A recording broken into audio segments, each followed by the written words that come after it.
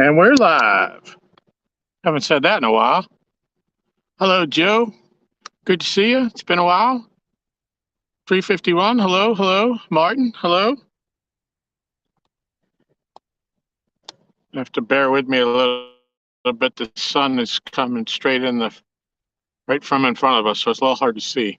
Matter of fact, I'm going to go grab my sunglasses. I will be right back.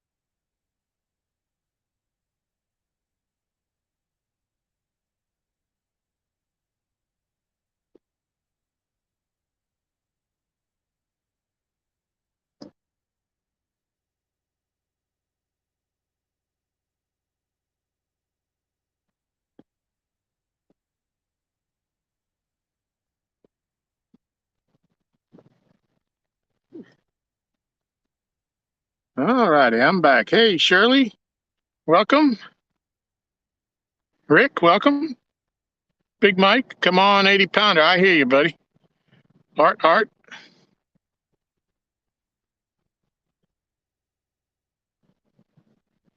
right, can everybody see all right? It's hard to, I know it's a little bit hard with the sun glare. It's like straight in front of the camera. Ain't no way we can fix that.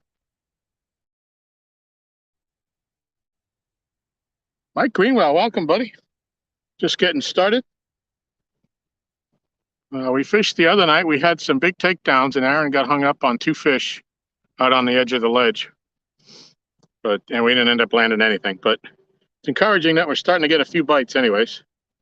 It's All Mines in the house. 922. Hello, hello.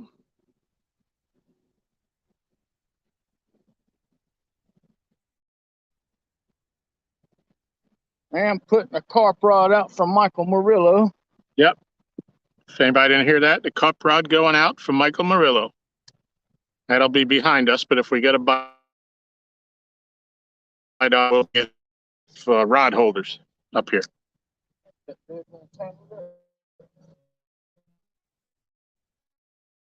22 says if I don't respond back, it's because my boss is a slave driver.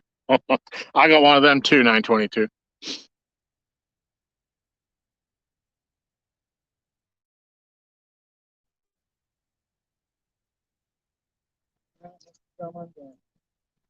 Hey, Missy, what's going on? Yeah, turn that sun down a little. Yeah, give it about 45 minutes. It'll be down. It is kind of annoying, isn't it?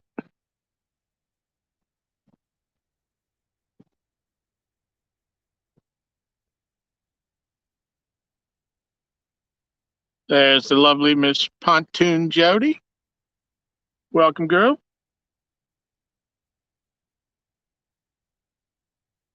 She's listening while driving.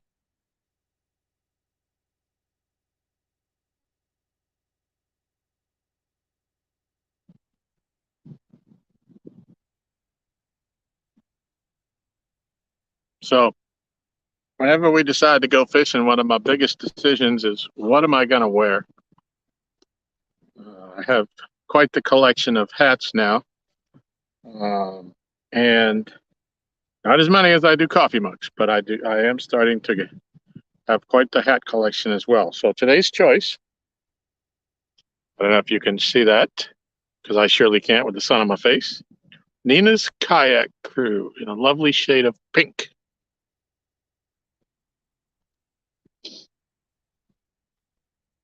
Hunting and Stuff with J&J. Welcome, John. Good to see you.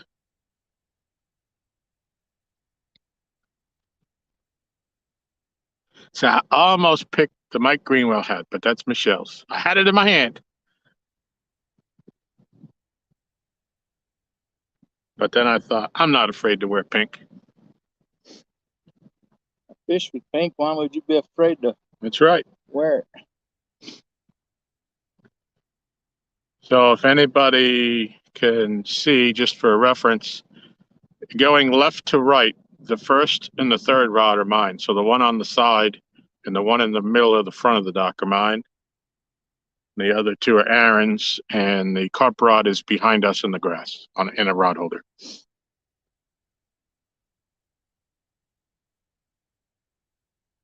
No, no, no, I didn't steal her hat.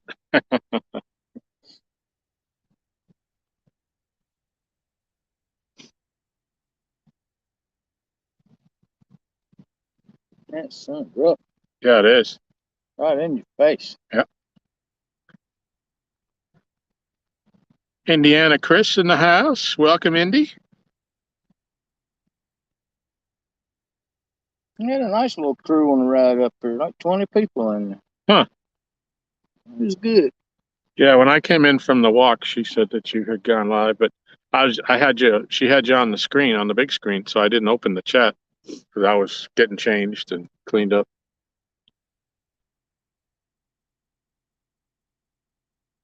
You want to make a bet if you can catch 4 catfish in an hour? No. Is that Jody? That's just, That figures. no, I don't want to make that bet again.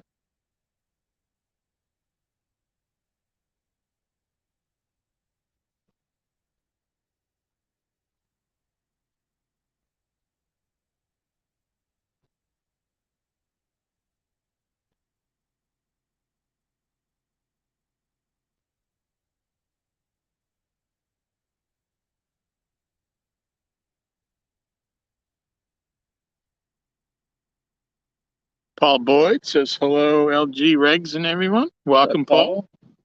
Miss Jody.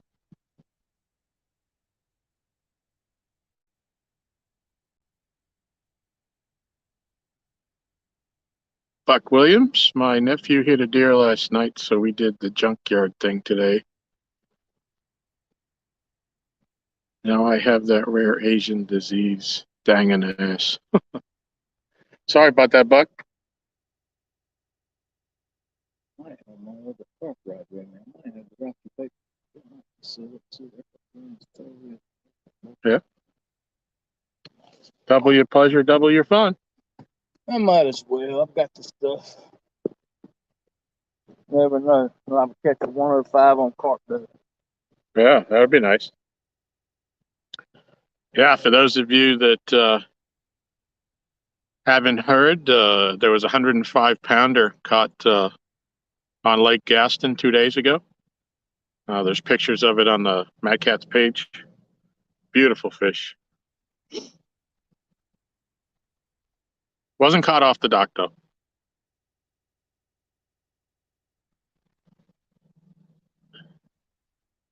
But as you know, if you follow the channel, that Art caught a 93-pounder right here off this dock one night last April. Dustin, what's going on? Beautiful view. It's good you can see.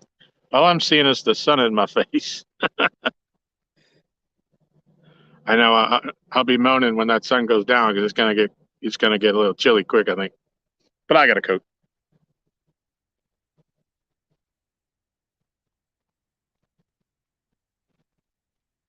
Yeah, surely that fish was big.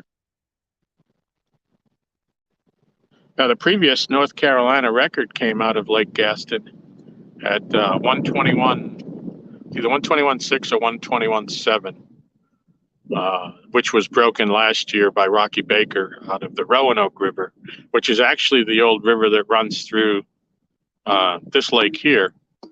Matter of fact, the old river channel is what we're fishing, but they've dammed it up for hydroelectric capabilities. So it's not considered the Roanoke River anymore, but the old channel is what was flooded, and that's where our baits are sitting at the moment. And his was 127.1, I believe.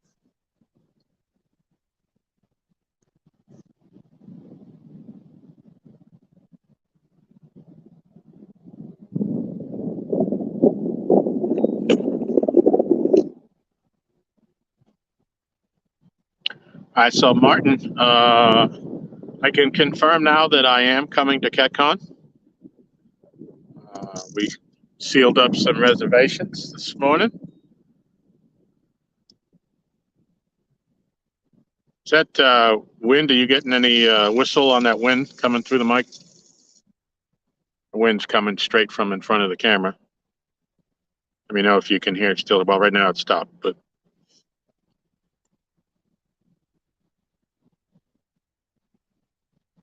I'm gonna be there. We're driving out Thursday, Mike, and getting there. Well, we'll be there Thursday, and we're staying until Sunday morning.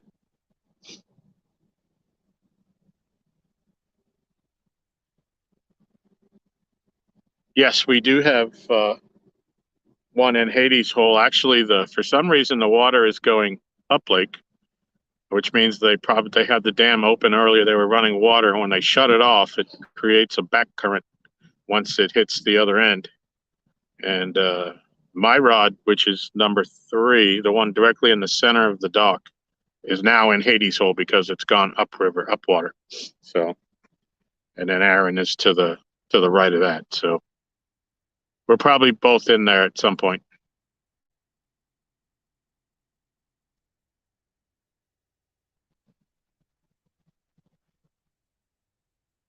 Well, it could be they're fixing to turn it on. Did you call them over there? No. Nope.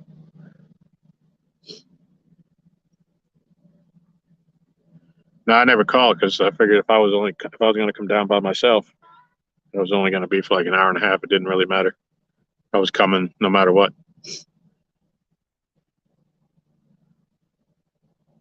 How is the sound? Can anybody tell me? Are we doing good?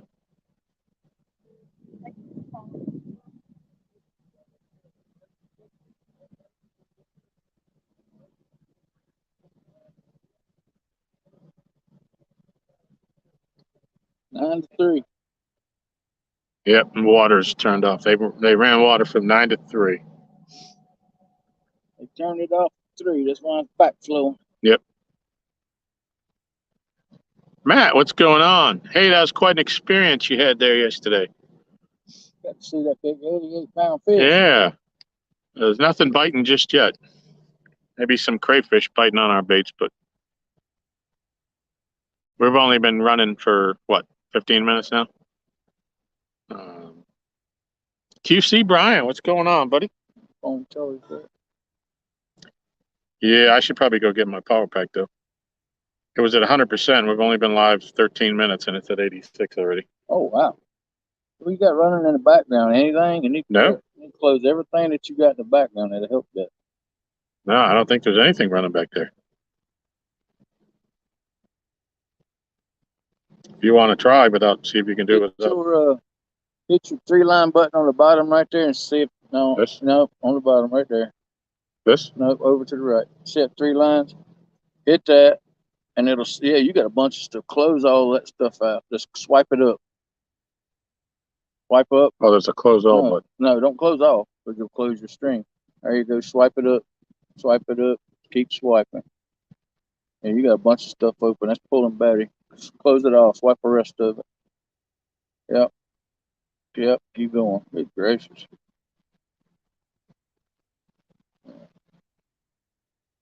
Yep. Keep going.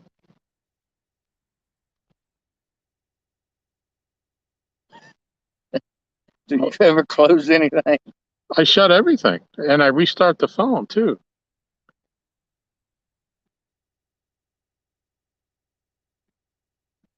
Battery shouldn't have went that. With all that stuff, I could understand. Oh, close that. Shoot. All right, hit your back 3-line button again. Close that.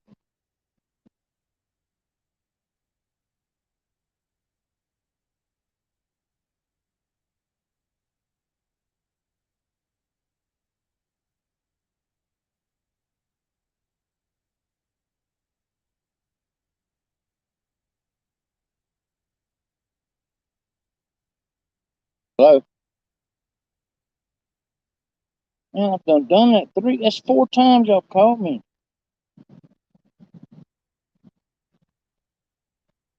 All right, Dustin. All right, I'm gonna go pop out so I can drive home. Otherwise, I will pop back. All right, appreciate you coming in. Hope to see you again.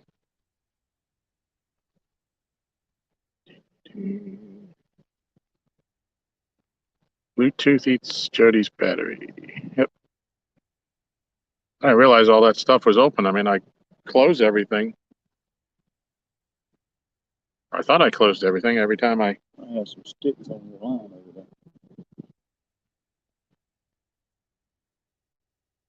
And then,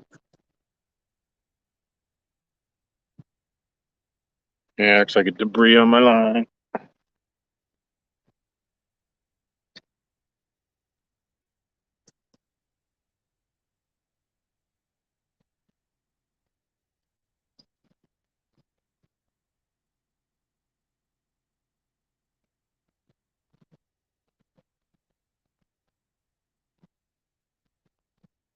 it might be. It looks like it's floating off very slowly. No, it's hooked. You might well reel it in and throw it back out. A bigger limb than what we thought.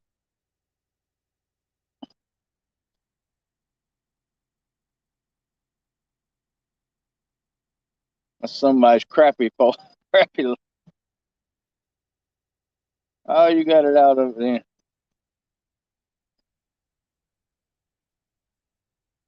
Well, at least it won't catch nobody else's line.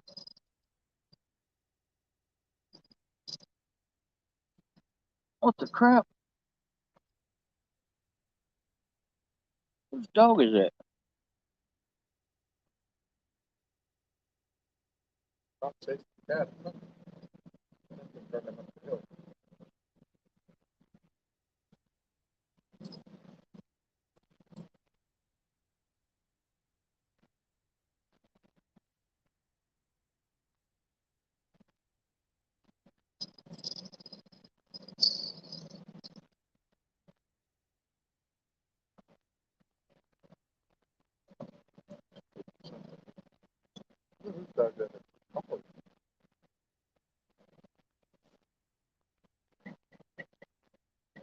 Oh, he's getting it.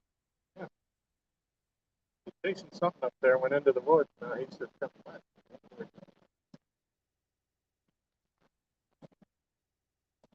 That's funny.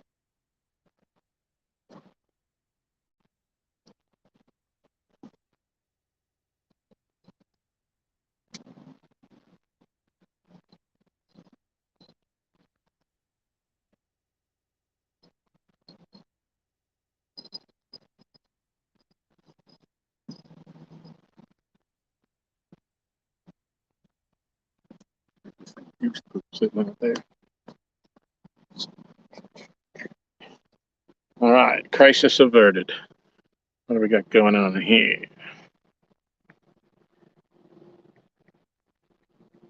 Hello, Ashley Brady, Catfish Hammer, welcome. Hammer, we are fishing at Lake Gaston, fishing for catfish. Fishing for the Mondo Hondo.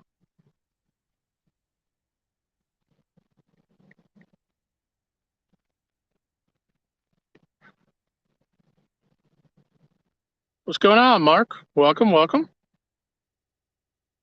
Lisa Elliott, welcome, welcome. Thank you for sharing your husband with me today.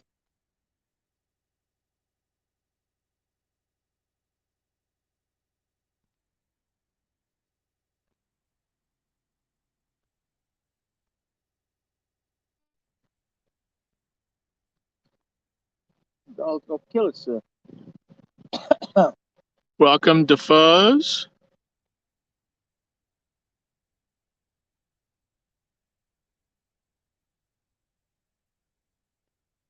Yeah, crappie and catfish. I don't know if he was after a rabbit. I don't know. It looked like a cat that he was chasing. There is a big gray fluffy cat around here that we see from time to time. It could have been a fox though, but It did have a bushy tail, but so does that gray cat. So the question is Mark going to spend more time on the catfish side of the conference or the crappie side? He might as well spend time on the ice side because that's all he's got right now. Oh. Oh, I'm sorry. Too soon? Lisa said, thanks for taking him today. Makes him less cranky. Well, in that case, you're welcome. Yeah, they put her on call again for this coming weekend. That's 2 weekends in a row now. That bites.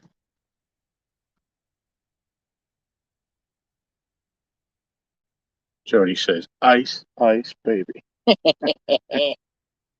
That's all Mark knows is ice. I hope that man don't catch my. It's gonna catch. Is it gonna swim that further? Man, I hope we don't catch my car lines. Can't tell. I can't Gonna see be close. where the green one hits the water. Mark says he still seems cranky.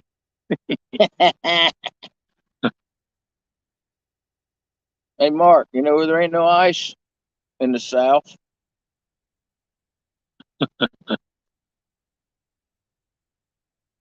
The fuzz says, Jody, that's all we got here is ice. Jody says, hello, Hammer. It's hammer time. You can't touch this. Hey, that ought to be Mark's theme song, Ice, Ice, Baby. He ought to start his stream with that. Mike's theme song, or Mark's theme song should be bacon, bacon, sizzle, sizzle. River Rat, welcome. Glad to see you. Mark says, bless your heart.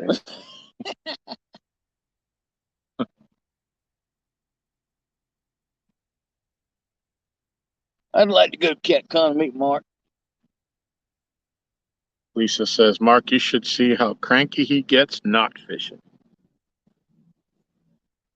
I called that woman at my agent or whatever she is. Yeah. She said that I asked her what the problem was. She said that she's thinking they're going to want me to go through a second opinion. I'm like, it's been a month. Why ain't nobody scheduled nothing but before then? I mean, ain't daggone. Right. I'm ready to get it worked on and get back to living life. Right.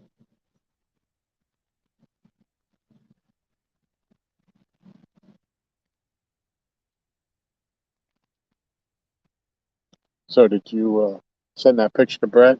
Yes, I did.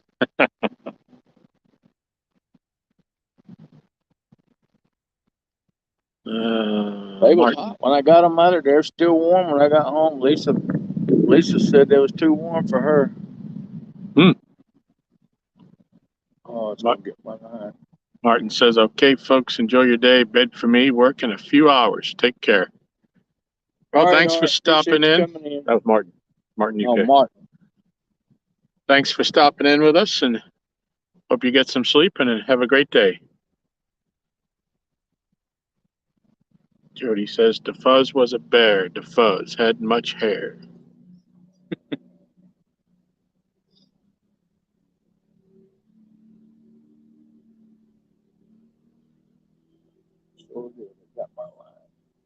Yeah. It's the only little branch float that you can see for miles. Only little piece of debris, and it's caught one.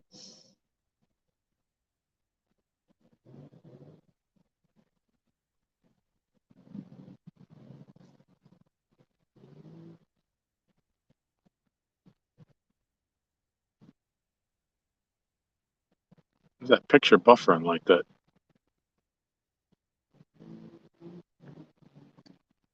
It'll get better as the sun gets behind the clouds. I mean, it's moving continually at this point.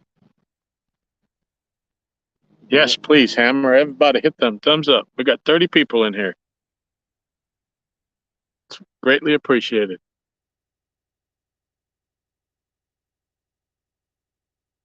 You can see Mark trying to bust a move.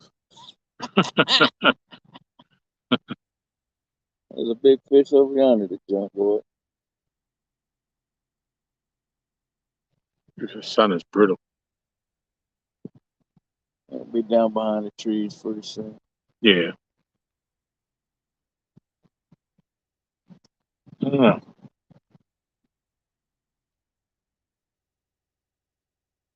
That's like continually buffing. It's down to 80%. Is it buffering? Yes, look at it. Can you see it?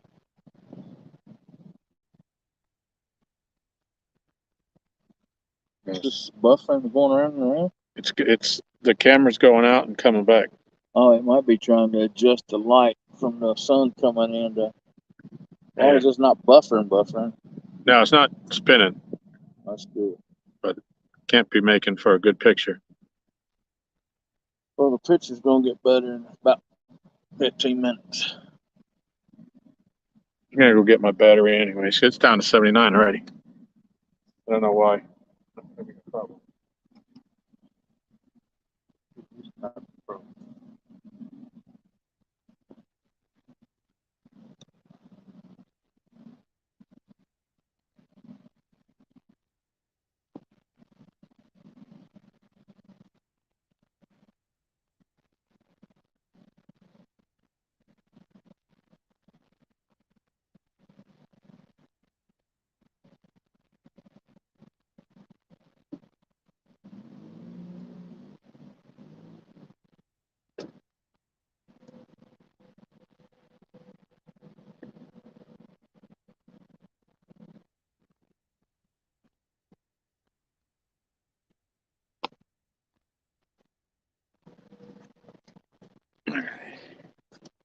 See if we can save some of this power.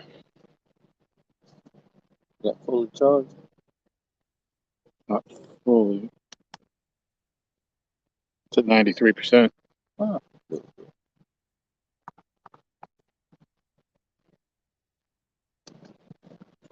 Tinkerbell, welcome.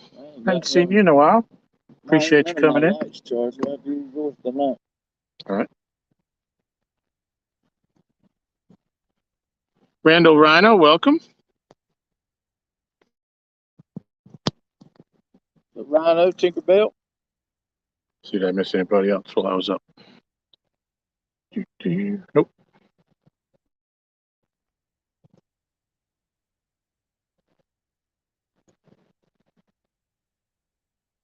All right, so fishing here has been slow for us. We did have an encouraging night. The other night we did get some takedowns. It didn't turn out to be landed fish, but we did get a couple of really nice takedowns. Had one nice fish on. Which was, yeah, better than the couple of channel cats that we have been catching. So Very nice fish on the full drag. Yep. Yep, Aaron had one on. It was pulling drag out when he got to it in the rod holder. And it tied him up out on the ledge. The fish was still on there. We put the rod back in the holder and gave him some slack. He was moving around. You could see him bouncing, but we couldn't pull him out of it. Aaron ended up breaking him off.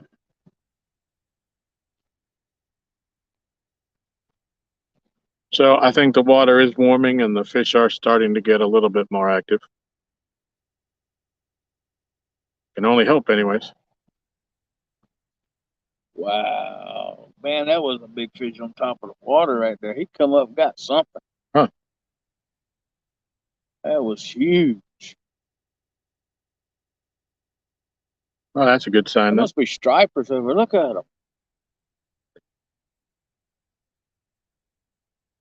They're just tenderly eating that bait over yonder. Where? So, right towards the water to the left? there on the bank side, right at the sun, right where the sun's gleaming down at. There's a whole line of them right there. They've been coming up just eating whatever. I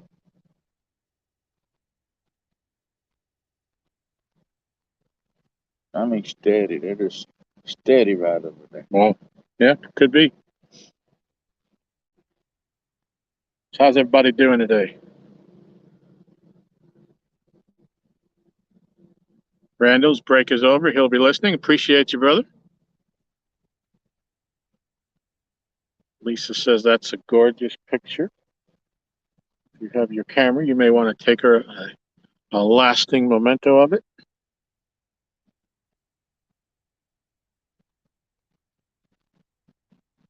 TX has been watching the debate on top. So I'm glad you guys can see it.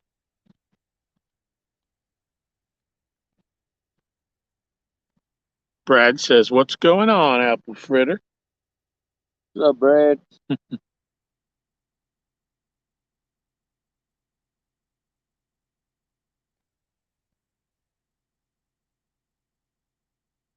So this it is really nice out here this morning, this afternoon.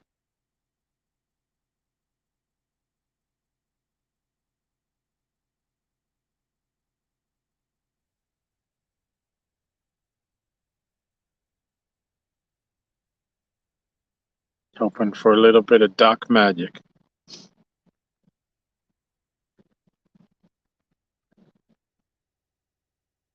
It's the first time I've been live in a while.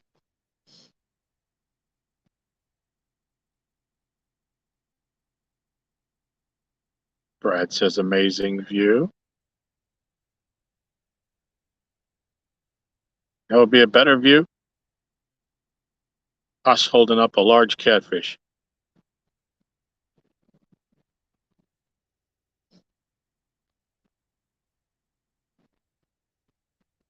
So Brad, I don't know if you were listening earlier, but I am coming to CatCon now.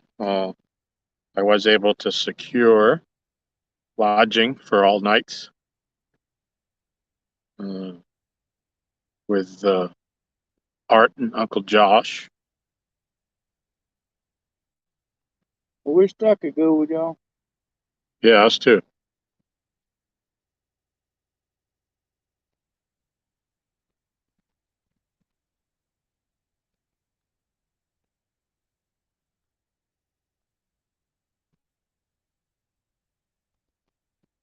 Sun's going down. It don't hurt to look that way now. Yeah. I think it's supposed to be down to 43 by midnight. Huh. Depends on what's happening between now and then. Bugman's in the house. Welcome, Bugman. Brad says he hopes he gets to go. Yeah, it wouldn't be CatCon if you weren't there, Brad. Load that Dodge down and drag the muffler there. You'll be all right.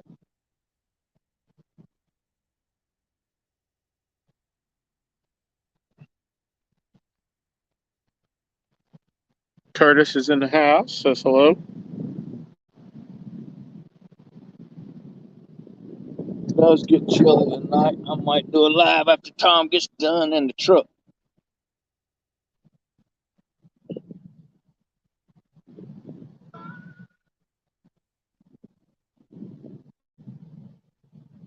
Palmetto Cat's in the house. Welcome, Kevin.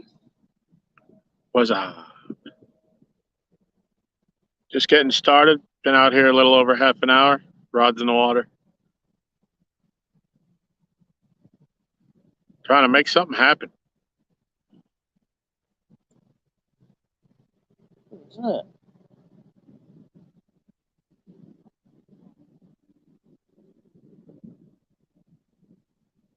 What is that? Somebody Lucy just sent me. What is that? Can you tell what that is? That pecan thing she made the other night? She put a picture up? Nothing yet. Nothing at all. No, they shut it off at 3. We didn't get here till 4:30. Yeah. Okay. Yes, you saw on Facebook the 92-pounder that somebody caught. That was It 105. 105. 105, that's right. Yeah. It's 105. I think somebody else did put a picture of a 92 after that guy did the Yeah. 105. Yeah. Mm-hmm. So, It'd be nice to hook into something that big. yeah. Yeah. Wouldn't it? Well, one of our buddies caught a 93 right here one night last April. Wow. So they're in here. I don't know what part of the lake that guy was on. Probably Yeah. not this end. Yeah, I could tell. They fish for the really big ones like that. They do fish deep, right? Yeah. Yep. Yeah, much deeper than the channel out Yeah, here. yeah. They fish down by the other dam. Not all that big water. Right, right. Codfish, I kind of go the other way. I like to catch the ones like 1 and 2 pounders. And they go on the table. They're so good. Yeah, the small ones are much better eating. Blue catfish out of the lake are the best catfish I've ever eaten.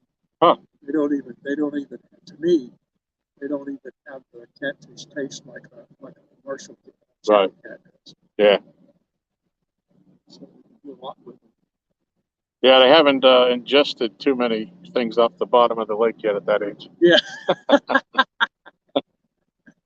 Anyway, I've heard people say that the large ones are good also. I don't know. I think the biggest one I ever fell off my dock was like 17 pounds or something like that. And I just stood back.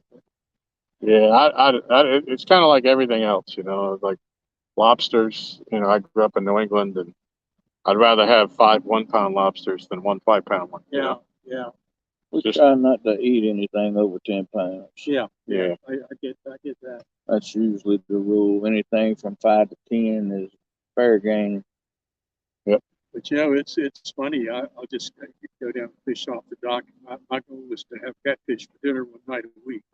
And, Cool. I probably won't start fishing until we get into April or something. But Yeah. But sometimes if the fishing is slow, when it comes in 1/2 pound, 3/4 of a pound, hey, you can play that sucker, and it's pay good too. It just takes 2 of them instead of 1. Yeah, right. Sure. So, I'm an absolute big fisher. Yeah, we catch a lot of the channel cats like straight out in front of Mr. Bortz's dock. They're eating them mussels over there. Yeah, there's a couple mussel beds, and there's a hump right out in front of there. We throw over there. We tend to get a lot of them smaller size fish. So it's funny. I'm just fishing with night crawlers. Okay. So I'm not. I'm definitely not serious. Yeah. But I hardly ever catch channel cats. Huh. I mean, I'll bet you 9 fish out of 10 will be blue cats. Yeah. And I don't even remember the last time I caught a yellow cat. Yeah, we haven't caught a whole lot of them down here. In the last couple of years, maybe we've caught 5 or 6 total. Yeah. So somewhere I read that in the natural scheme of things, that the blue catfish will end up ruling the roost. Yeah, that's usually if you have big blues, you don't have big channels. Yeah. And the other thing, like we're spotted bass now, and I hadn't even thought of that last summer. I was out fishing with my son, caught a bass. That's not small, man. It looks like a spotted bass. It looks like one of the bass we catch in Alabama. Yeah. And, So then after that, we caught several spotted bass. Not even big ones, but we caught several of them. And then I read an article about that, and it said that in the scheme of nature, that the spotted bass will eventually dominate the largemouth. And I don't know how that all works, but that's I've been to so many big lakes when I was bass fishing, where those fish lived in side by side. They all live together, yeah. And they think that it takes away the bait for the largemouth, but the largemouth always outgrow. The largest largemouth is always bigger than the largest spotted bass. Yeah. And I fished just a little bit in the Alabama River, which is locally known for spotted bass. Yeah. And but you catch a largemouth occasionally. Yeah. So what you do is use your red worm, throw it off your dock, catch you some perch, some little white perch. Yeah. That's what you cut up for catfish bait. Yeah. Yep. And you just cut a fillet off of it. Just cut the head piece, cut a body piece, and throw it out there. That's usually about the best bait. That or a bluegill. Yep. Okay. That's what we got on right now is bluegill, and I got some big shiners from bobcats. Okay. We got on. But most of it is out there is bluegill. 95% of what's caught off the dock's caught off bluegill. Yeah, that's got to be the majority of their natural food anyway. Yep. It's turtle. Myrtle. That's Myrtle. That's our pet turtle. She comes down here. We throw her bait offerings every now and then. She leaves our rods alone. That's funny. Myrtle the turtle. So is the release over for the day? Or Yeah. Yeah, they're done.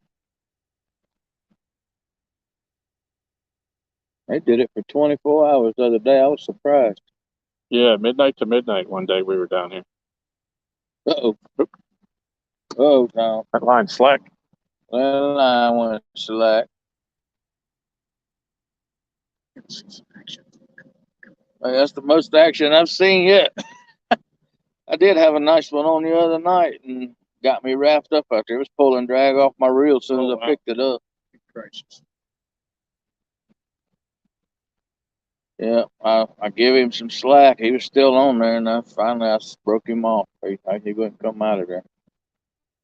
I don't know what he got wrapped up on, but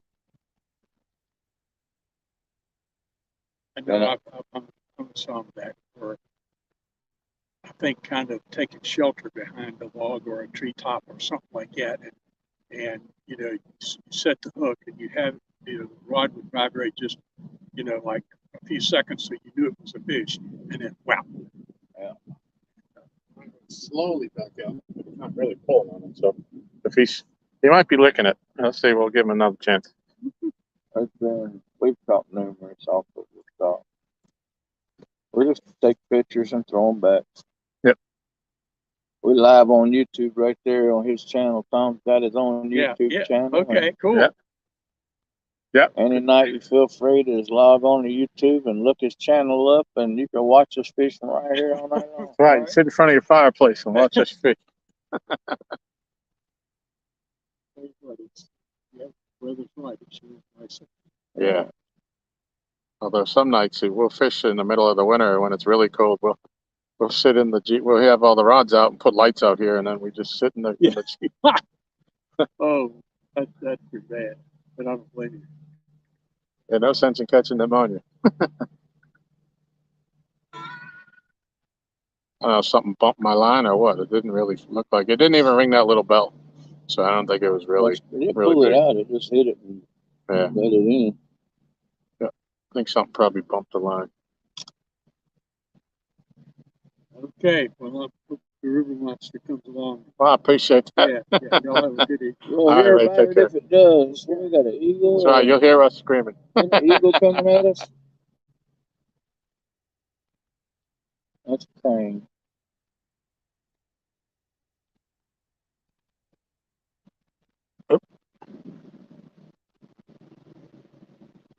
I bumped something. What do I do? Phone charging. It's sitting at 79, so it ain't going down.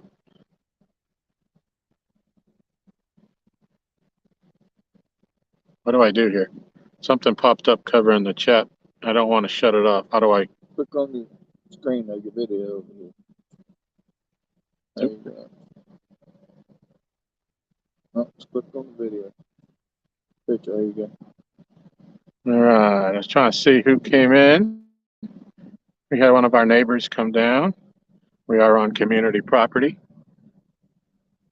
I see 205 Wild Actions come in. Neighbors, huh? That's right. He lives a little further down. He's not the guy up there. Ricky from Solo Taxi Adventures in the house. Welcome. Dave Garcher's in the house. Welcome. Laura the Explorer. Hey, Laurie, I heard you went live while I was up for my walk. And then Michelle said all of a sudden you were gone. Did you catch anything or something? What happened?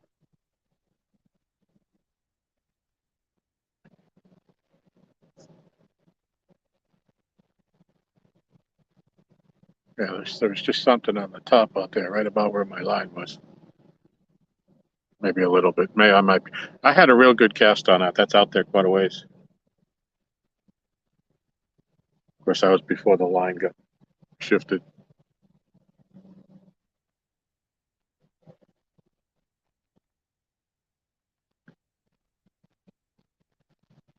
Because of where it is, I'm almost afraid to move it.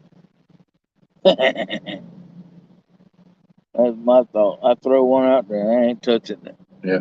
I don't care if it's out there all night long. Laurie says it was horrible. And yes, I caught a dink. Well, good for you. You've caught more fish this year than me.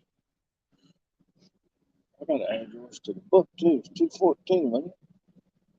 Yeah, 2 pounds, 14 ounces. On bluegill? What's that? Oh, 212 because it was 214 minus the 2 ounces. On what was it? On that shad I got the bobcat. Yeah.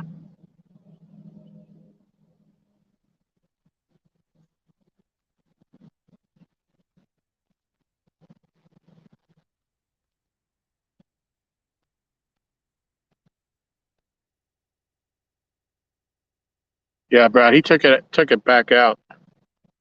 But that's sitting on your hole, so I don't want to move it around too much.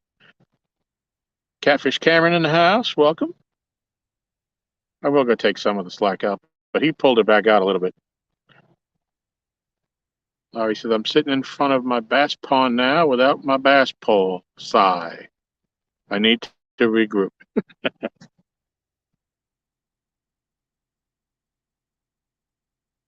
Steve Ransom in the house? Nope, we're not caught nothing yet, Steve. We're been live for 45 minutes. We may have had a bite just a few minutes ago, but I'm not sure.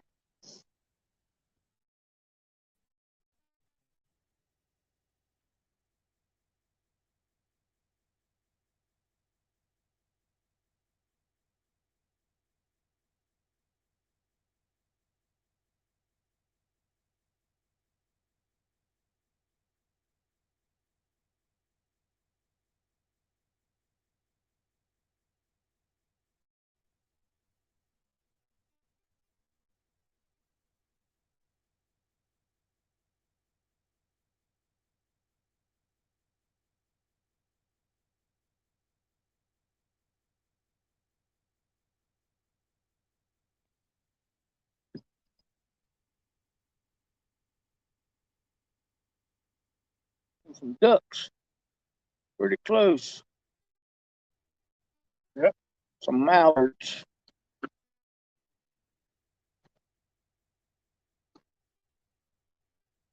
Yeah, I'm not sure to bite one of my lines in the middle of the dock there. Second one from the slack. That a big fish or something hit my line. Slappers.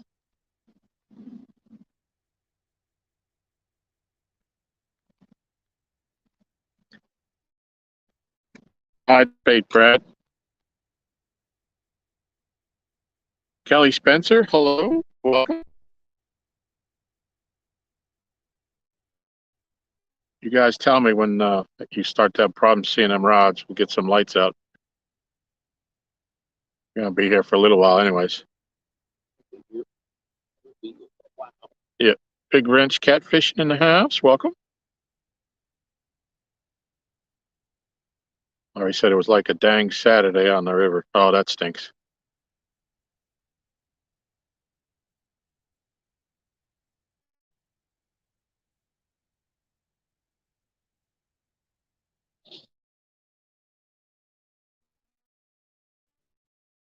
Trying to get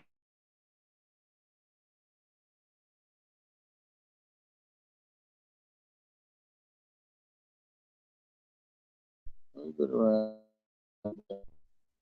You'll find that spot. That's right there. back. Back. Hey, John, what's going on? I'm Parker in the house.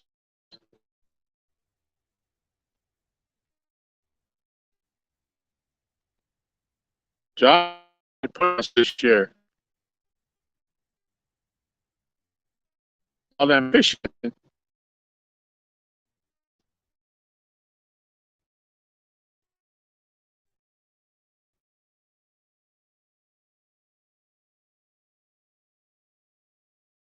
Out again. And we're back.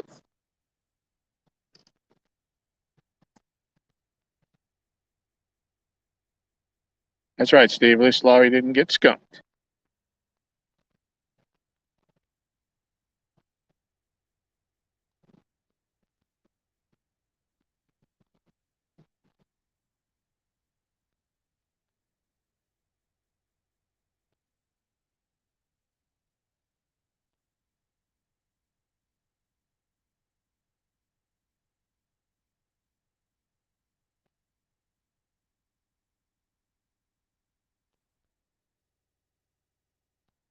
It is a pretty nice picture right there.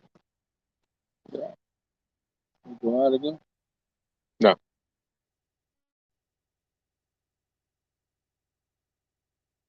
Just wondering if I was sitting too close to it. Sometimes you gotta move that tripod a little bit to the left, right, up and back. You'll find it. But I let it be sometimes. John says he caught 2 today. He can't say on here how big they were. If they had a heartbeat, they're better than what we've caught today.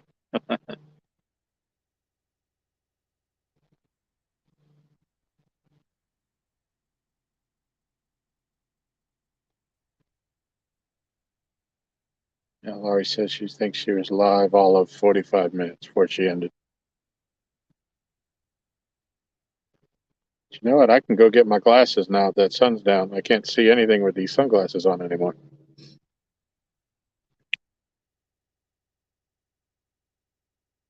Might as well grab my lights while I'm up there.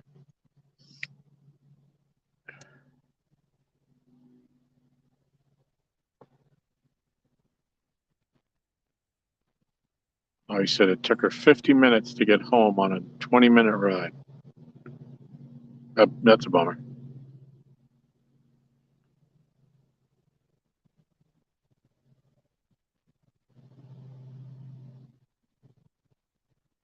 But at least she got a fish.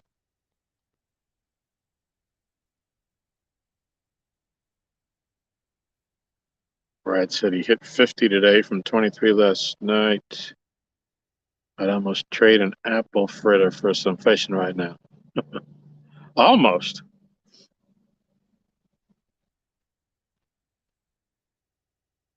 There you go, Bugman. In honor of the dock, I'm wearing my 1-ton fishing club hat. There you go. My wife keeps sending me pictures of sloppy joes. Well, here's what I'm wearing today. I don't know if you can see that. Nina's Kayak Crew, a lovely shade of pink. That was my hat of choice.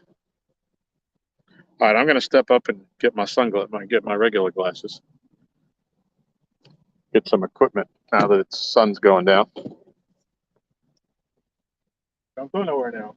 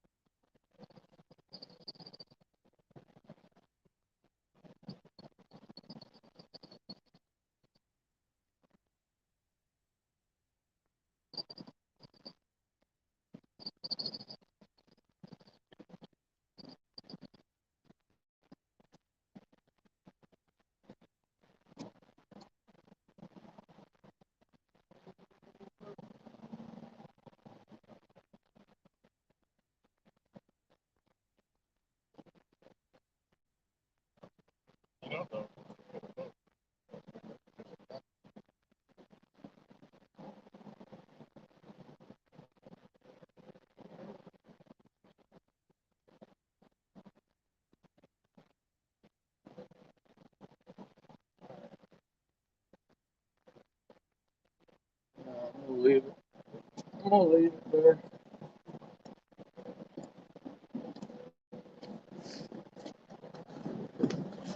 All righty. Let's see, what do we got going on here? We got some lights ready for when you can't see anymore. Alvin Lewis in the house, welcome. Alvin's late again. Tim Molina in the house, welcome Tim. What's up, Tim?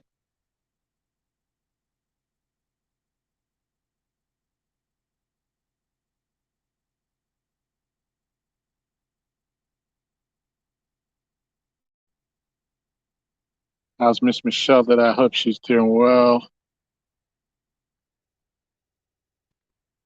Did she run you out of the house? No, she's home trying to work on she's been kind of videotaping her progress with the renovation, and she's trying to put a little something together from the little clips that she's done. And it's like when she's done working for the night, she doesn't feel like doing it, so she's kind of in a holding pattern. So when I left the house, that's what she was doing. But I just heard a little jiggle.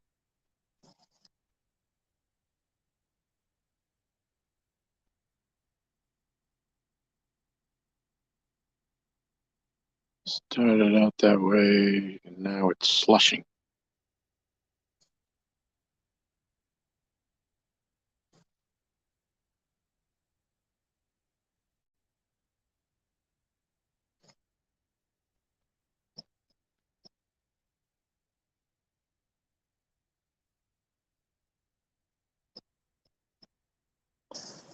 I hope you were sharing your snacks with everybody while we were gone, Laurie.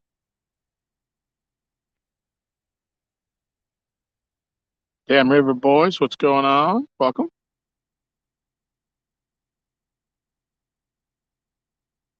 Brad, I'm ready for it to be done.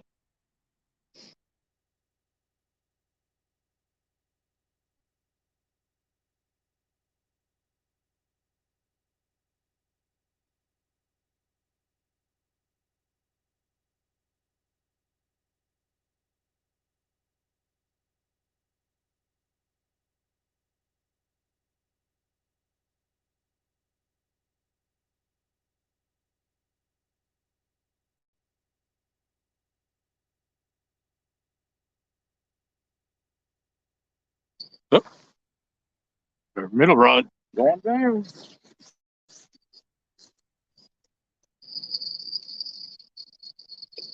I want the bell. They on? Fish on, y'all. Huh?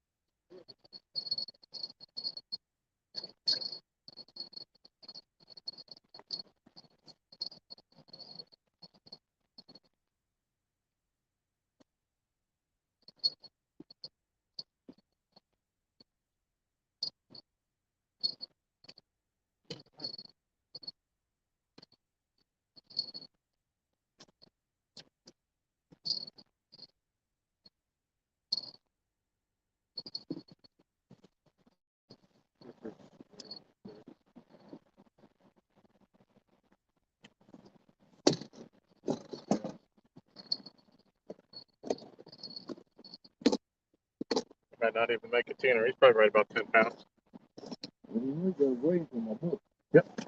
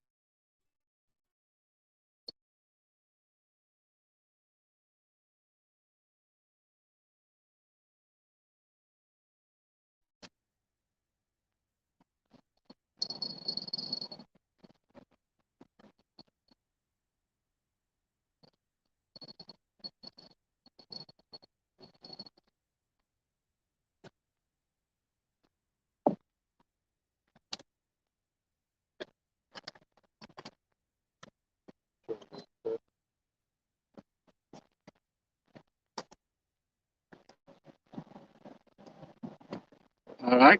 You see? Looks good. Anybody want to guess? Get your guesses in. Closest not going over. I'll send you a set of stickers if you want them.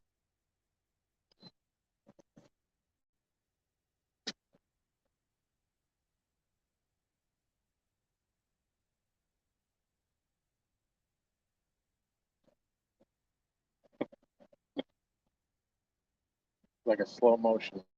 Gotcha.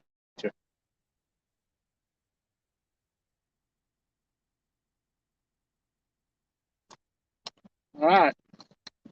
My first blue of the year, believe it or not. The only other fish I caught was a channel cat. Hello to the nice people.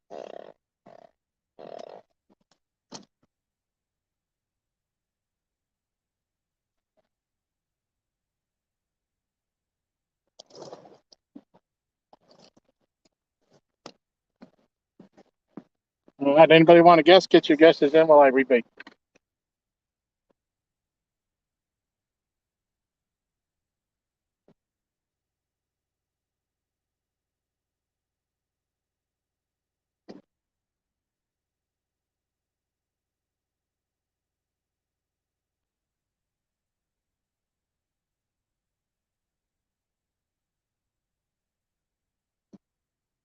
This is gonna be the third fish added to my little fishing diary my wife got me. Ain't that cute?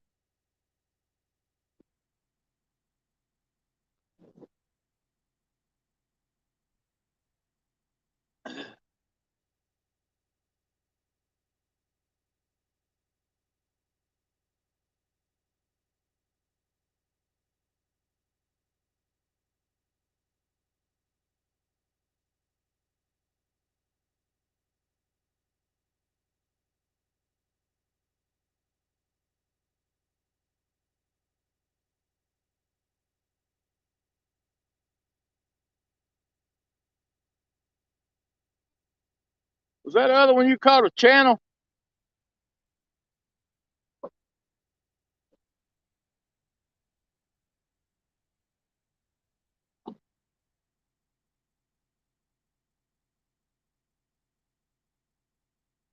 The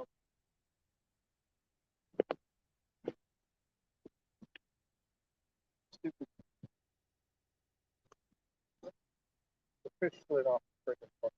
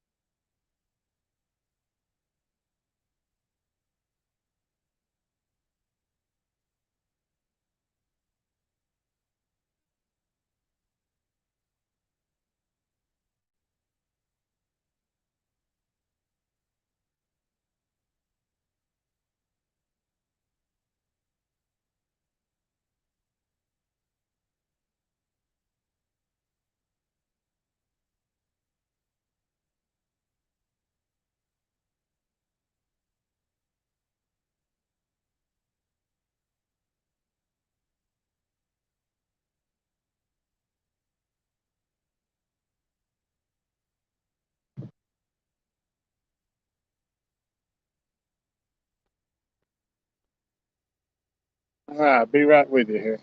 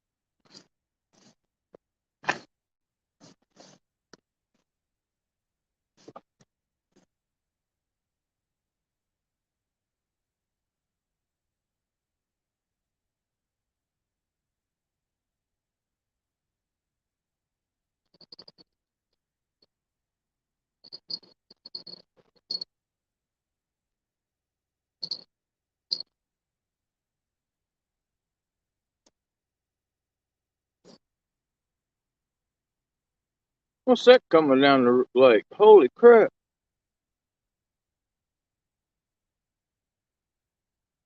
What is that? No, it ain't a beef. I don't. Oh, it is right there. He is. It's an otter. Otter just come up with his head right there looking at it.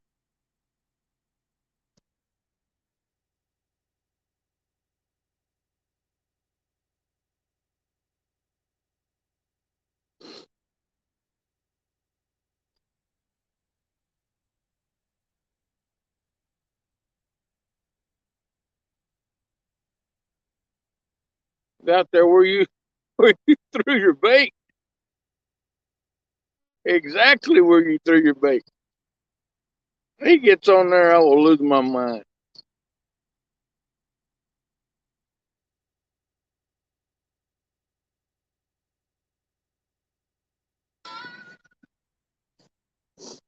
All righty. Let's see what we got going on here. See if anybody guessed.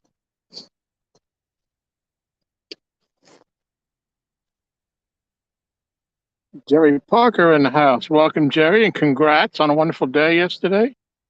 Champy's in the house.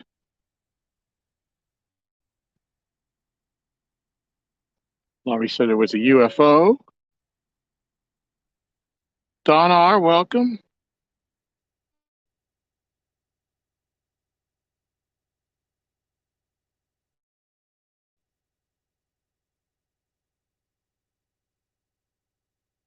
Jimmy Geiger in the house.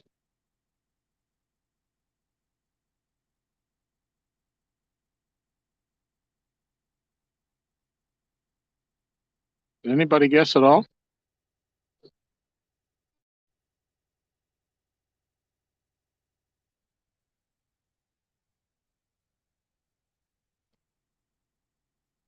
SoFlo Outdoors in the house. Welcome. Appreciate you coming in.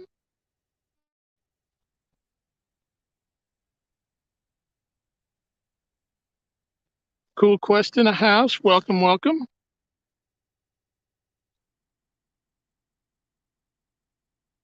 Okay, we're getting up to some guesses now.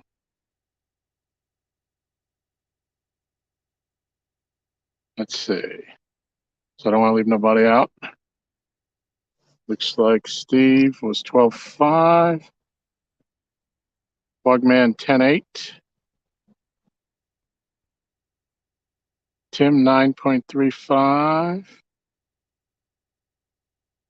Brad was 9. Alvin was 7.9. Don 6.75. Laurie 45. Yeah, that would have been nice, Laurie. Ricky 10.2. Cool Quest 8.1.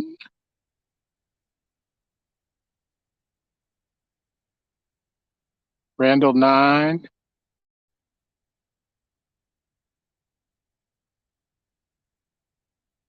All right, I think that's the end of it. Aaron, you want to tell them what the weight was? Minus the grippers, it was 8.8. And I believe that goes to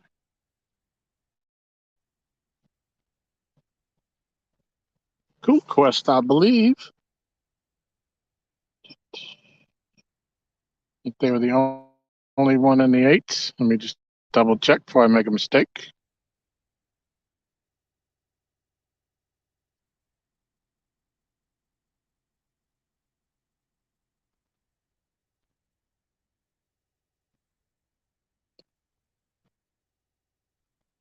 Yep, Cool Quest, you are the winner. Laurie or Lisa, can somebody put my email address up there? Fastpatch@yahoo.com. And Cool Quest, if you send me a message with your address, I'll be more than happy to get them out to you. That was my first blue of the year. And so far, my biggest fish. Can only go up from here.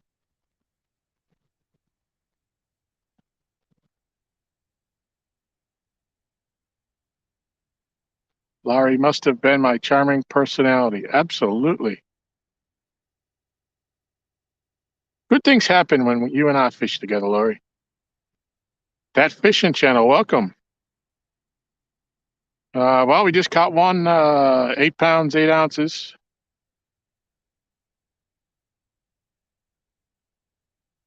That's the first fish of the day.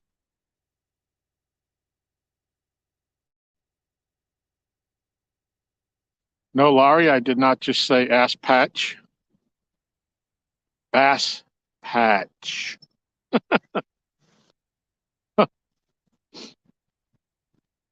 At Yahoo. All right. Well, it looks like on the camera, I can see the rods better in the camera than I can in live time. James Bailey, welcome. Nice to see you. Appreciate you coming in.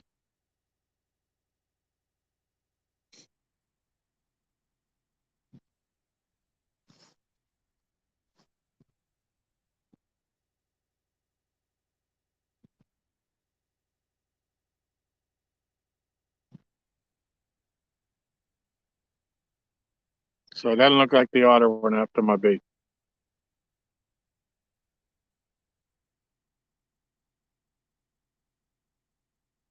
Sorry if I missed anybody while I was scrolling.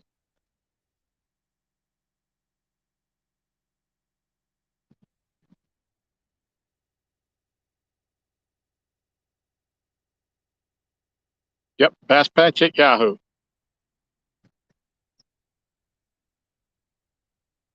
Yep, just send me your address and I'll get them out to you in the morning. Maybe even tonight. Who knows?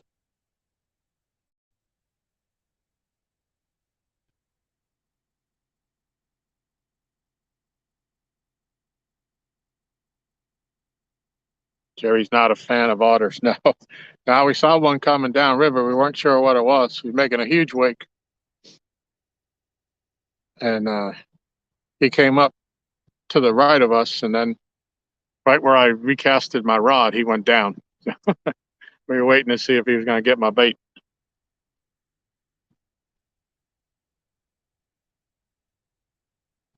FD Fisherman, listening on the ride home. Appreciate you coming in. Actually, that sun coming through the camera it shows you the rod tips beautifully. That looks really nice.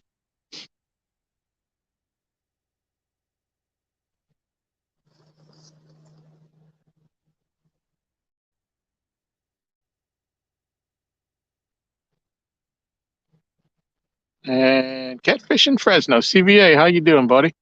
Well, you missed a fish, not the big one, but I just got one about 8.5, 8.8. It was a blue. As I always say, any fish in February is a good fish.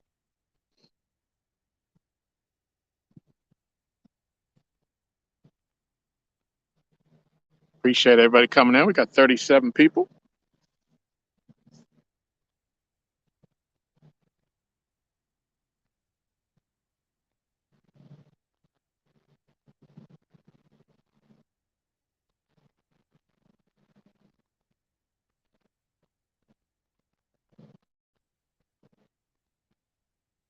Damn River Boys. Not sure if I said hello. I think I did just before we caught the fish, I believe.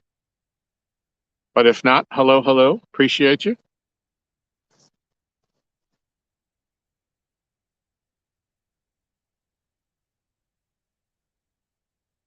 All right, Shirley. Appreciate what you're cooking.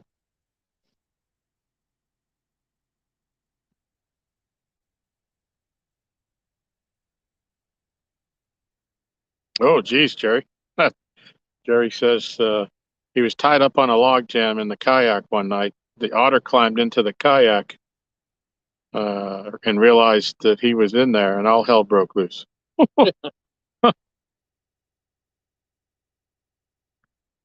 Hope you got a nice pelt out of that.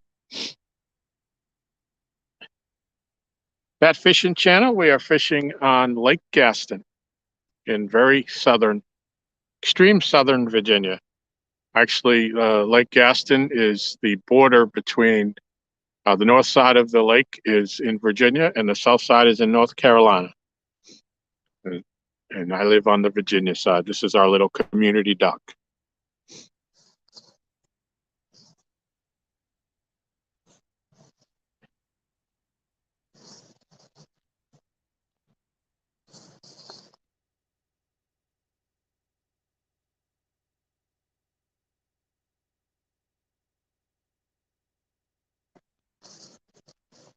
Yep, certainly do appreciate everybody coming in. There's 40 people in here.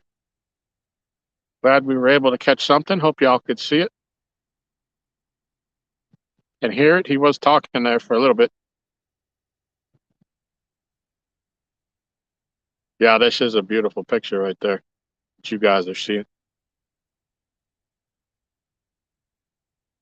Coming through the camera looks beautiful. That fishing channel a few miles from me. Where are you at?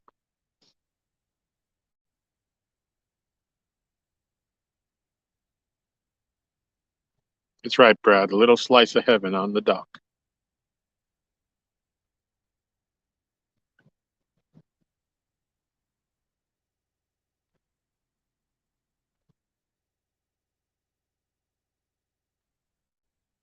Oh, yeah. That's great, Laurie. Appreciate you. If you want to throw links, that would be awesome. And if I don't have you, that fishing channel, I'd be happy to pick you up. Oh, mid-Missouri.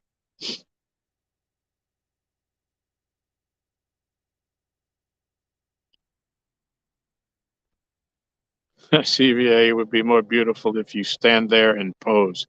I don't think anybody wants to see that CVA. There is a video of that from one night, though, when we lost our bet to Jody with myself and Art and Josh from One Ton and Kenneth KP. We take down catfish, and we had to do the catwalk down the dock because we lost a bet to her. That's on the One Ton channel if you've never seen that. Kind of humorous.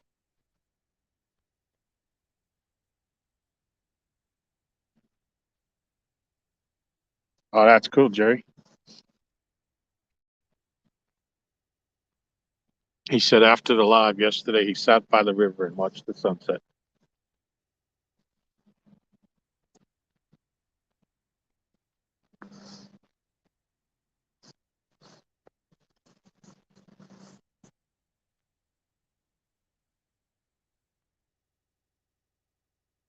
Brad says people do buy feet pictures, so not much is out of the question anymore. Yeah,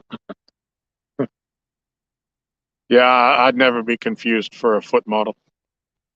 Be careful when you say that around KP, though. He kind of likes the feet, I think. At least he says he does. He kids about it.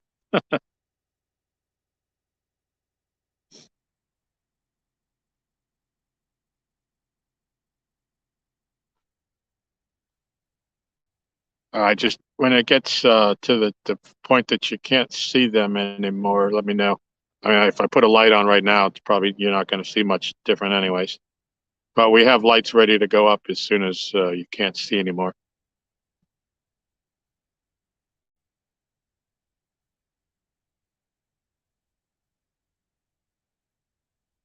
Felt good to catch. Hey, Art, just caught a fish. I don't know, been about 20 minutes ago now. It's my first blue off the dock this year. It was 8.8.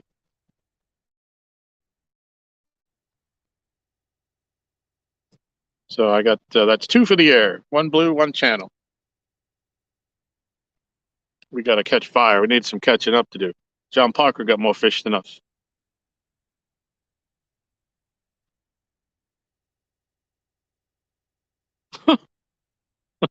Jerry said, Tom, you could do a OnlyFans. Call yourself the Dirty Fisherman. Would make a killing.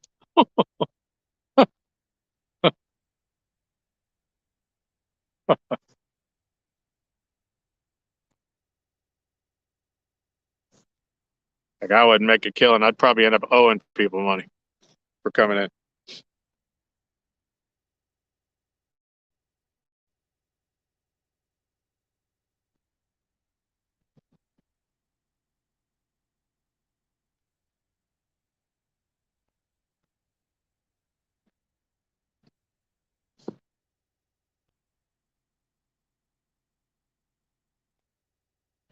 Yeah, those bells that I bought, I got a new bag of the bells. And the other ones, they never ever came off. And that's the third one now out of this new bag that I bought that I've lost them while fighting a fish. That fish really wasn't fighting that hard. That bell should have came off. Didn't hurt my feelings any. Yeah, I know. You have no sympathy for my bells.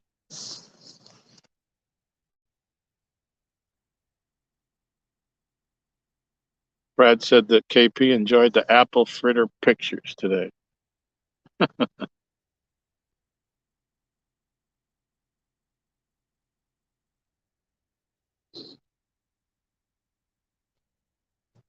long as that temperature starts up, I know that. Yeah.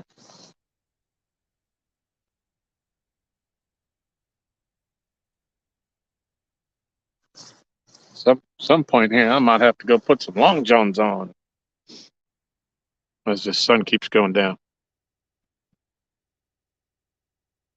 But it was so beautiful out here when we came down.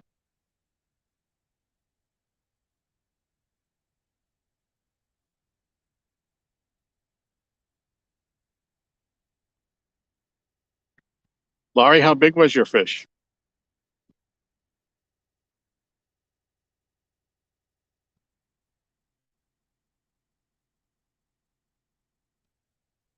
Come to stick again. It's coming back. Yep, come on, Hundo.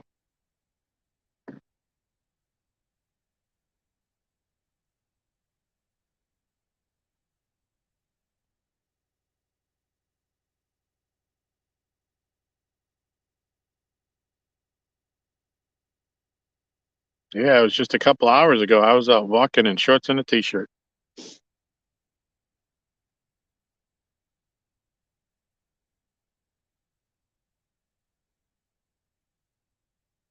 Don got up to 48 today. Woo-hoo. We were somewhere around 68, I think is what they were saying for the high this after.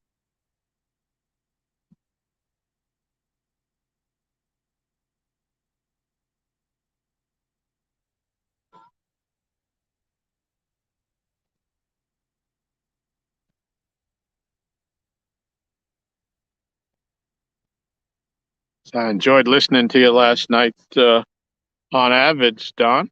You guys were having a great conversation.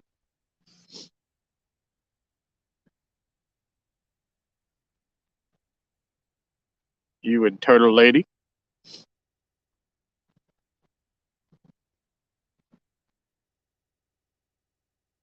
Brad's pouring lead and trying to get a corgi for the girlfriend.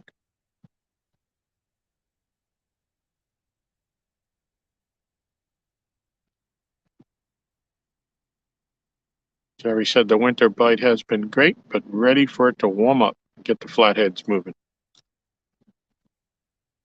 I hear you there. You know, my goal last year was to catch more flatheads than I caught in 2021. In 2021, I caught 2, one being about 3 pounds and one being 35 pounds. Now, from the bank, we don't really have that much access to holes and places where you can get at them where they hide. But so that was my goal. I was going to spend 2022 trying to find places to catch more.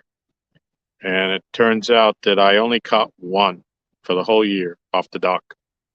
And it was about 18 pounds, 17 or 18 pounds when we weighed them. So I was happy with that. But so I guess that's my goal again for this year. I want to try to catch more brown fish.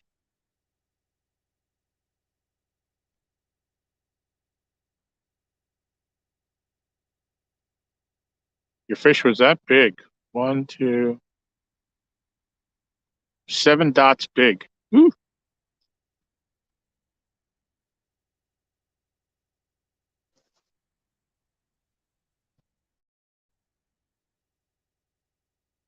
What's Laurie saying?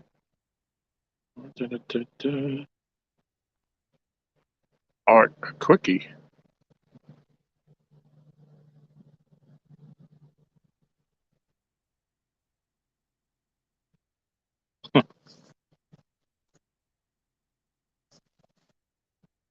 All right, probably another minute or two. I'll get up and put some lights out. 28 people hanging in. Appreciate it.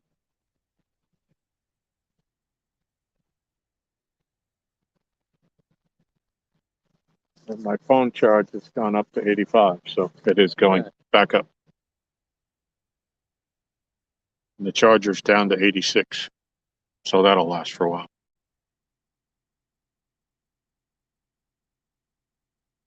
What's the lake record for flatheads? I don't know.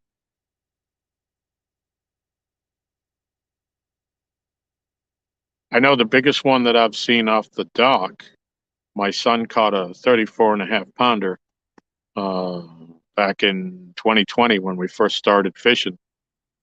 He got a 44-pound blue and a 34.5 pound flathead back-to-back nights when I first started catfishing, and that's kind of what got me excited about wanting to do this over the bass fishing. I don't know if there's an actually kept a lake record, but dock record is 34.5.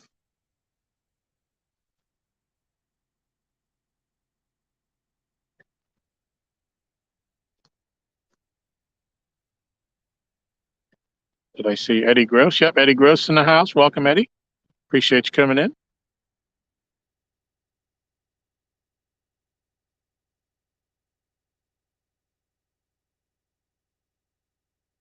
Yeah, Mira got to hang out and show the support for a channel that supports the rest of us. Cool, cool, cool.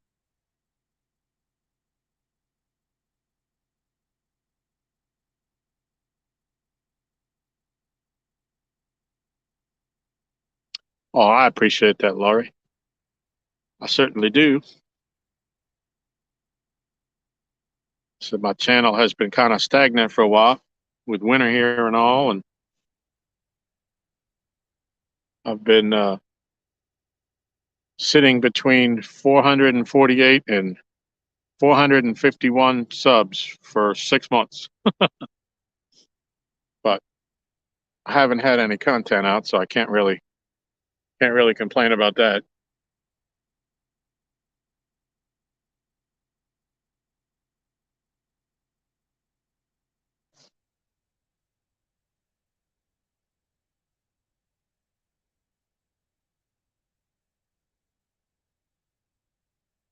All right, let's light it up a little bit.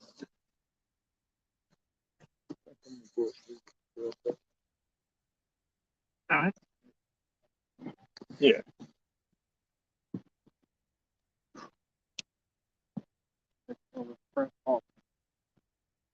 See if at some point we're gonna be here for a while, right? Yeah. See if she's interested in at some point doing up them pork chops for us.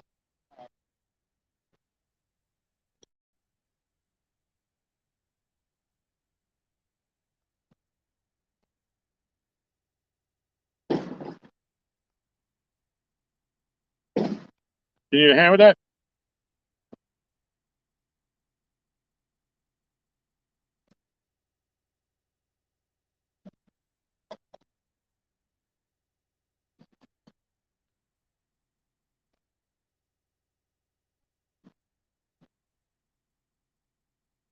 Oh, thanks, Jerry. Yeah, it's great to be out.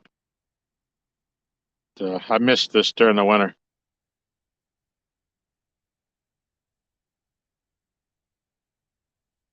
You know, the hardest thing in the winter, we would fish more if we could catch bait. But I mean, it turns out we can't even catch bluegill once it gets, down below a certain water temp. They just move out to the channel and sit on the bottom. Is Randall heading out?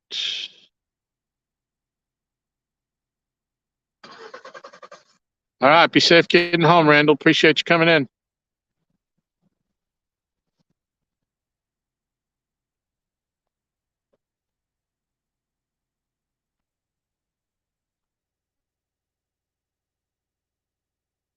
All right, how them rods look?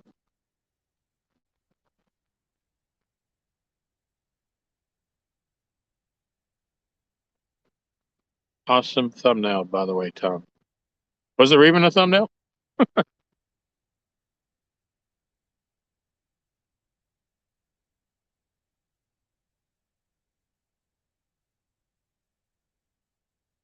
Yeah, I was sorry I missed you. I had planned to come down and fish for a couple of hours, and then go up before the sun got low, so I could do my walk. I do a 3-mile walk every day, weather permitting. And Aaron called and said he wanted to come fish, and he's about an hour away. So I said, all right, well, that changes my plan. So I went and did my walk before he got here. And when I got back, Michelle said you had gone live, and she had you on the big screen, and then all of a sudden you were gone.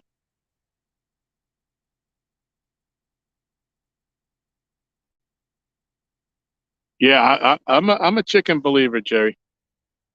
We've caught some nice fish, and more so in the winter than other times of the year. Um, the big fish bait on this lake, though, and I can quantify that, has been the sucker. The few times, because we don't catch them here in this lake very often. The few times that we have had it, Art has brought some over, or Josh, and that's what Josh got his 93 on. Art got the 93. Josh got a 48 that same night. I got a 52 on a different night, which was my PB at that time, off some sucker that they had brought here. But we just don't have access to it all the time. But it seems the few times we've had it, great things have happened here.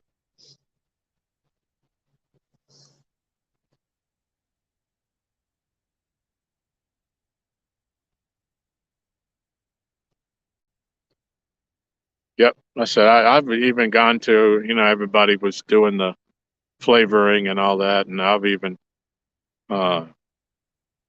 just gone to throwing right out of the packaged chicken untreated, and still caught some fish on it. But the bite here really does drop off in the winter off the dock anyways. It seems there's a river channel out here. And it runs all the way up to the dam. And when we have the shad die off, all the shad moves its way up the river channel up towards the dam, and then it all starts dying off, and all the fish congregate up there. But once that's over, like, everything comes back down lake, and we're in just a small part of the lake. Once you get down past us, it opens up into a much wider body of water, a lot more deep water. And I think those fish go in winter there. So, we catch fish as they're coming up and down the channel, and I don't think they go all that far up at midwinter. Boats and Barbecue in the house. Welcome.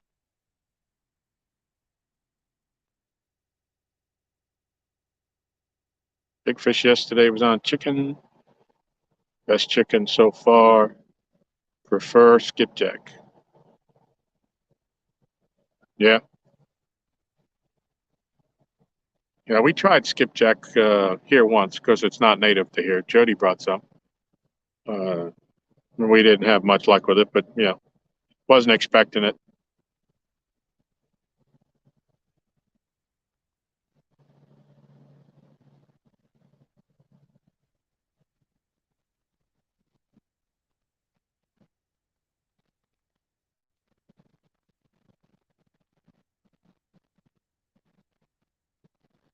Brad, it's the red tail, I believe.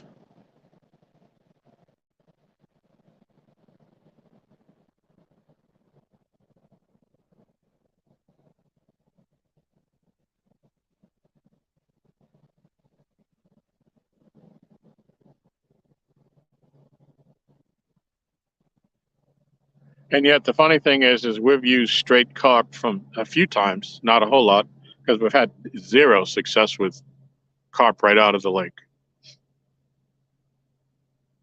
Even same over at Kerr. We can't buy a bite on straight carp.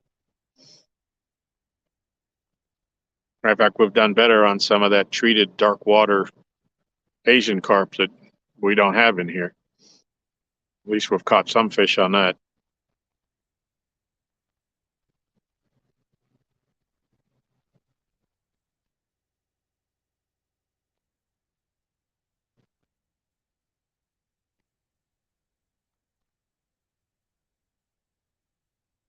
Yeah, you're right.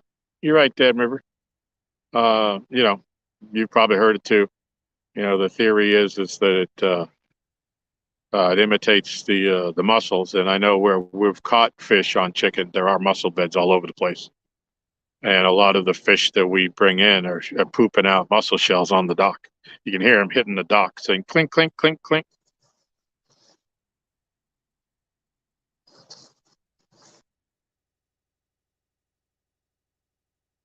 Yeah, but then again, who don't like a piece of chicken every now and then?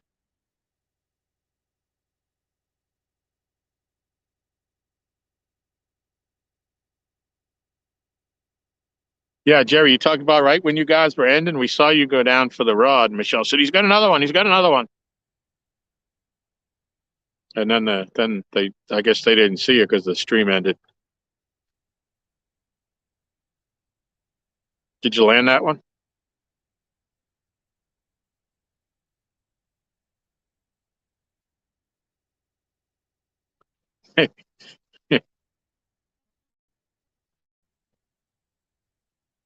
Maybe you need to use duck, not chicken. Tell you what, you get some duck up in my house, it's going in the pan. We kind of live in the middle of nowhere, and every now and then we'll drive like an hour and a half, 2 hours to get to one of them higher end supermarkets. And we always get a couple of pieces of duck breast, and Michelle cooks it. Oh my God, is it delicious!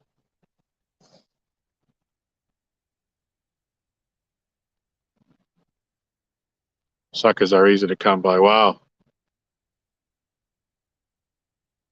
Yeah, that would be awesome.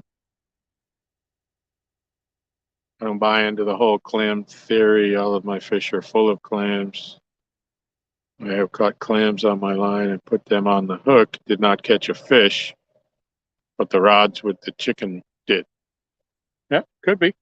I think probably more so. I think they're just sucking it up when they're sucking in all them shells.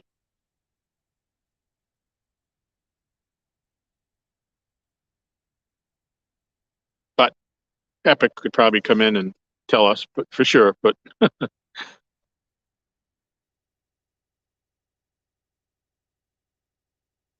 yeah, Brad don't have a problem with it. Yep, I'm eating any duck that comes through my house. Gene Tillman, welcome. Gene, we caught one fish so far. I don't know, it's probably been about an hour now, 45, 50 minutes. It was a blue, about 8.5 pounds.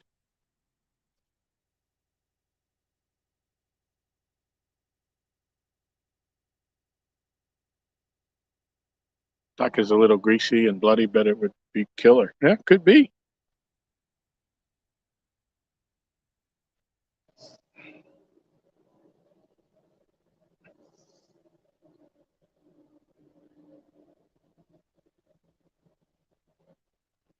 Now, I did try an experiment where I marinated or soaked the chicken. I bought a bottle of straight up clam juice and marinated it in that. And I didn't really feel that I got any more fish off of it than straight chicken. But they did eat it.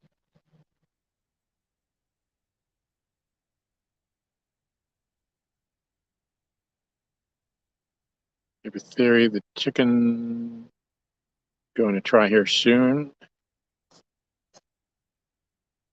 Think you know what it is they're after.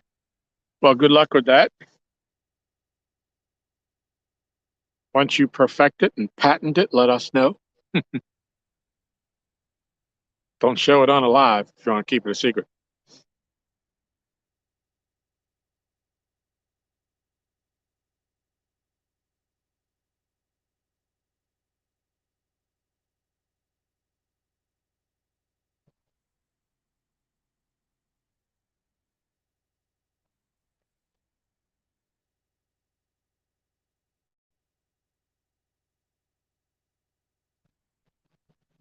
"24 people still in the house. Appreciate it.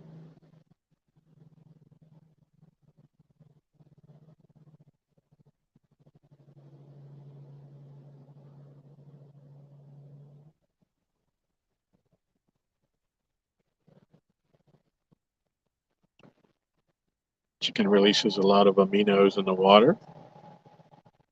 That's part of it. Okay.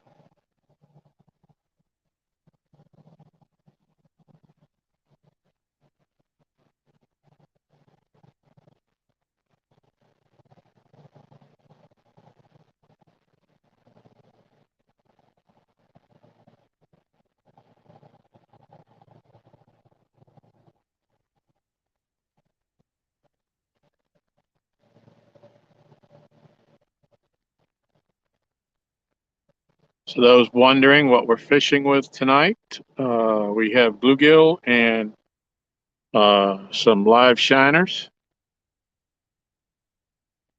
I think the beaver is back, or the otter. Something is creating a line of movement out there.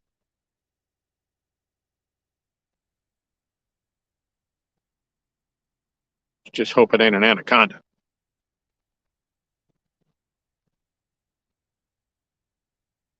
Laurie caught her fish on a minnow, but had bites on shad and sea salt chicken too. That's awesome.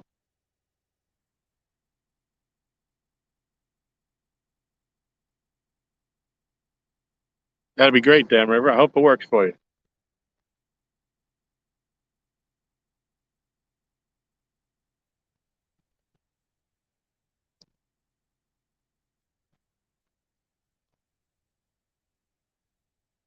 Yeah, otter for bait. Yeah.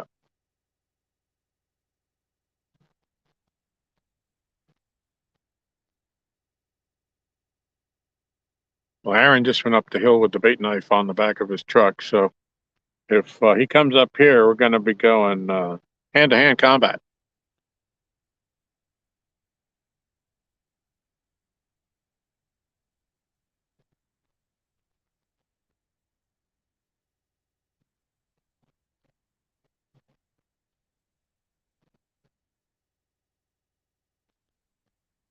Yeah, minnows will work. They'll catch just about anything. We have walleye in here, lake, bass, uh, pickerel, crappie.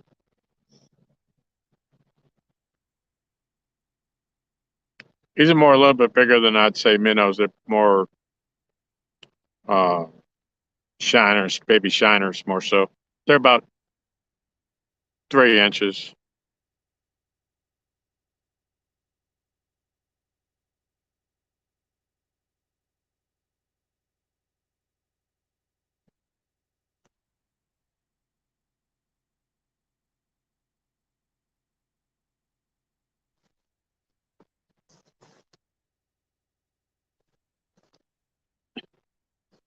I have no idea if anything's going on with Aaron's rods behind me now that the lights are gone. Fish in the Mid-South, welcome.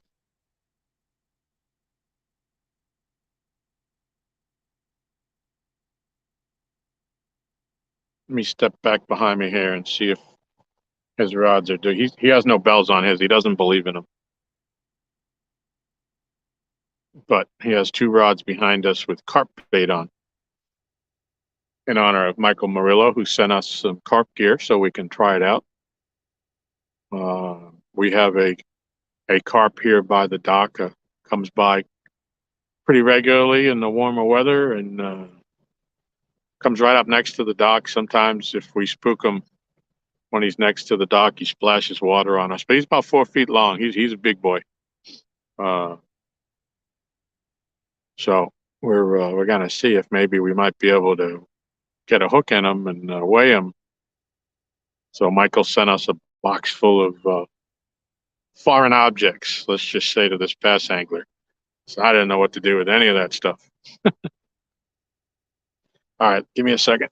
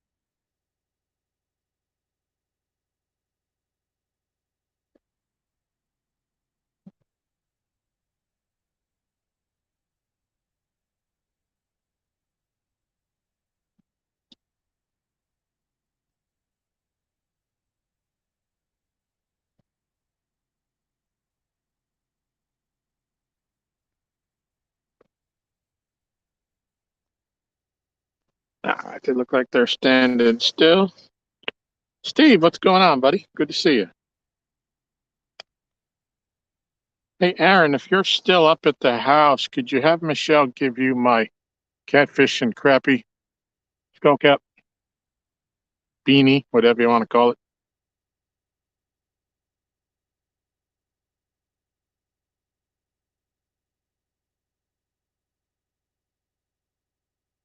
Yeah, I've been thinking of it, at least maybe trying the 10.5. I'm not sold on 2-piece rods. But I mean, we can reach the river channel. I use Abu 6500s, and I can. We both can reach out there. Aaron uses a variety of reels, but I've thought of that, maybe getting a 7,000 and putting it on a 10.5 footer just to see what the difference is. But we get right out to down into the. It's like maybe 6 feet at the top of the ledge, and that's about, I don't know, maybe 70 yards off the dock. And then it drops down from like 6 or 7 to right almost immediately down to 25. And that's about what the depth of the river channel is.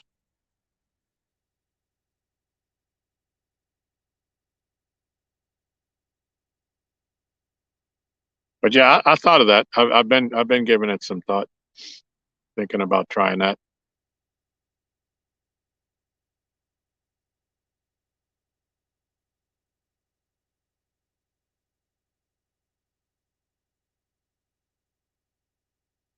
Yeah, the 10 footer should work. Yeah.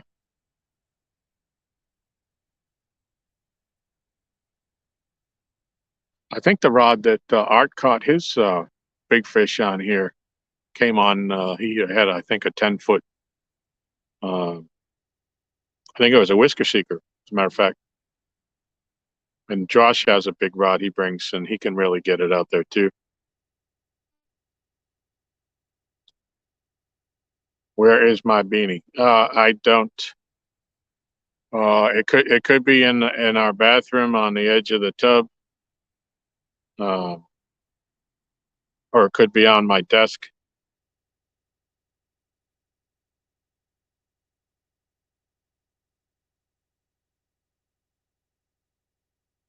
We use mono. Yeah, Jerry, I thought you were an Abu guy. Yeah, because we're fishing in a river channel. Uh, they don't always run water. They do just to create electricity, and our lake is actually a water supply for Virginia Beach, which is 2 hours from here.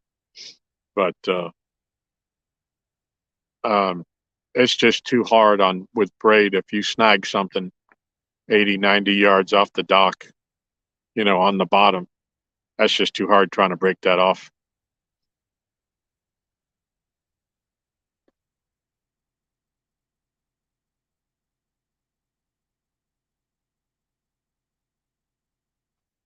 And I know that some guys you'll use a mono leader on it too, um, and that'll break first. But I also know when I first got into bass fishing, when all that line came out, what was it, spider wire, gorilla braid? There was a couple of them. I went to a bass seminar, and in the back of an old Kmart, and these two local bass guides who I had known, they were giving it, and they asked the guy in the sports department, "Hey, just go grab me, a pack of all three of those new braids that you guys carry." And there was a little kitchenette in the back behind the fishing area. You used to be able to, get a soda or whatever, or a hot dog. And he asked them, could they get him a butter knife? Now they tied those things, uh, all three of them. They tied them onto something, and they pulled on it, and they pulled on it, and yeah, the breaking strength was immense. They couldn't break it.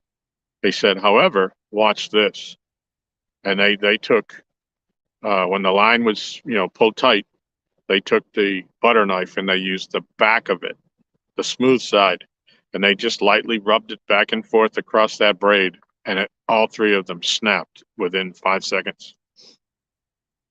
So, there's your pros and your cons on each of them. I'd hate to, have the braid on there and have it halfway up the line get a nick in it, and so I just feel, even though something you may lose a few fish on the stretch of a mono, maybe on a hook set, but it's just more comfortable for me. I feel better about it.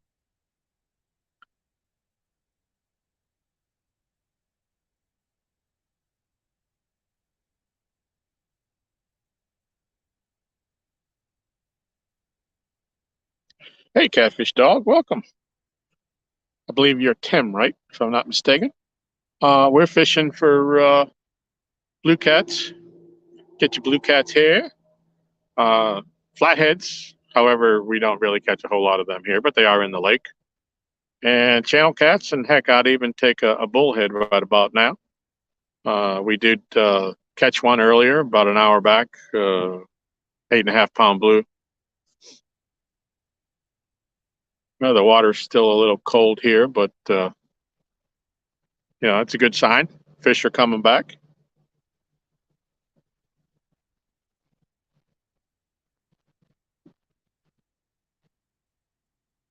Oh yeah, they will, Dam River. Yep. Yeah, if you have them ceramic guides in your eyelet, yeah, you can forget about them. They'll tear that right apart.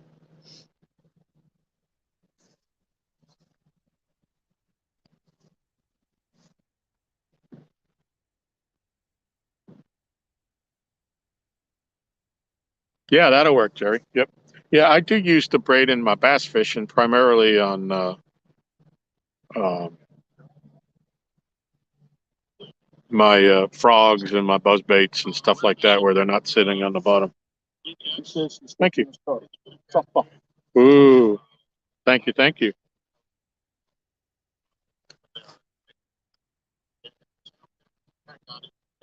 Yeah, you're about 3 minutes behind. Yeah, I am. I'm taking it off. Okay.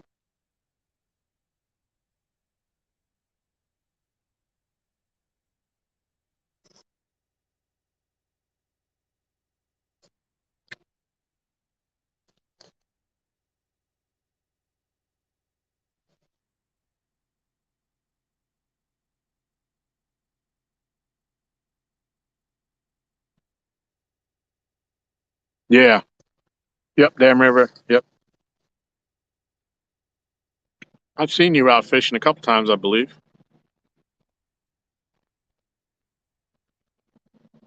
I think you were fishing with Turtle Lady.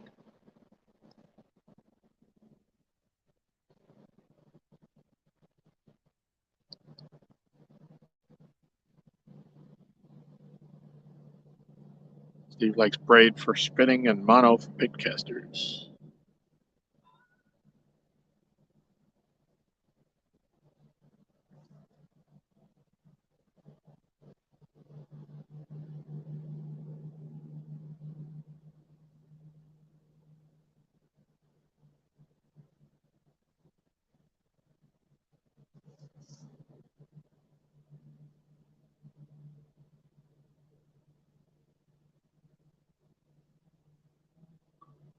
Keith Doc Reed. Hello, hello.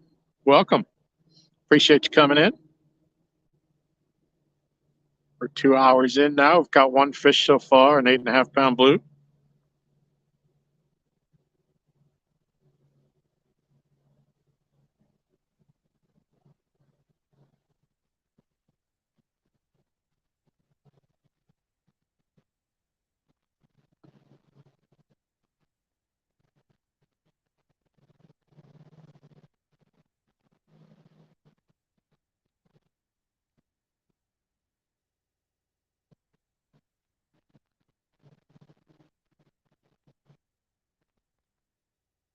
I think at some point I had started to say about the rods we've got out tonight.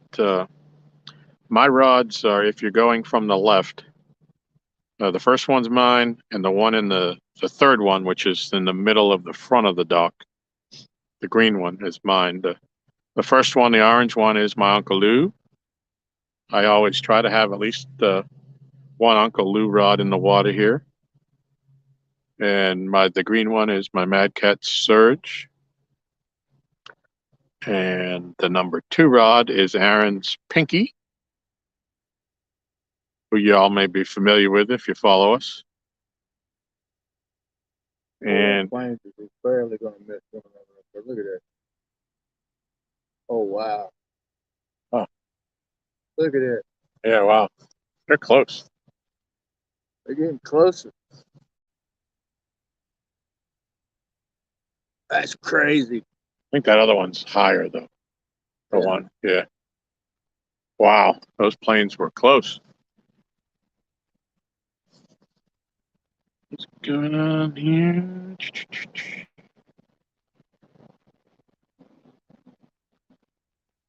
Brad's a big fan of the Daiwa J braid with abrasion resistance. Okay.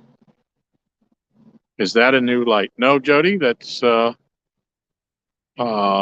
we've had this one all along. It's just a little bit brighter than we have 2 different sizes, and this is the larger size. I want to say this is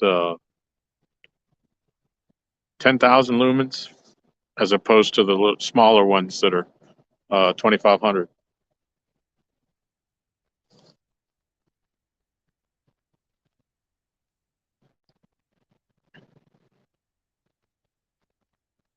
Jody, are you cooking bacon?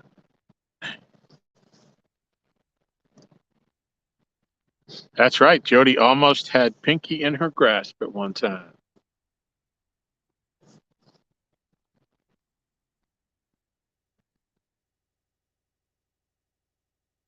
Big Mike says, come on, 99-pounder. I like the way you think, Mike.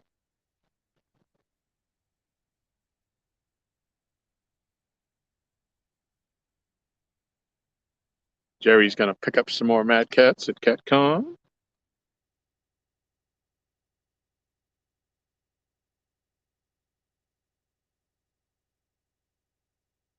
Jerry, you coming with Danny, or you driving alone? What you doing?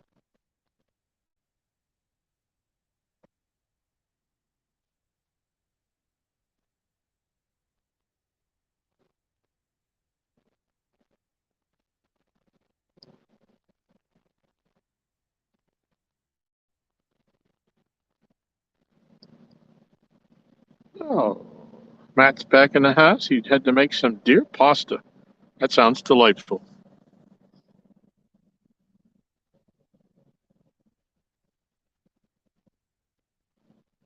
Jody likes offshore angler mono.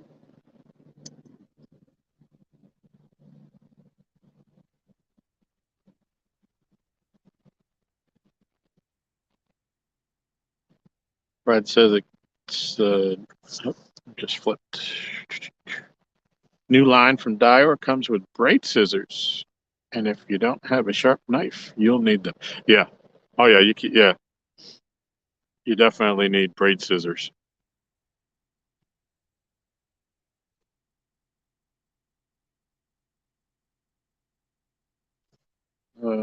That fishing channel, I run 50 pounds, 8-strand braid with 20 to 25 feet of 80-pound mono shock leader and a 50-pound mono leader or Santee Cooper rig with a Penn Squall 2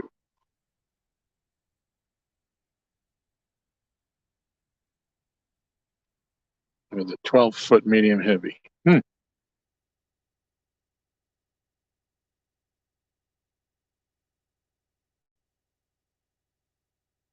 Dam River has the Seagar leaders.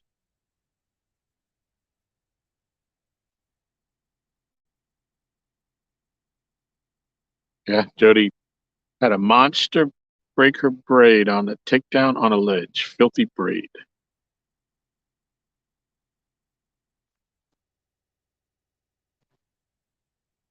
Yeah, we don't go that heavy out here. We throw 30-pound mono on our main line and 50-pound leaders.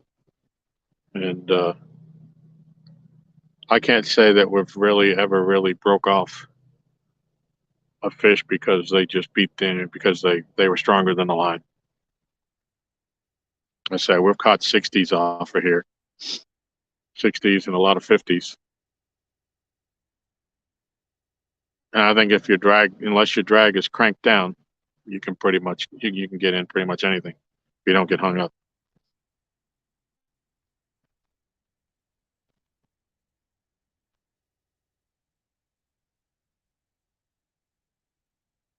Yeah, I like the big game. I started using that when I first started into the catfishing.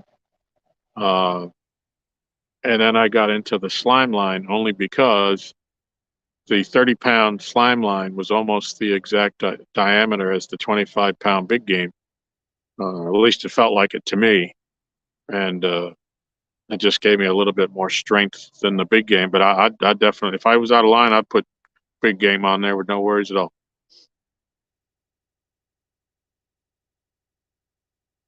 Yep. And Art uses the same thing, the 30 and the 50.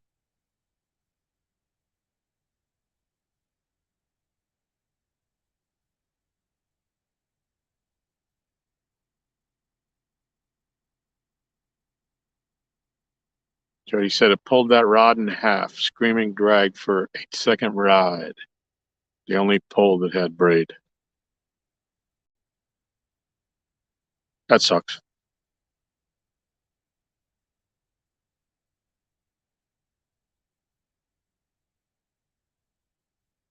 922 says he's finally free till 6:30 a.m. Woohoo!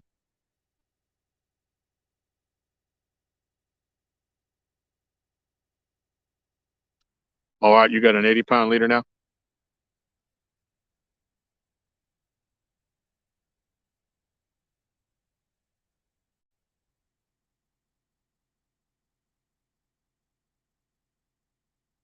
Yeah, you can't beat the big game for the price. It's durable for sure.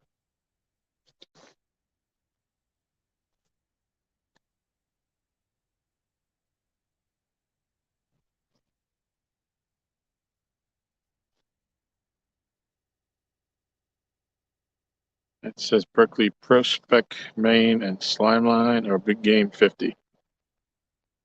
Depends what's closer. Yep.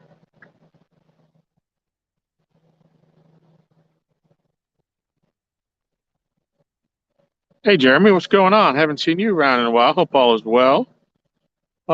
Fishing slow, but we got one. A while back when the sun was still up, 8.5 pound blue. I was happy to get that. Fishing might be starting to turn around here a little bit. The other night, Aaron and I fished for a while until the rain came, and we had a couple of really big takedowns on Aaron's rods. They didn't turn into be fish, but the bite may start to be coming back now that we're getting these warmer days.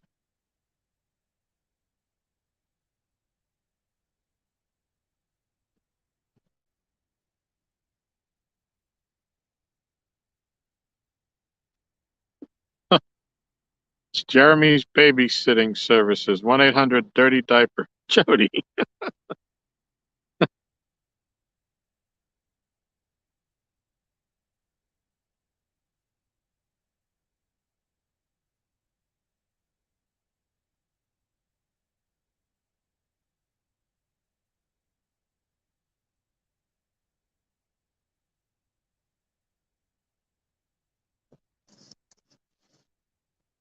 Yeah, Dan River, that's a bass thing.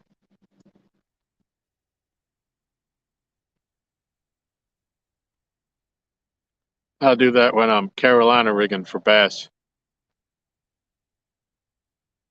Throw that lighter line on the leader line in case it gets hung up when you're dragging bottom.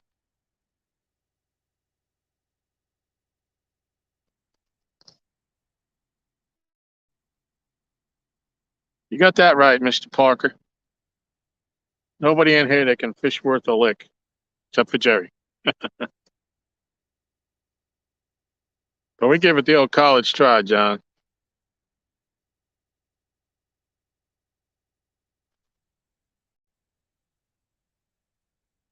The baby put the brakes on the fishing for Jeremy.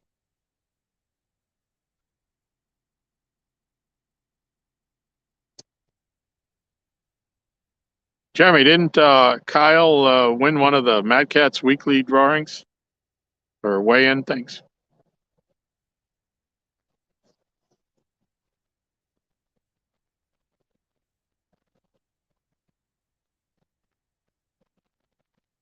Yeah, use your anchor rope. Yep. Uncle Jeep in the house. Jeep, Jeep.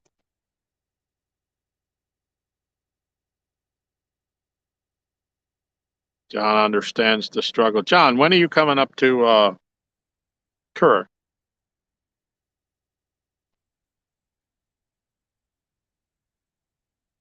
Jody's only caught 8 this year and not even a 20-pounder yet. I feel you, girl. I got 2.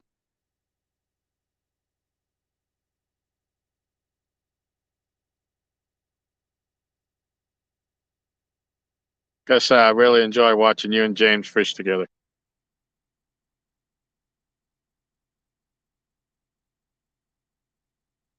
Yeah, that's great, Jeremy. I thought that's what I saw.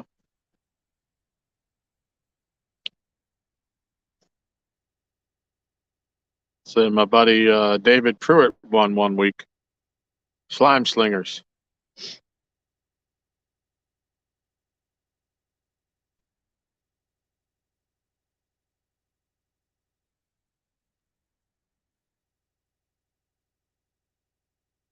April the 10th. Well, John, as soon as we start getting on a regular bite here, I'm going to get with you and see if you want to come out. Like I said, I don't want you to make that trip out here if we're not catching any fish. You know, I know it probably wouldn't matter, but I still want you to catch something if you drive all the way out here. Tony Harrison, welcome. Good to see you. Appreciate you coming in.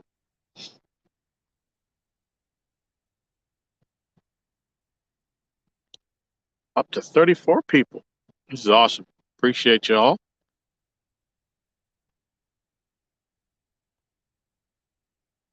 Just say the word. Yeah, if we can start to, like I said, if we first time we catch more than one fish in a stream, I'd say things are picking up.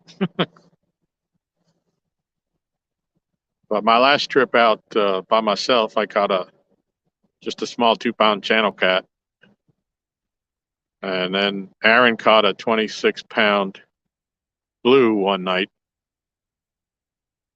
and then the last time we fished together, we caught nothing, and then today I got that 1 8 pounder. So if we can start to put something together, I'd say, come on.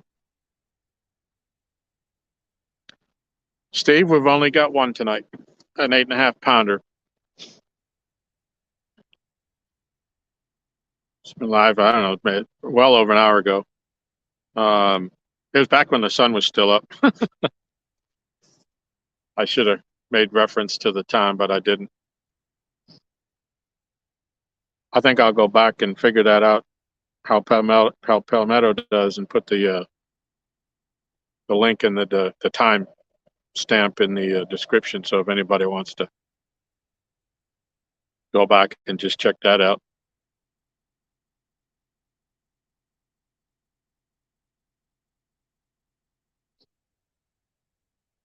As much as I love watching live streams, it's kind of hard to go back and watch a 6 or 7 hour live stream after it's not live anymore, where you can't communicate. Kind of loses some of the fun. Like I done, let's go back, watch it live, get to that point, and use the scissors that's on there and cut the clip out. Well, maybe you'll have to show me that. Huh? Maybe you'll have to show me that. John Parker says, Jody, I've caught 29 fish so far, totaling 4.8 pounds. Hey, but they're pulling your rod, John.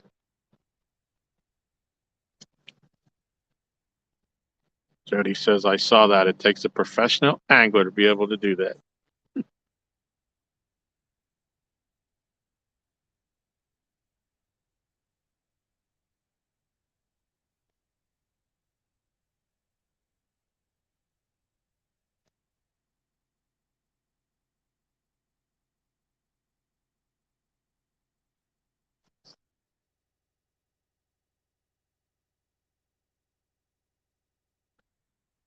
Brian is back.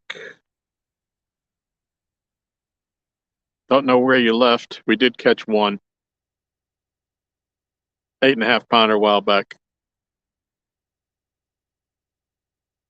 I just heard a little rustle of a bell.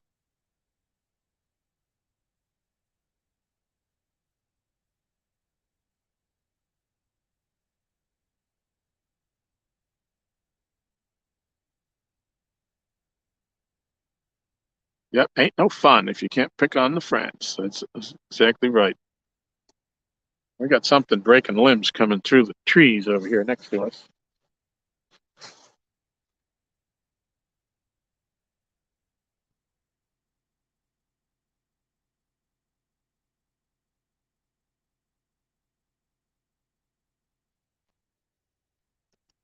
Sassum squat. Yeah, I don't know what it is. It's big though. It's definitely not a little raccoon snapping limbs like that. My little headlamp ain't strong enough to pick him out. I hope it's not a megalodon.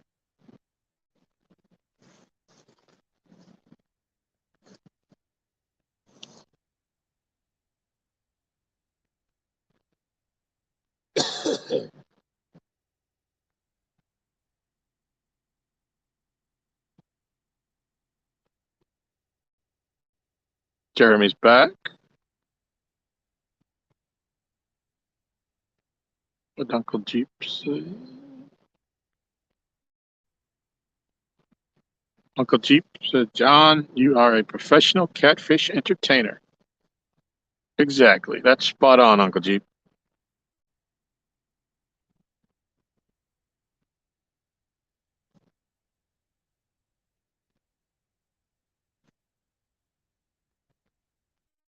I've always, thought, and I said to my friends, I don't care if I watch you live. If you don't catch nothing, that don't make me feel bad. As long as you're communicating and you're having a fun time and everybody's laughing, that's all I care about. I don't care how many fish you catch.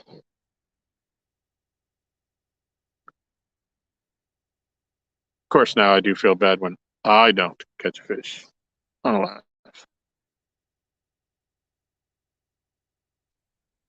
uh-oh. Gary Parker says that's a skunk ape and it's coming to violate Aaron.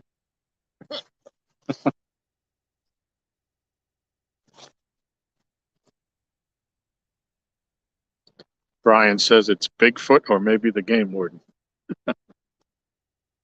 Started thinking that. I was like, man, I don't want one line over. It could be hitting that tree with fish on it. Yeah, I got up and I checked your lines when you were gone, so I couldn't see them. I just wanted to double check them, so I went over there. And speak of the devil, there's Mr. Murillo himself. Agent Murillo, how are you doing tonight?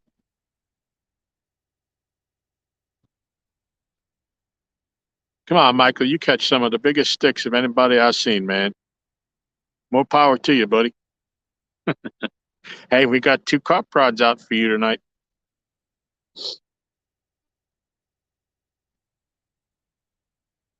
We're hot on the trail of. Ask him, does he think this time of year, do I need to put them out a little deeper or still run them shallow?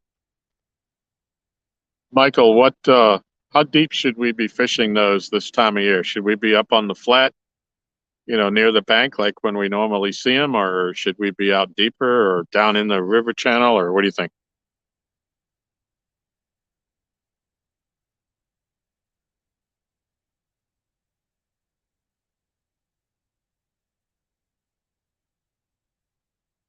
It's just Avid looking for us. Yep.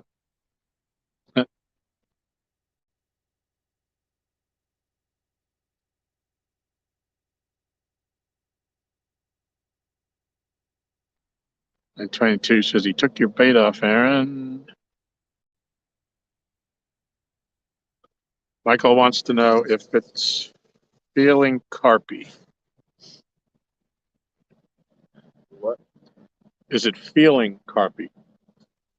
I don't feel overly carpy. I don't know. It ain't feeling catfishing either. So, I mean, I don't know what to tell you. Yeah, it ain't feeling catfishy either, but he said I would think deeper. So deeper than like the 6 feet on the top of the channel, on top of the ledge.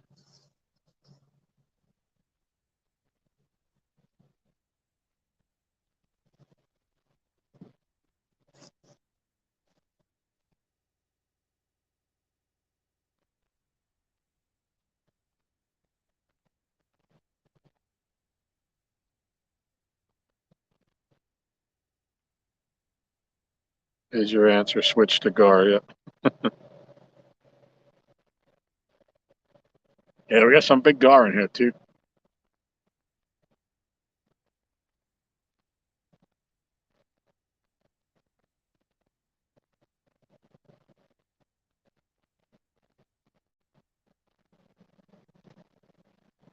Usually when we catch them, we drag them over instead of trying to put them in the net. Another little thing my wife got me for Christmas. Check them out. Huh. Wow. Little hand warmers. Mm-hmm. That's nice. 2 little hand warmers. All I could see was the red light. Yep. That was cool.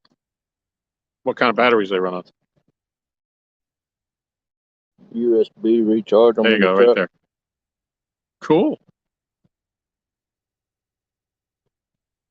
What did it say? Deeper? Yep. Tim says he's going to change his channel name to Catfish Channel so people can call me KFC. Nice one, Tim.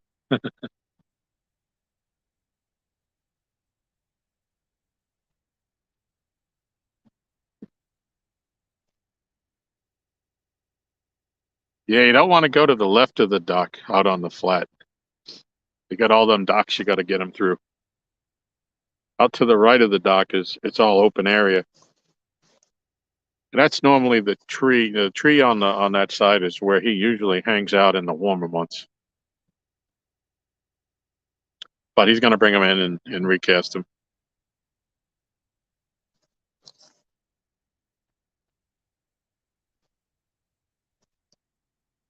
Yeah, QC, we caught some big fish here. Um, well, starting off with Art caught a 93 pounder. Art from 1 Ton. He was in the chat earlier. I'm not sure if he's still here. He caught a 93 here one night, and that's nominated for Blue Cat of the Year at the Golden Whiskers. It was caught right here on this very dock.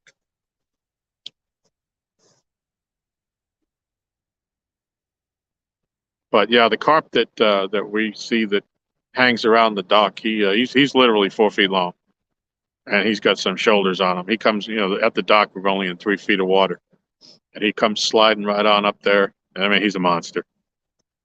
I have no idea how big that thing is in weight.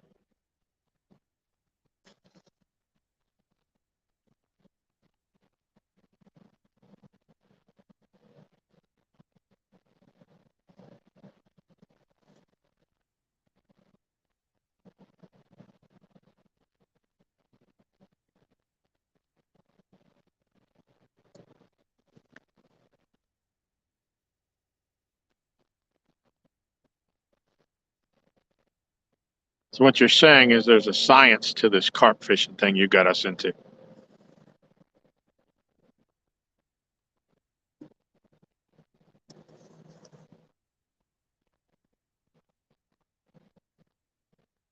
Start chumming around the dock with corn a day or so before. We'll draw the carp in. Yeah, we can certainly try that.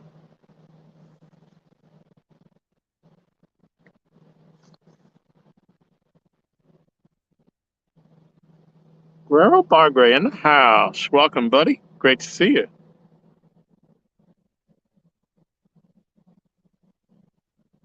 Nope, Laurie, just 8.5-ish.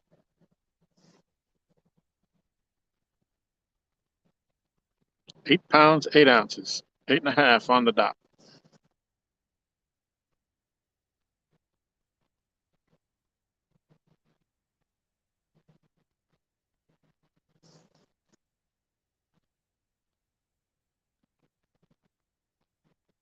What was in front of the boats? There's boat barns going all the way down there. Matt, I've lost probably. I lost a monster one night where he got over into this first boat barn to the left and wrapped me around it. I couldn't. I had him coming in, but he was swimming sideways, and I couldn't turn his head before he got in there, and it probably would have been surpassed my PB by a lot. It was a big fish, but yeah, I don't know if carp started swimming. All the carp I've caught have gone on long runs, and I'd be afraid if we threw out in front of them. If he got in one of them, that would be the end of it. We got no way to get him out.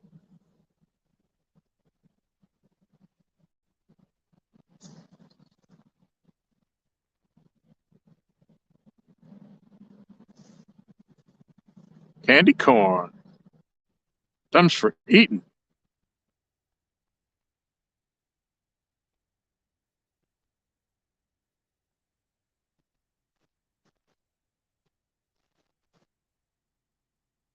Say if I love candy corns, but uh, yeah, every Halloween everybody says how disgusting they are, but for some reason the stores always have them and they always sell out. So somebody's eating them things.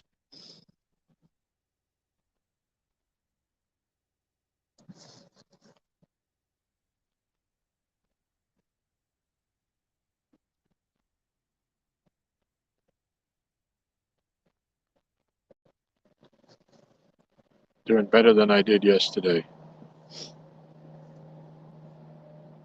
Did you fish yesterday?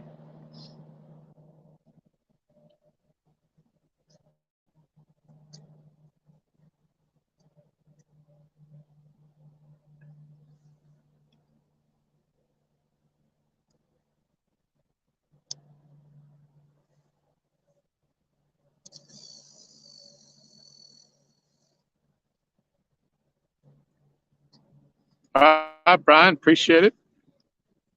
Gotta do final rounds before I'm off. Good luck with the fishing. Be safe. Thank you. Thank you. We don't huck each other. We should be all right. Appreciate you coming in, spending your time with us.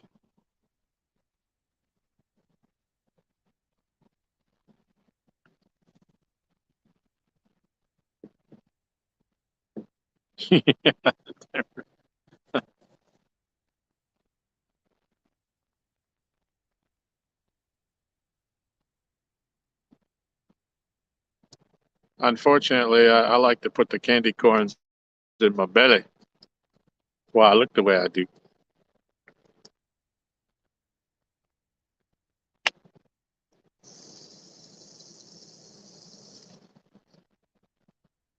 Deeper it is. Oh, 9 rods with a buffet of baits for 8 hours. And oh man,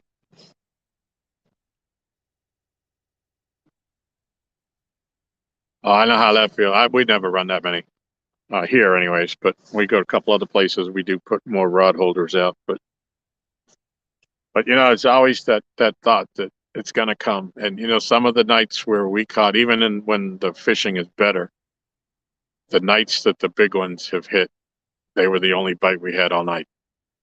So you always get that in the back of your mind. And maybe this is setting up for that bite, and you wait and you wait.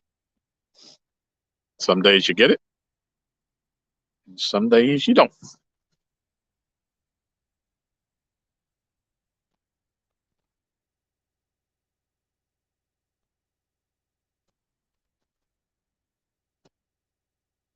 Was she watching us up there? Yep.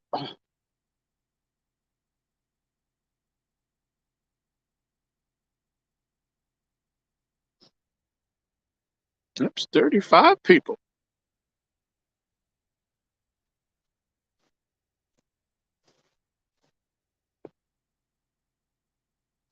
So we got Miss Michelle working on some pork chops for Aaron and I. I think when I run up to the house to pick that up, I'm going to put on some heavier socks and some toe warmers.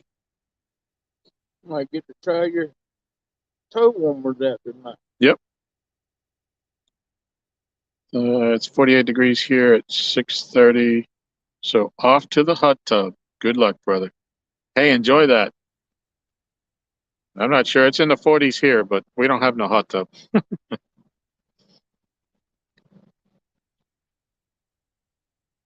can't wait for Easter. I want to try some peeps for bait.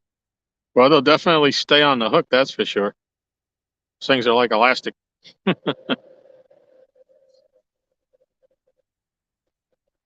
So we have 3 sons. One of them loves them, and the other 2 won't touch them.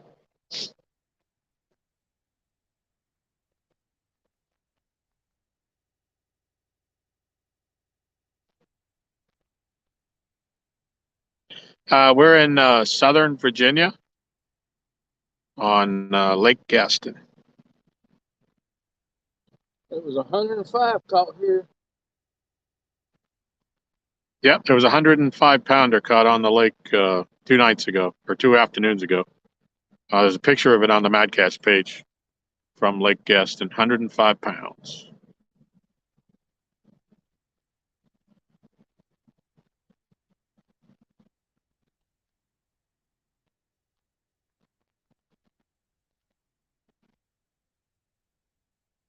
Yeah, you may be right, Matt. I'm trying to cut back on my sugar intake, so I try to avoid those aisles at the Dollar General we got up the street. It would be awesome for somebody in the catfish community to break a leg for a record. Yep. State record. Yep, time for a 106. That would be sweet.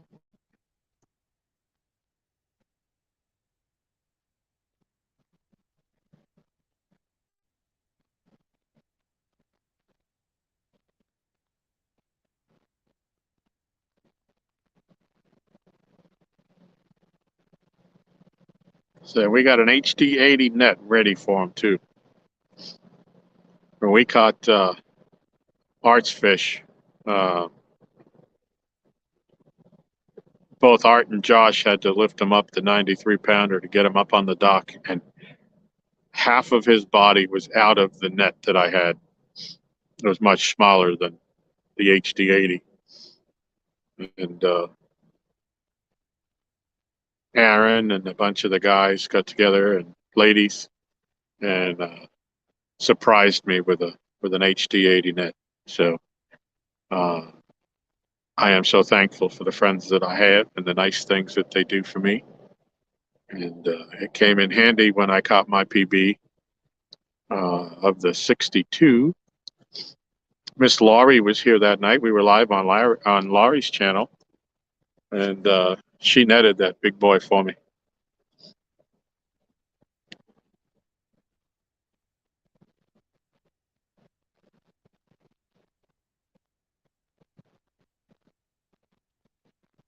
Yep, Lisa said peeps have the weirdest flavor ever. And Matt said he's seen some today. They're gross.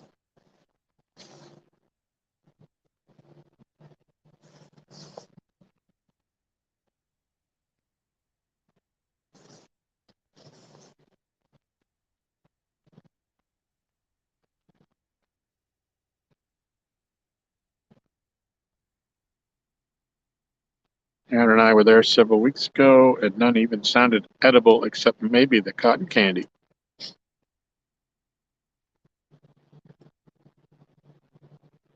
Dale's in the house. Welcome, Dale. Appreciate you coming in.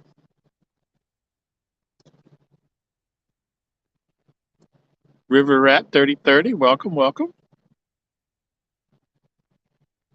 For anybody just coming in, we do have one fish on the stream. Was back when the sun was out. It was an 8.5 pound blue. But we're going to set the bar a little higher than that. We want a big one tonight. Of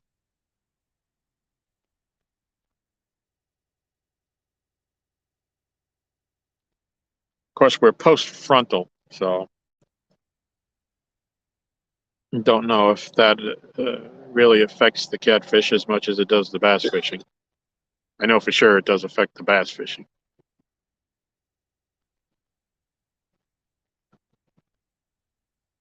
At Fishing Channel, I've been in Missouri for 8 years. So on my way to Florida. My brother was in a bad accident, so I take care of him and look after him here in Missouri. That's why I'm using surf gear. Oh, okay. Well, sorry to hear about your brother's accident. But yeah, I mean, yeah, I grew up in New England, so I have some surf gear. We used to use for stripers and bluefish, but I don't have much use for it down here.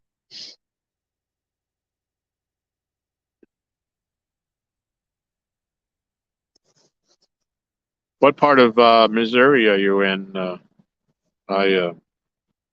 When I was bass fishing, I used to fish the BASS tournaments, the open ones, where with the amateurs, and they matched you with a pro. And I was obviously the amateur, but I did go out and fish Table Rock, and I had a wonderful time out there. It was about an 18-hour drive from here.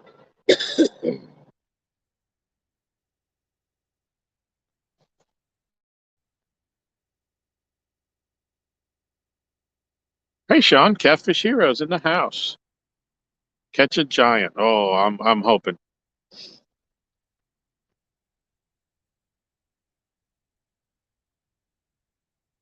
Hope you've been well, Sean. Haven't seen you around much. I assume I'll see you at CatCon.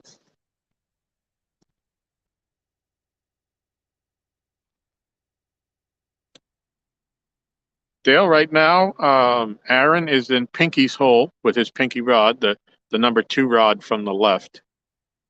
And the rod on the far right is in Hades' hole.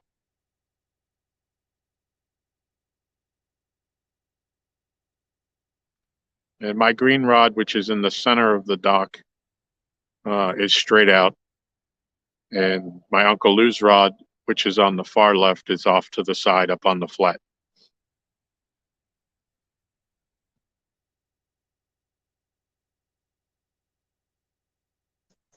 An hour from Lake of the Ozarks. Okay. Kevin Fishes, welcome. Glad to see you.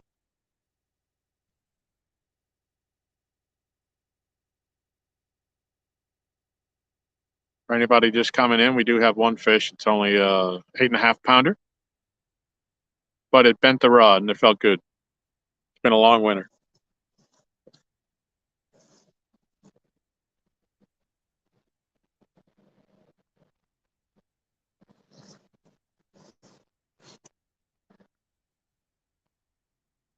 Lived in Branson up. Yeah, okay. Yeah. Yeah, from fishing with the BASS guys, I got to be friends with Stacy King, who lives there on Table Rock. And I've actually been out to visit him at his house when we weren't even fishing. Him and his wife, Peggy, are wonderful people. Yeah, I went there and I fished the first 2 days of the bass tournament. And, they had to cut down to the final. The 10 highest weights made it to the final day. And I was only like 3 pounds out of the cutoff.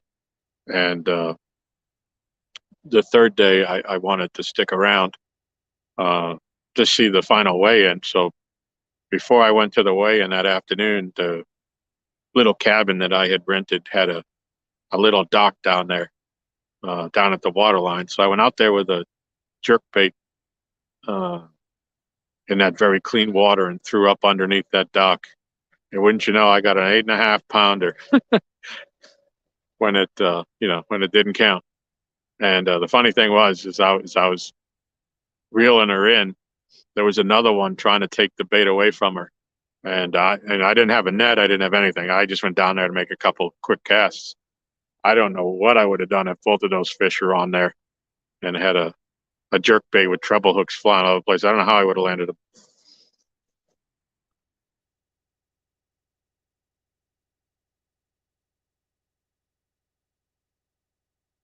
Doug Talley, welcome. We are at Lake Gaston on the Virginia-North Carolina border. I live in Virginia, so we're on the northern side of the lake. And we have fresh cut bluegill and shiners tonight. So far, the only fish we caught, the only bite we've had came on the bluegill.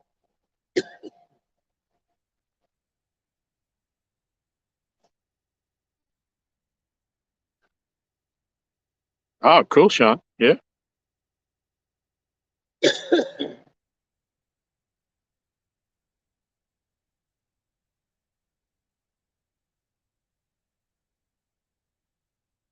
Uh-oh, am I going to have to get some more money out of the bank for this trip, Sean?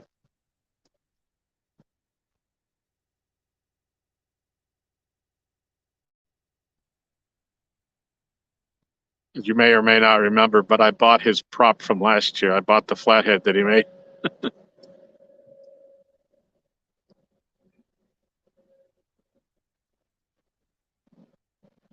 Yeah, that's some of the most beautiful water I've ever seen at Table Rock. I've never seen anything that clear.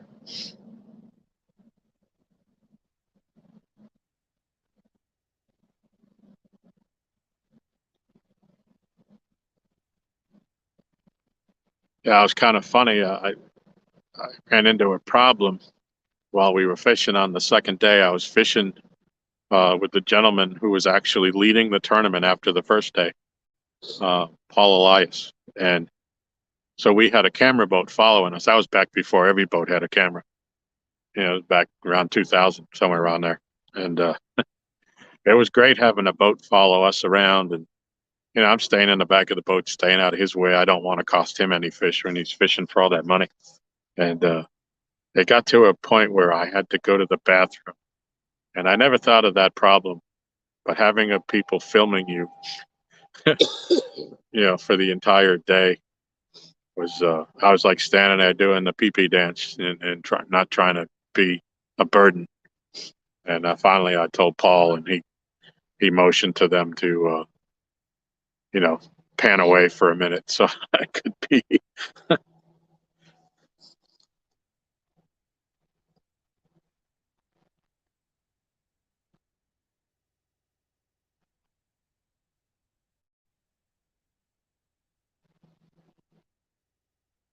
Yeah, I did during the tournament. I did catch a 4-pound smallmouth.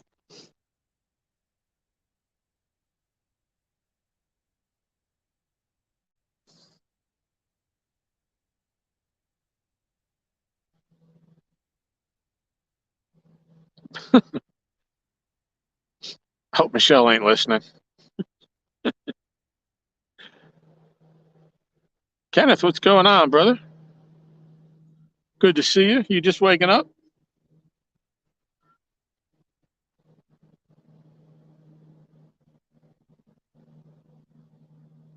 How'd you do on your first early morning show? Everything go well? Or did you sleep in?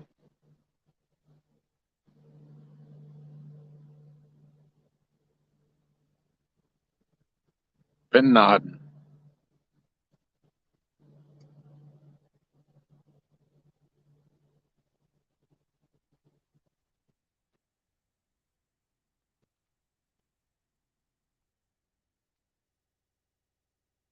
Welcome, Mr. Chad in the house. How you doing tonight?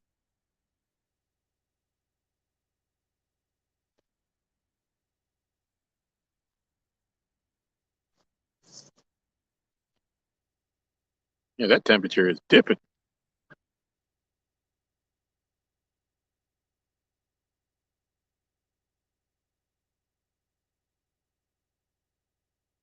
Probably need to check the bait on after the blue.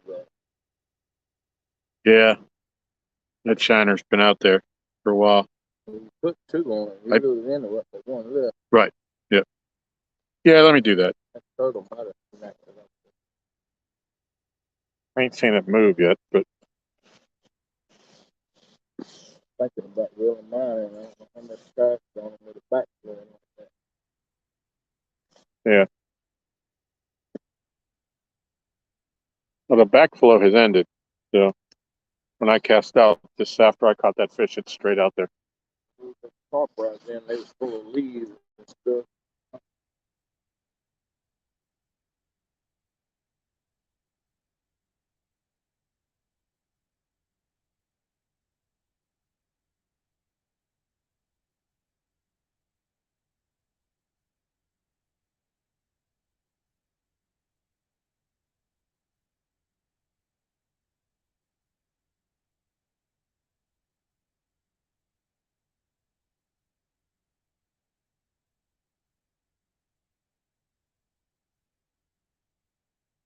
Yep. He gone. All righty. I'll be right back.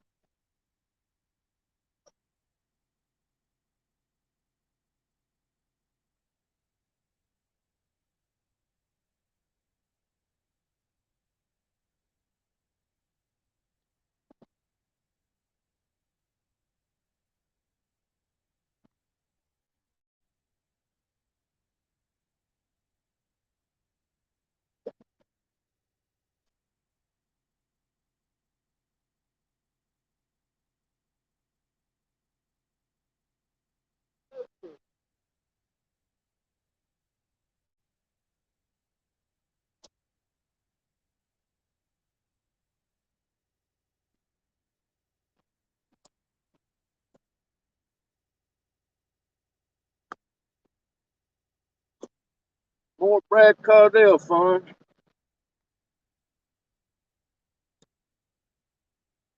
Figured that.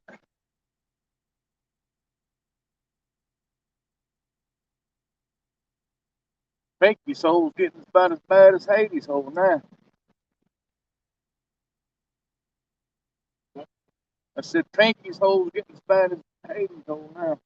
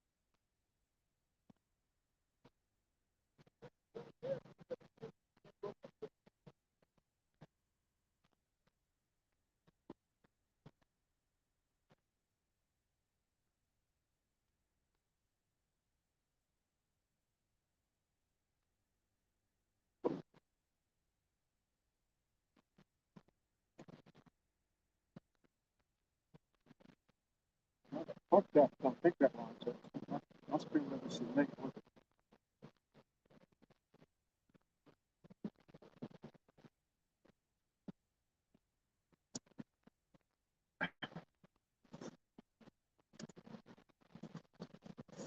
Alrighty. I'm back. What did I miss?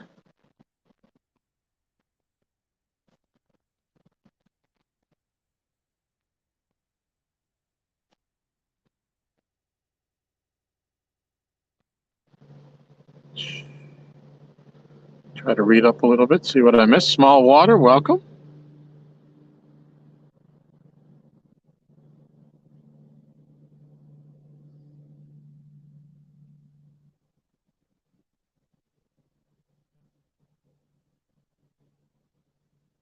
Hide your snacks.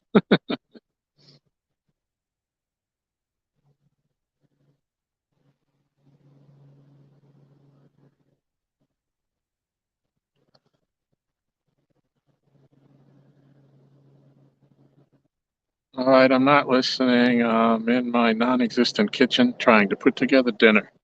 You have about 5 minutes. I don't know how long ago that was.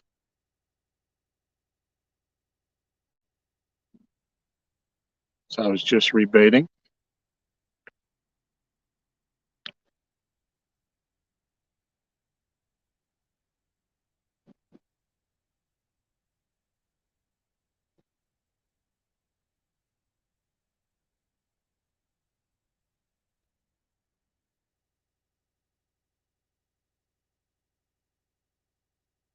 Yeah, Susquehanna definitely known for its smallmouth.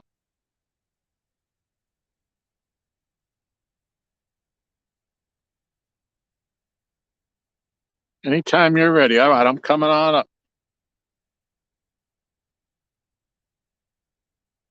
All right, everybody keep an eye on the rods. My dinner is ready, and I got to run up the hill and pick it up. Aaron and I will be eating dockside this evening. Um, bear with us. Aaron is retiring because he broke off in Pinky's hole. But if he isn't back shortly, I will be back. Hang in there, everybody. Appreciate you. You're coming in. So we got 31 great people in here.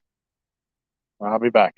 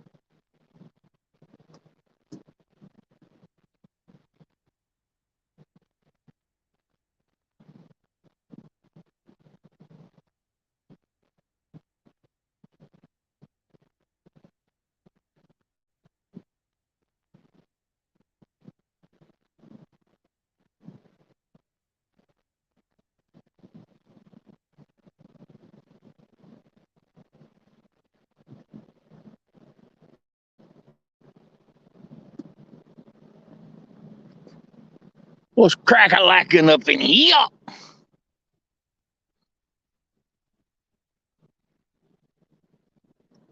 What's up, heroes? Dan River. Damn river boys, I tell you. I think Pinky's hole's getting as bad as Hades' hole now. Seems like every time I throw out there, I'm breaking off.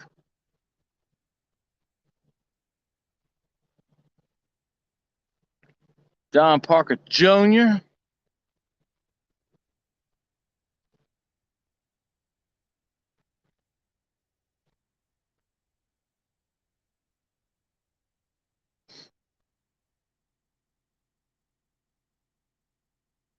So I got a headpiece on the storm rod on the right corner, and I got a fresh cut body piece on Pinky in the other corner.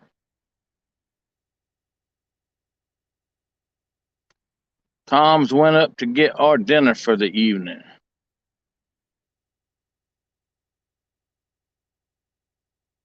And thank you, Miss Michelle.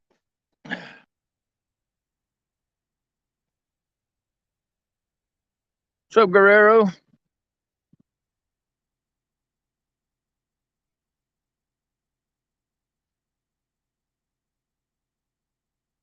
I got that, heroes.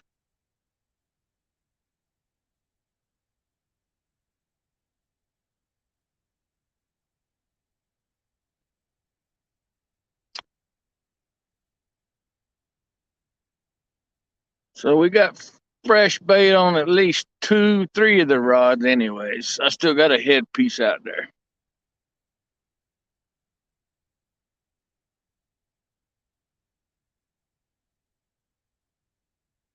We got I think Tom's got big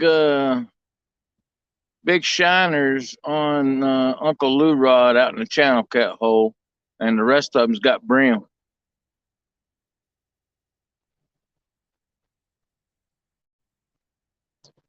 We might end up be using all brim all shiners before the night's over. We only got a 1.5 brim left. We'll make it work.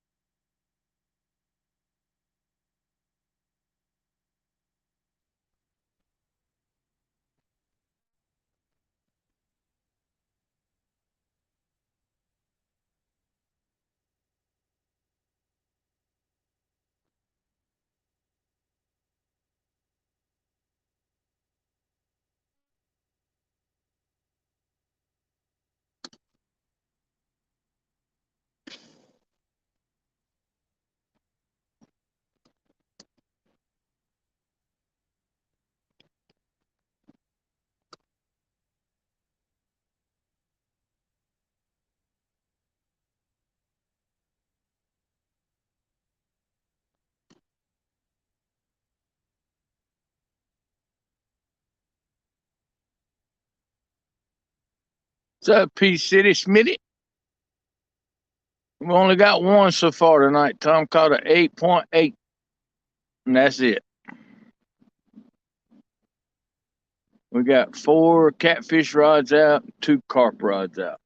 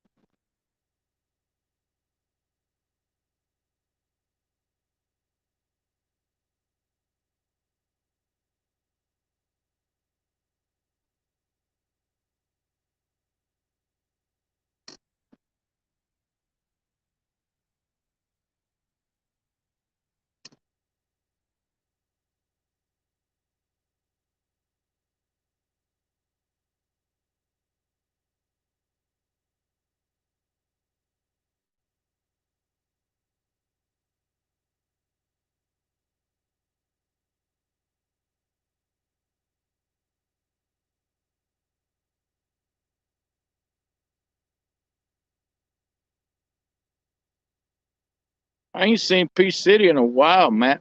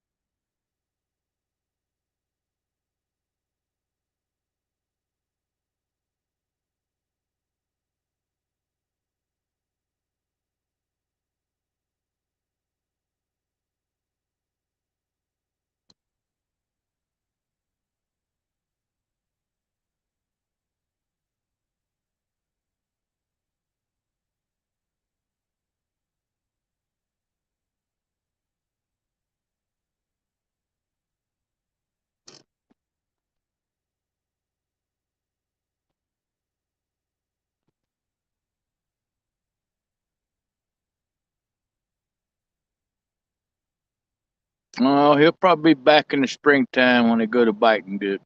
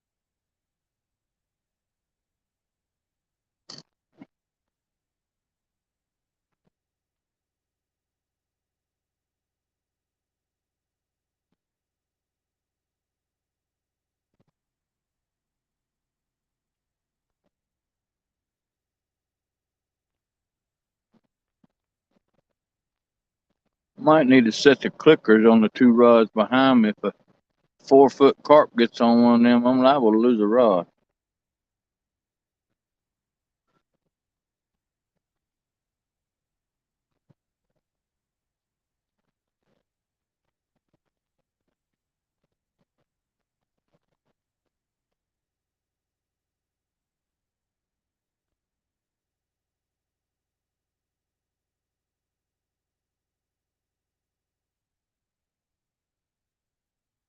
Oh, Pinky's going down.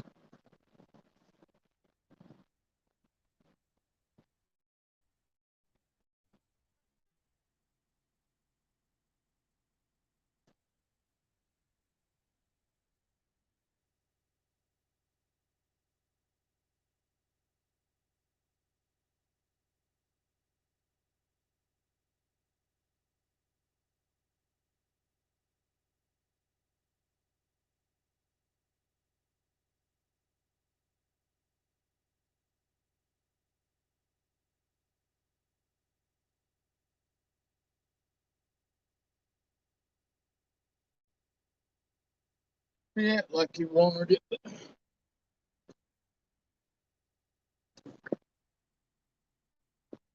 I think he thought better of it.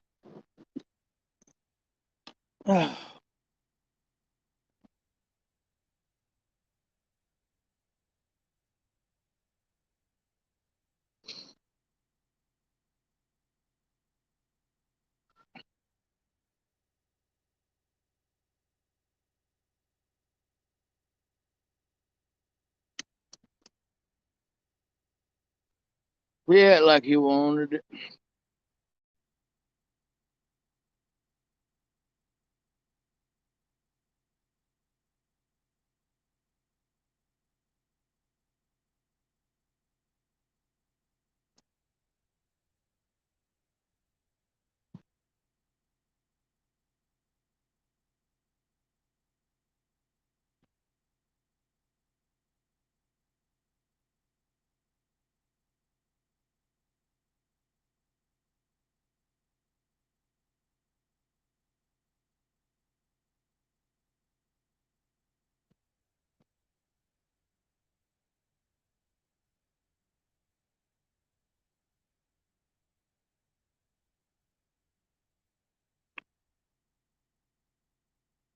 Hey, Fisher Fever. Tom went up to the house to get our supper. He'll be back down here in a few minutes. Good to see you coming in. Got one fish, 8.8, and just had a bite on Pinky, and that was it for the day.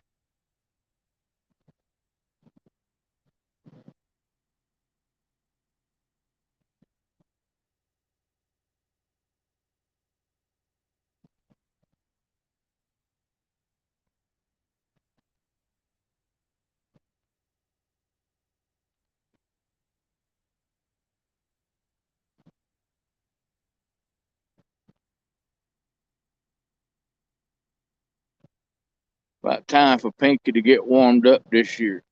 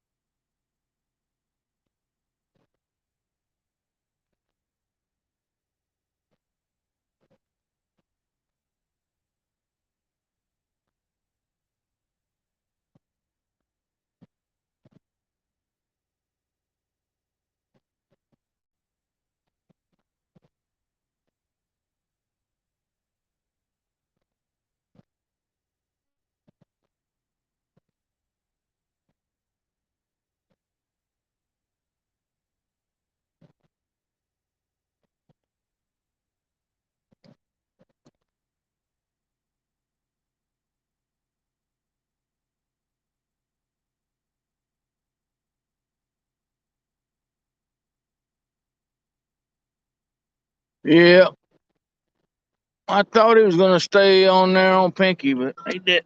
He brought the line in a little bit, let it back up.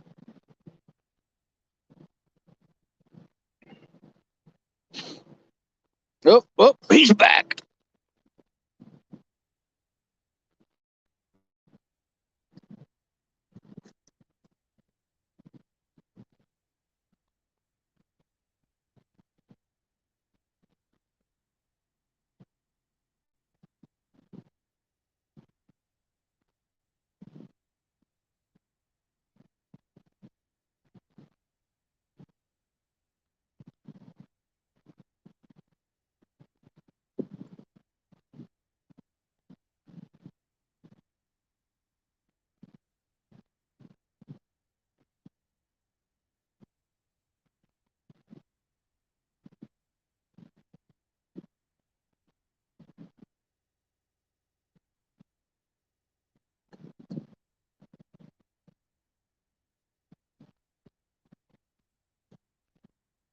He'll mess up in a minute.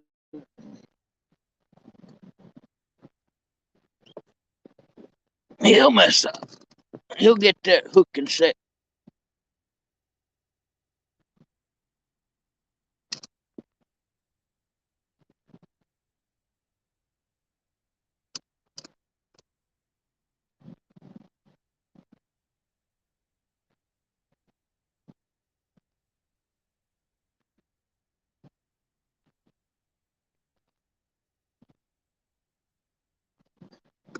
He's back again.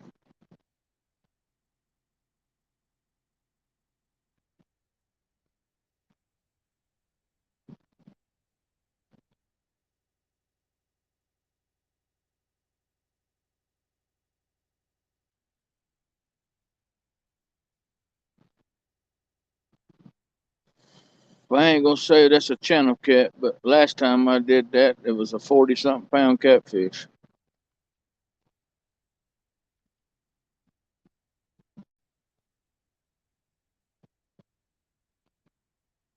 But I will say he is hitting it like a channel cat.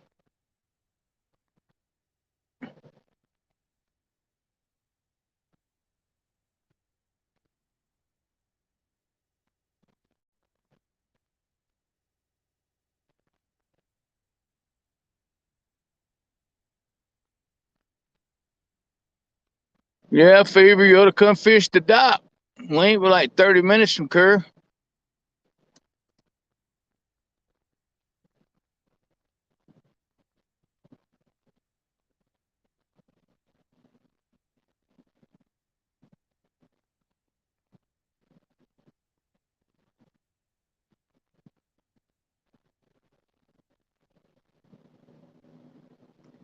comes Mr. Tom back.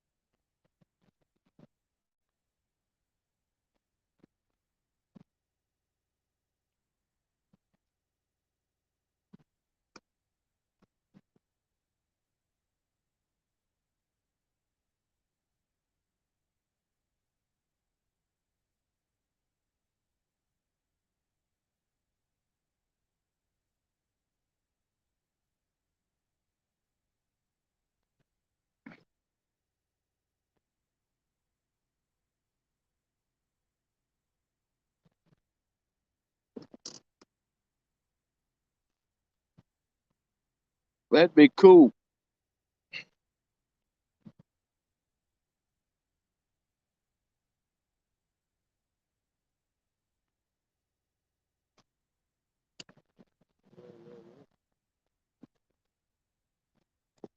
Yo, yo. Getting a little tappy tap on Pinky. I but heard. I said, He's hit it twice, 3 times, but that's all he's doing is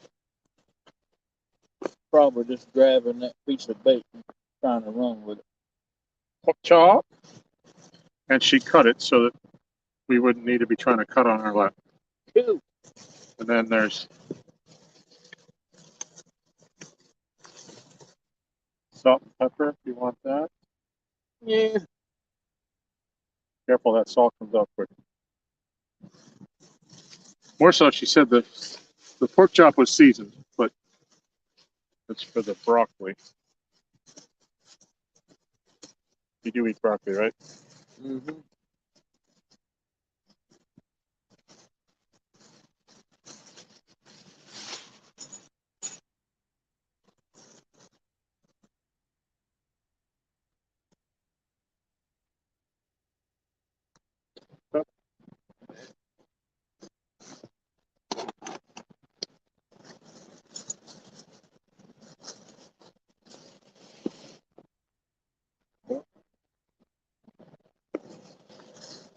I think so.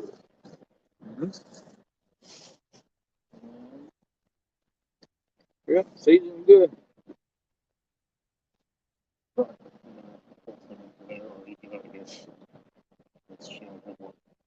Tell you what, put the lid back on and get done with this, I'll get some of that. Yep.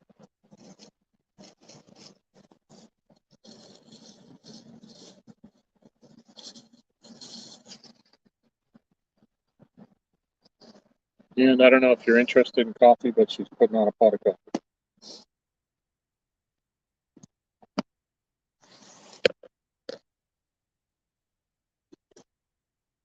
All right, what did I miss? Hey, Fishing Fever, what's going on?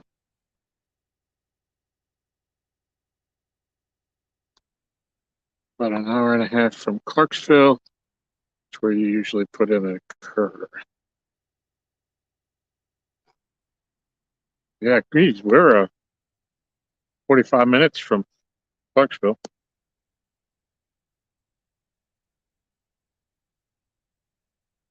We're right off 85 on Gaston, Austin.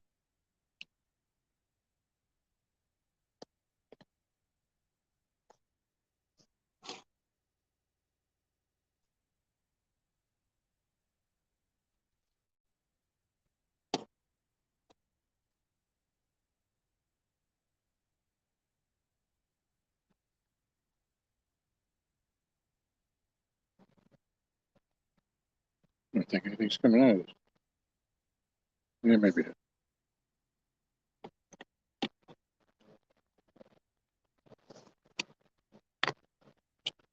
Well, pardon us if we're quiet for a couple of minutes. We're Miss Michelle made us some pan-seared pork chops and a big tub of steamed broccoli.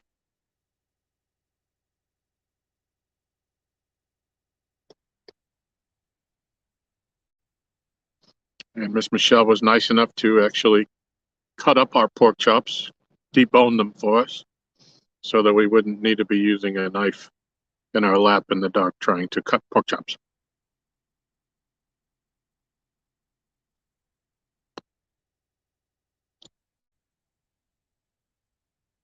Watch some of that broccoli and I'll be done.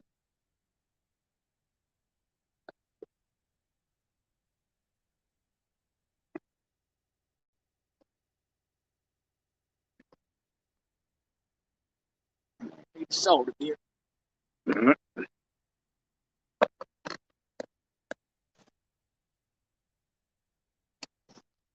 I did salt it, by the way. Did you? Maybe not all the way to the bottom, but. Thank you.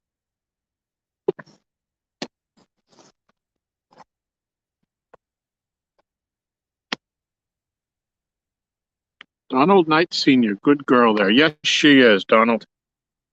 Appreciate you coming in. Still got 28 people holding tight. Yeah, and Miss Michelle says, yeah, and I did that all in my non-existent kitchen. For those of you that hear me refer to Michelle, that It's All Mine is Michelle. We are in the middle of a kitchen renovation, and the stove is in the middle of the floor. She had to move that to get it within reach of the plug so that she could do this for us, and we appreciate it.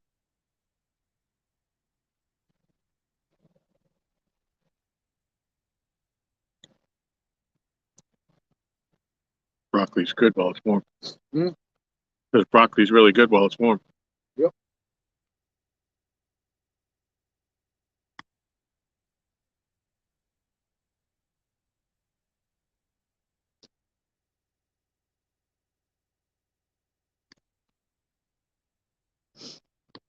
Yep. And for those of you that are new to the stream or the channel, when I said I had to run and go get our dinner, literally, we're like 200 yards up a steep hill to the house. So I rode up there and back pretty quickly. It took me longer to put on my long johns and my heavy socks than to drive up there.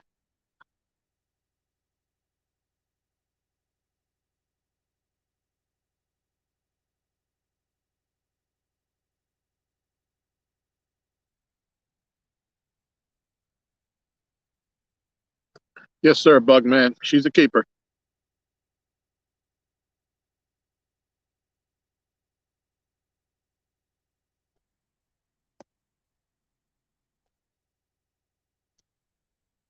Matter of fact, she was nominated for Spouse of the Year this year for the Golden Whiskers, coming up in a couple of weeks at CatCon. We're hoping that she pulls out a win. Michelle herself does not really fish. She has her own channel, her It's All Mine channel, where she does cooking things. But she's been a big supporter of my channel. When we were doing our DuckTales series, she would help me with all the thumbnails. And she learned how to do that, so she could help me with that. And,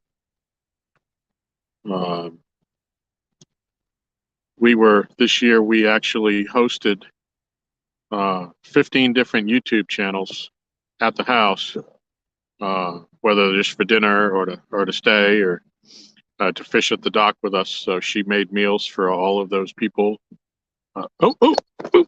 Getting a bite. Which one? Green one.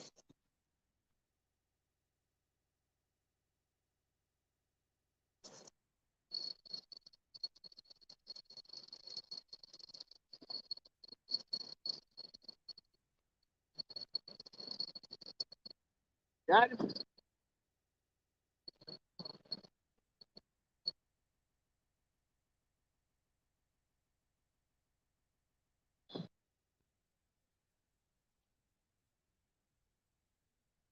Hung up.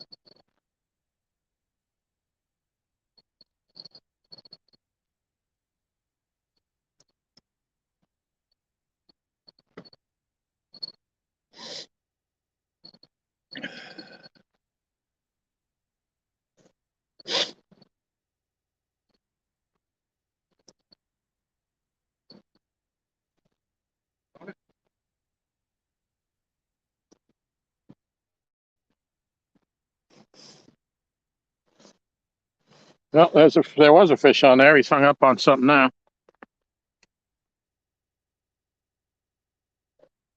Let's see if he can swim himself out of it.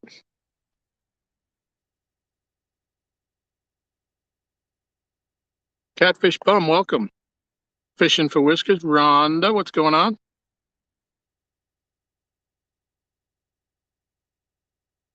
Said some YouTube channels more than others, and some who did not know when to leave. LOL.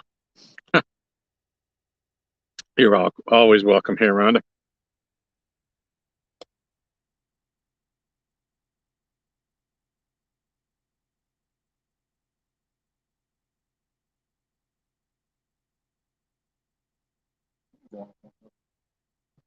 I don't see the line moving anymore, so he may have got off on the snag.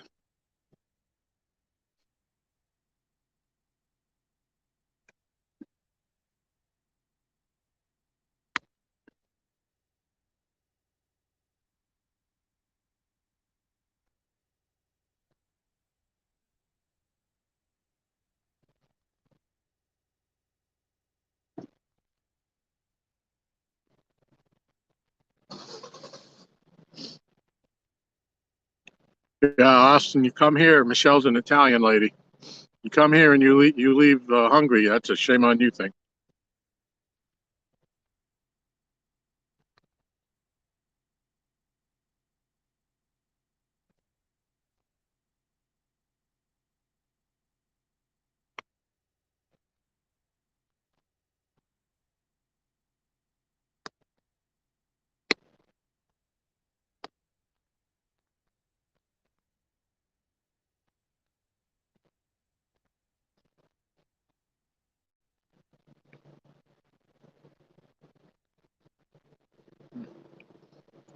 This dinner is delicious, Miss Michelle. Appreciate it.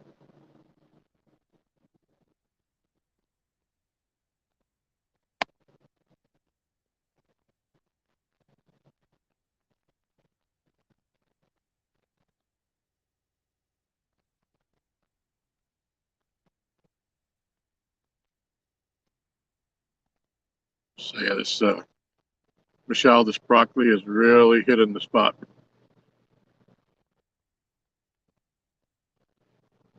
I'm not a huge broccoli person. I like it, but when I'm cold like I am right now, and this is hot, oh, a little bit of salt and pepper, it's wonderful.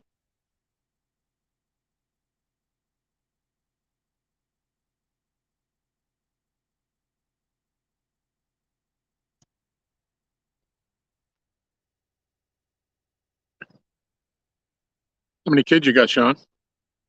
Or Austin?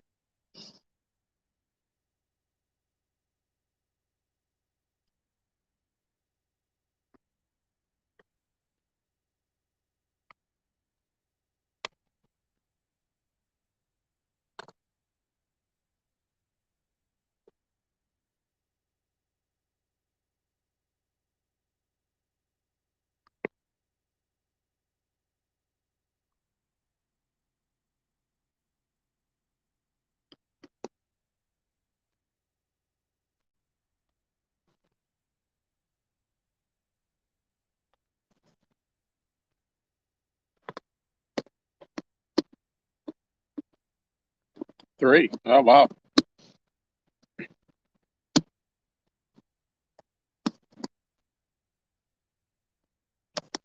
Hey, boys, girls, what you got?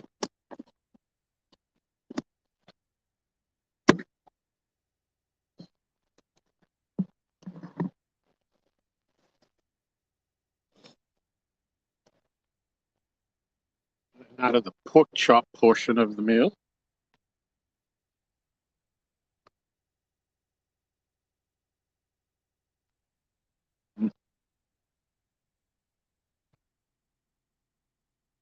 Mm,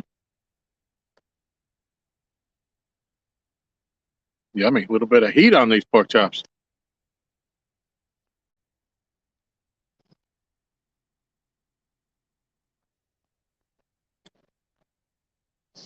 Bravo, Miss Michelle.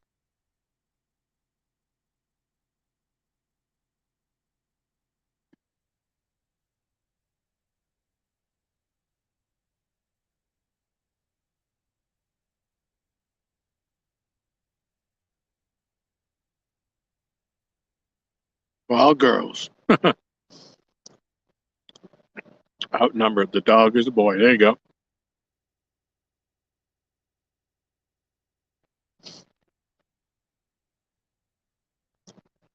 Well, the dog will never get mad at you.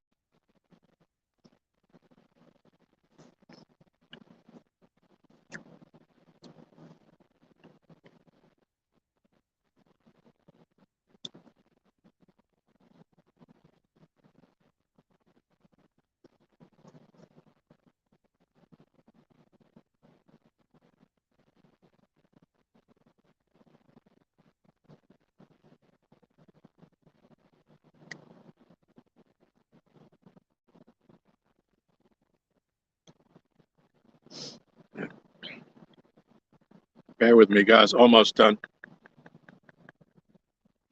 Lay them pork chops in the sun, and yeah, ain't no sun here.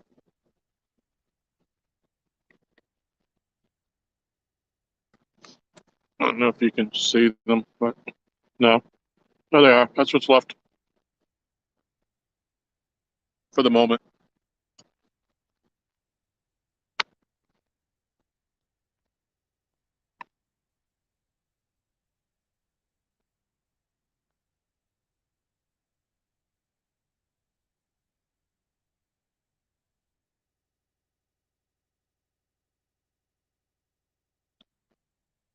Yeah. Thank you, Austin. So it's just kind of cold out here. I don't want it to get cold.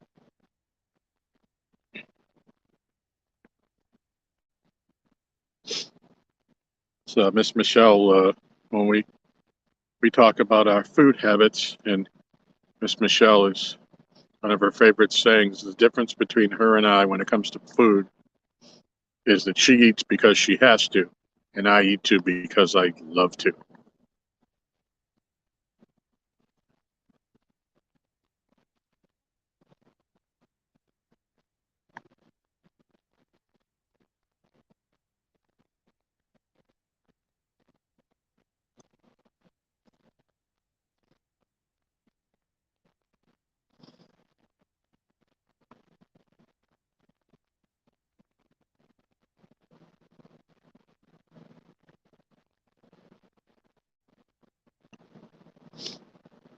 Yep, no cheese, John. No cheese on the broccoli. Straight up salt and pepper.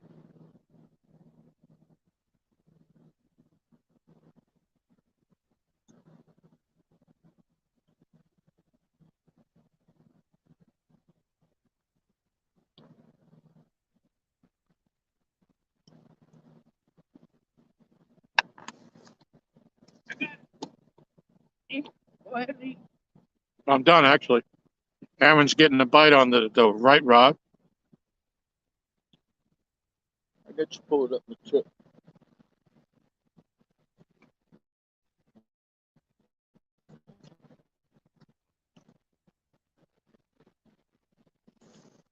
Yeah, he took it pretty good. The cheese police have entered the building. Fish. All right, we might have a fish on here.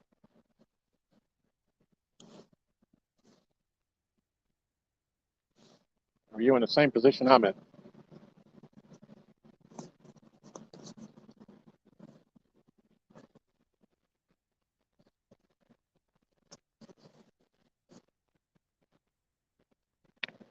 Don't feel real big. But he's a fish.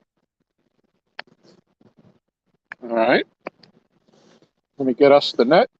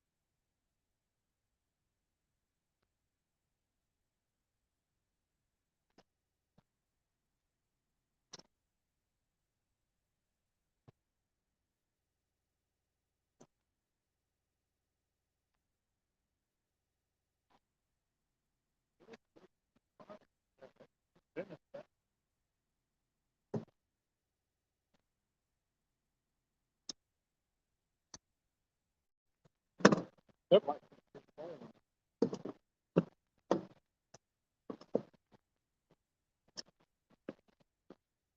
All right, fish on the dock.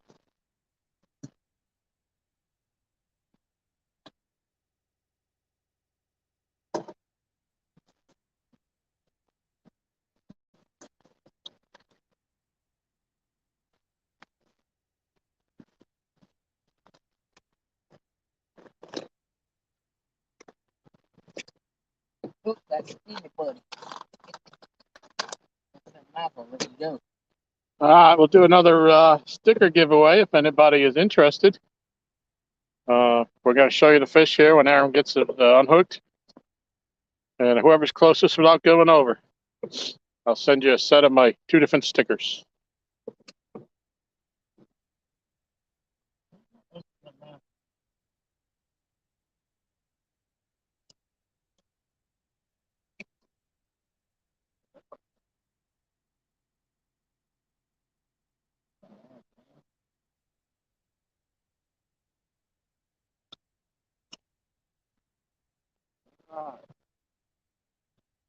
Let's show off that skinny little thing. Oh, man, is he skinny at the Got a back? big head, but a skinny body. Yeah, man.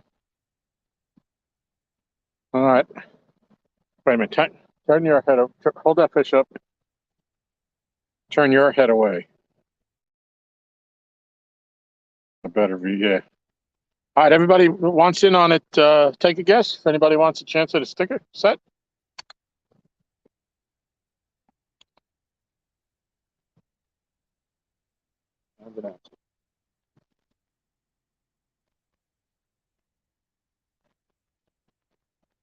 Closest without going over.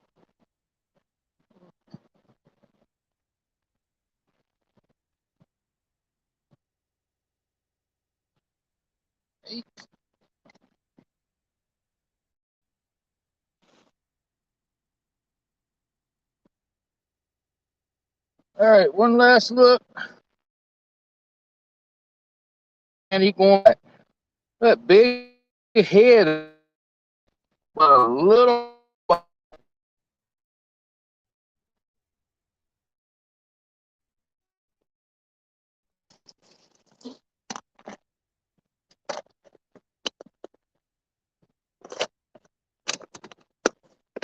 got my head back too. Oh. All right. Let's see, who's guessing? There he is.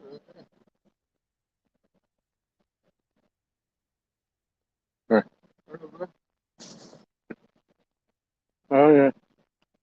Yep. And I need new batteries in my headlamp. All right, let's see. Go far up, make sure I didn't miss anybody's guess.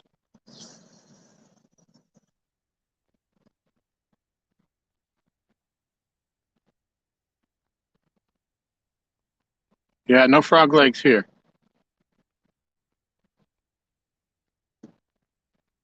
Rick says 7. John says 6'4". Austin is 6'3". Headfish Bum 5'8". Doug Talley 6'5".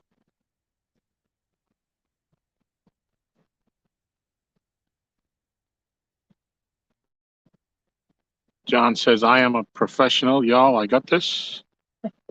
Right there. Look, All right. Did anybody else want to get in? Sorry, we already let him go, but there he is. Oh, he's floating, man.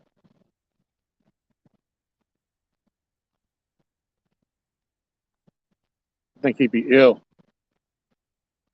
I think he's real sickly.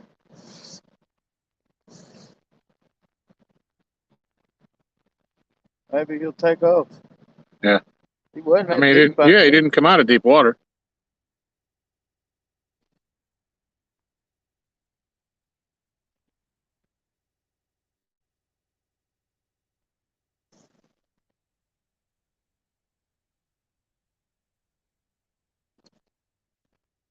All righty. So it looks like nobody else has entered. There's the beaver. So the winner is going to be TX Tiger, Rick, with 7. The actual weight was, Aaron? 8'7". 8'7". Well, 8'5". 8'5". 8 pounds, 5 ounces.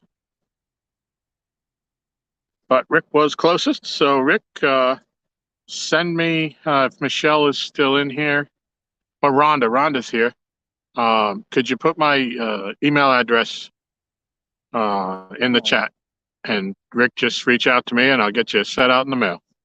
Come on, dude, take off. Yeah, I think there's something wrong with that fish. He wasn't in deep water. Oh, he don't have nothing in his belly. Ain't no air there at all. Yeah. Oh. Thought he was fixing to go.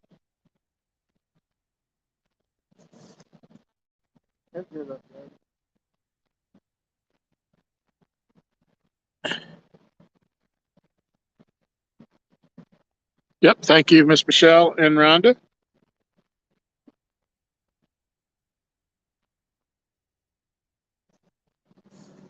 I'm going to have to see what's going on my rod. I think I'm hung up out there.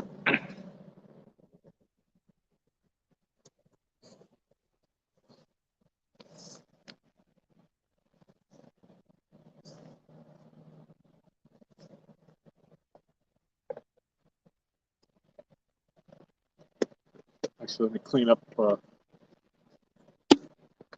my fishing spot here.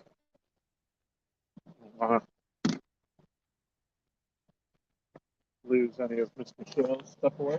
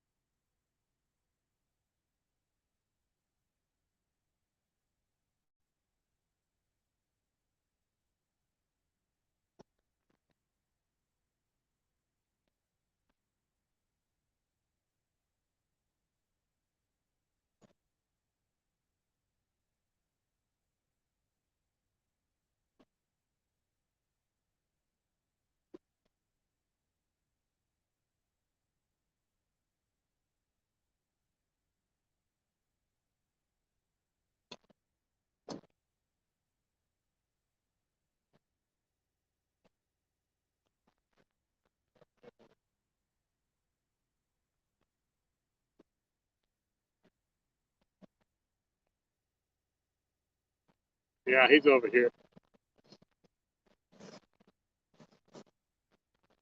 All right, let me see if I can get this line.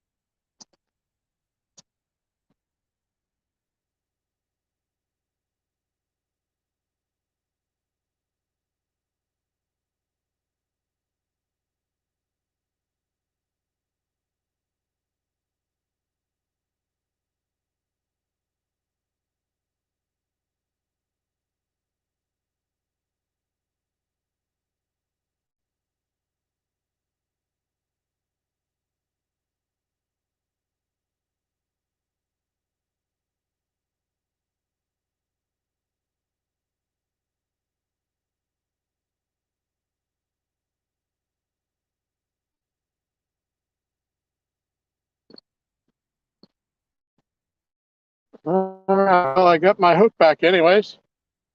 Don't feel any nicks on the line, so let me rebait this. I'll be right back.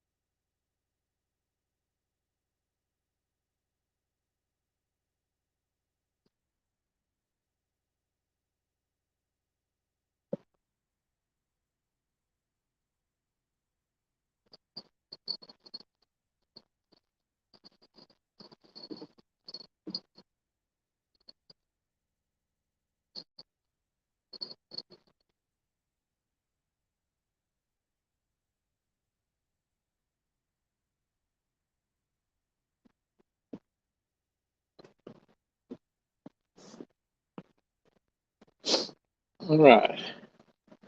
Let's see what's going on. First of all, I got to change up these batteries into my headlamp.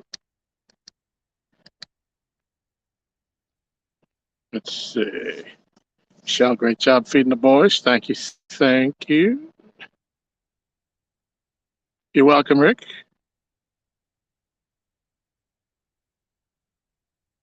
Thanks, Austin. Appreciate you coming in. Catfish Bum, I'll be going to CatCon. Nope. Just as I was going to change out the battery on my headlamp, our big light went out. Hold on.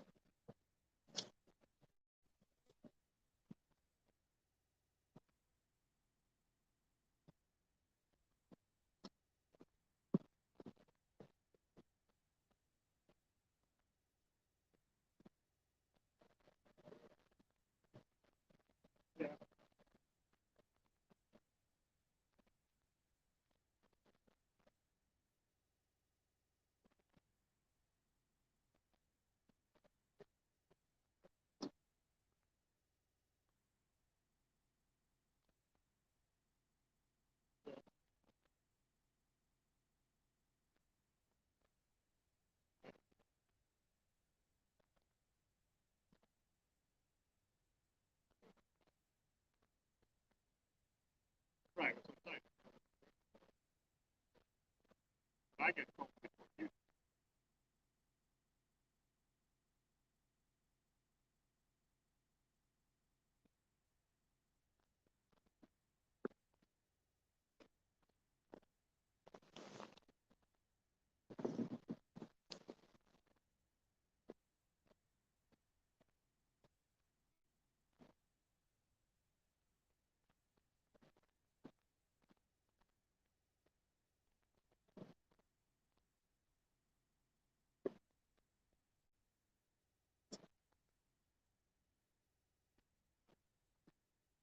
All right, how's that looking?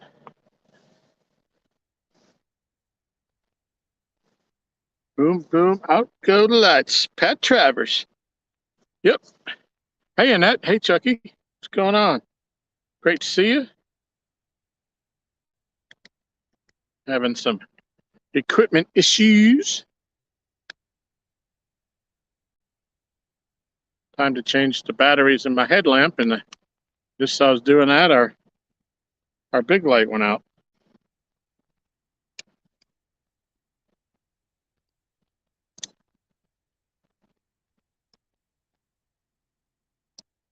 Luckily, I had enough AAA batteries still in the Jeep, in my tackle box.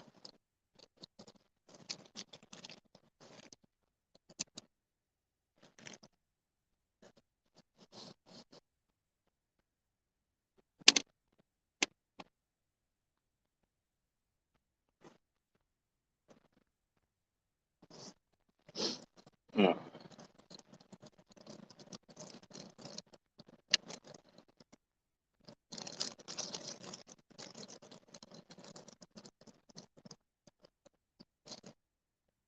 Deep, deep.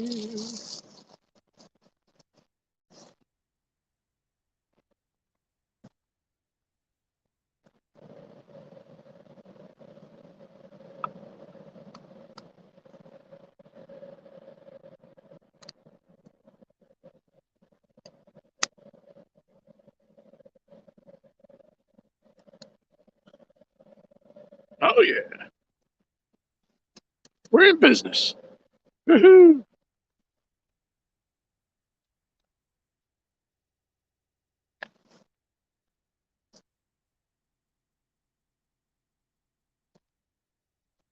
I always like to have my headlamp on in the dark.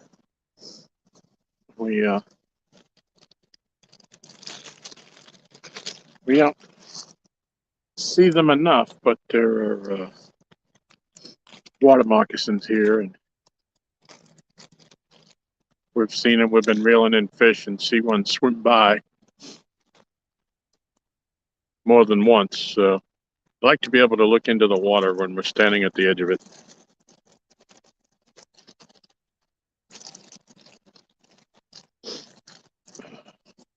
22 people hanging with us. We appreciate that. So now we've got Aaron and I have each got a fish, uh, both around 8.5 pounds. We can't seem to crack the 9 barrier.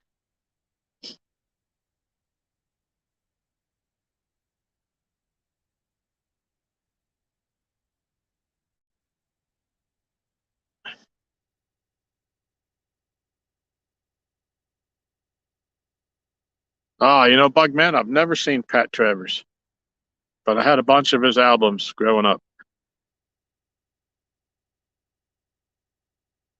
He's one of the few. I grew up in Massachusetts, and I don't ever remember him coming because definitely would have gone and seen him. I saw almost every show growing up that came through the Boston Garden.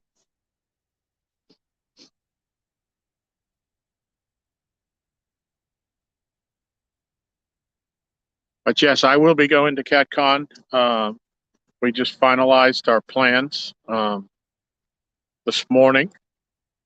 I'm traveling with Art and Josh from One Ton, and we have secured a place for the three of us.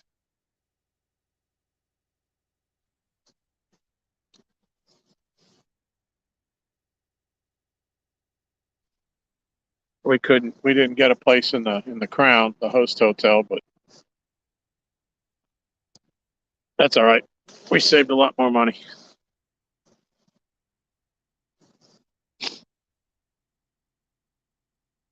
Oh, you're only 40 minutes from CatCon. That's great.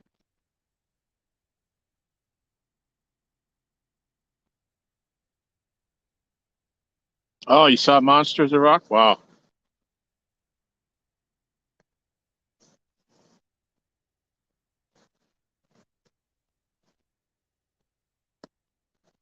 I think the biggest show I ever saw is I did go to Live Aid in Philly. I was good friends with one of the people I went to college with, and they lived in Philly, and they call, say, hey, we got an extra ticket if you want to come up.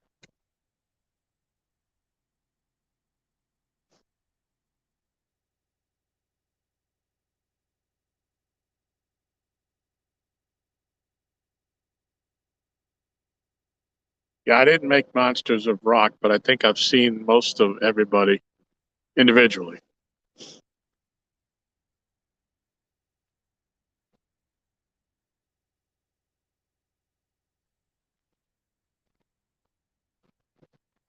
Yeah, Live Aid was cool. It was hot, though. We were down on that football field.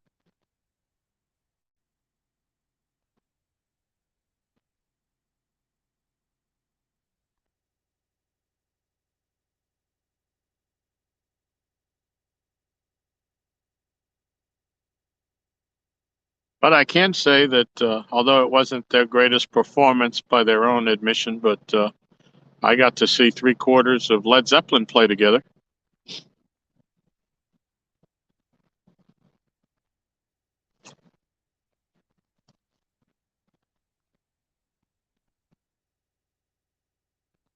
Aaron is sitting behind me in his truck, warming himself.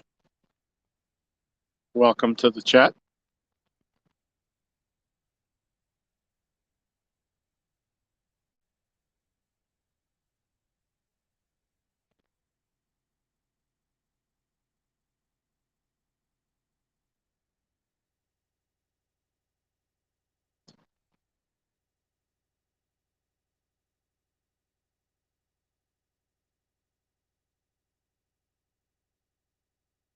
Ah, yeah, Jay Giles, Rick, they were really good. They used to play Boston Garden New Year's Eve when I was a kid. Seen them several times.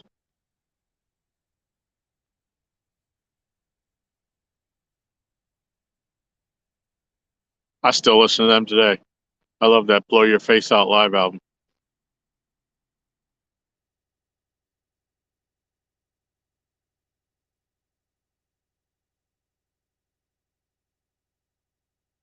I think the biggest double bill that I've seen, Bugman, was probably I saw the the Black and Blue tour, the Black Sabbath Blue Oyster Cult, when they were doing the Heaven and Hell and the Cultosaurus Erectus tours. Man, that was awesome.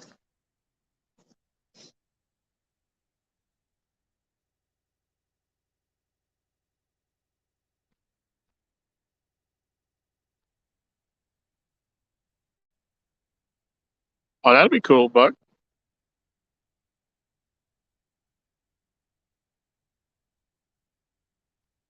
But as I've got older, yeah, Bug man, they should be in the Hall of Fame for sure. And I've kind of given up on the Rock and Roll Hall of Fame because they let in all these acts that aren't even rock and roll, let alone the fact that some of them aren't even that good. And the bands that they keep out purposely uh, is disgraceful. I must have got lost.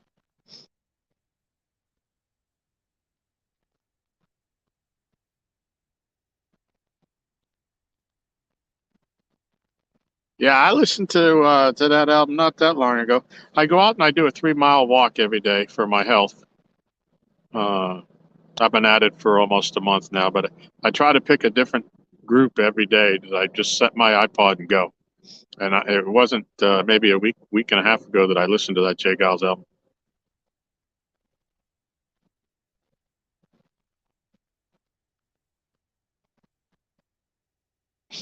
Bob Seger, yep, been there. Matter of fact, his Nine Tonight album, the second live album that he did, was recorded at the Boston one night at the Boston Garden that we were there. If you listen real closely, you can hear me yelling. Sharina, what's going on? The count tonight is 2. Aaron and I have each caught one, right about 8.5 each of them. We weighed them. One was 8.8, and one was 8.5. But we've had a couple of good takedowns, and we're hoping for something better. We got a couple of carp rods out tonight, Sharina. Michael Murillo had sent us some carp gear to try, and we're trying that out. But it's the second day we've had them out, and we haven't had any bites yet. But we're trying.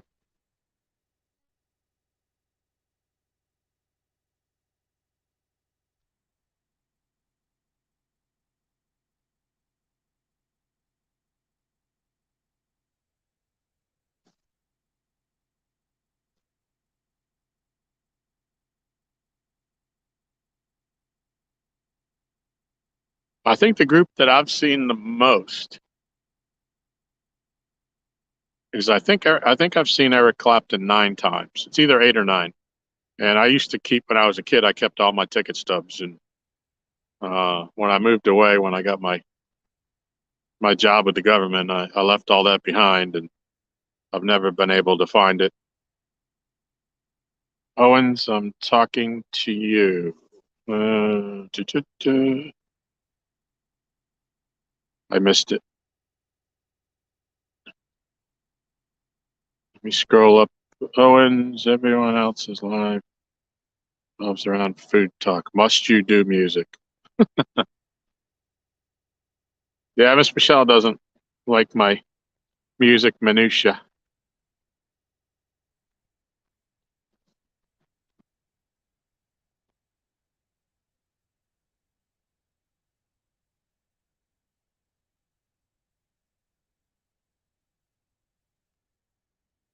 Yeah, Ario's great. I even like the High Infidelity album.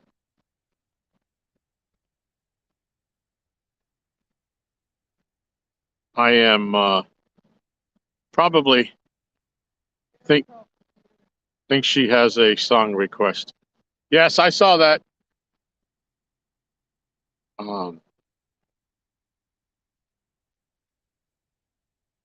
Lost my train of thought there. Yeah, basically I like hard rock, heavy metal, but I like to be able to understand the lyrics. I don't like any of that thrash metal, speed metal. any of that kind of stuff that they call music nowadays, with the growling and all of that. I just can't get into it. Every time I listen to it, I feel like I want to knock over a liquor store or something. But if I can understand the words and it has a good guitar, I'm all down. I'm all for it.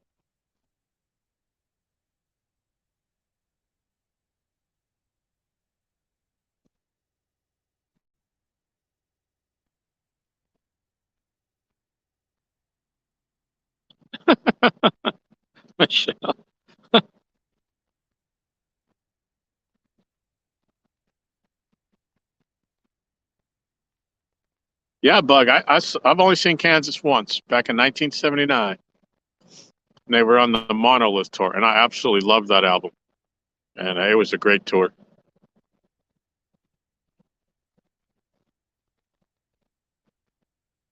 Yep, Tim's down for the J Giles.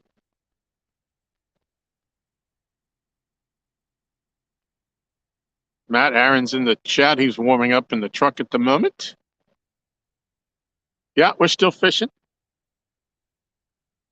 We've got two now, Dustin. Both of them about 8.5 pounds.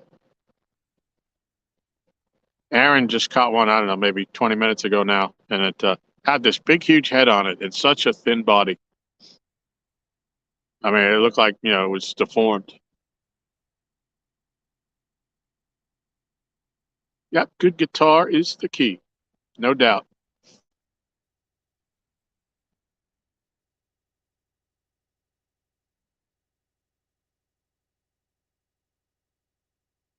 I think the other band that I've seen many, many times is the Allman Brothers. They would come every year and do the summer thing, the outdoor thing. And Michelle and I would go see the Allman Brothers every year.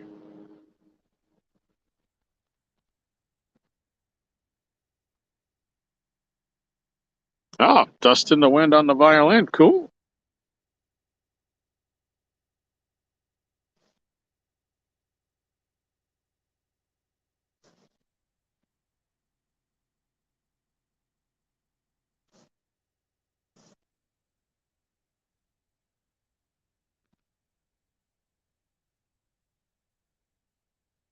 Yeah, and the good thing about Live Aid is that I got to see Ozzy with Black Sabbath, because the Heaven and Hell tour was the first time that I had seen them, and Ronnie James Dio was with them then.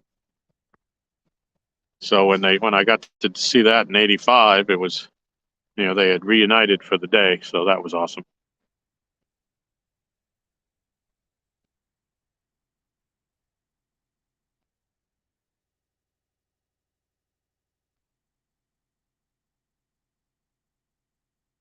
Yeah, we're hanging in there, Mike.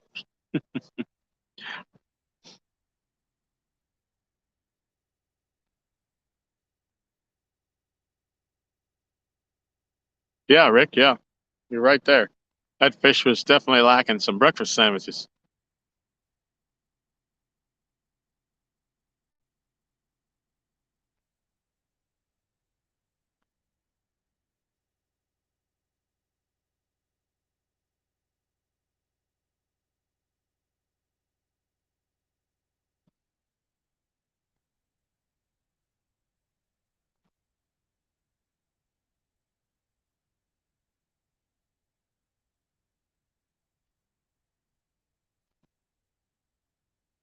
Yeah, and I'll admit this here on live streaming YouTube.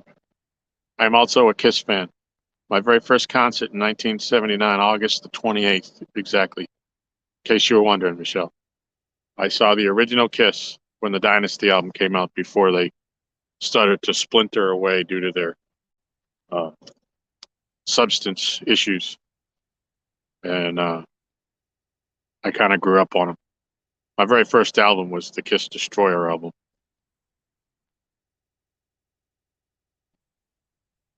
Followed closely, Bugman, by Bob Seger's Night Moves.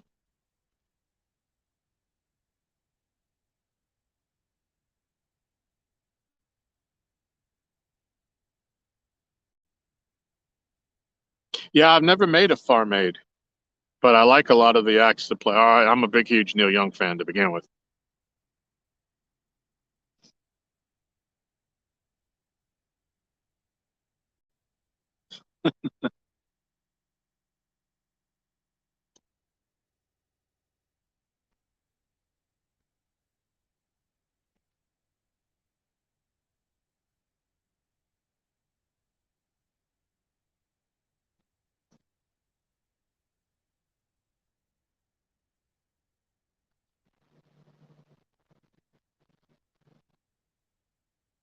Yeah, I got that album, the Destroyer album, and then quickly thereafter, Kiss Alive, and it was over by then. I was hooked after the Alive album.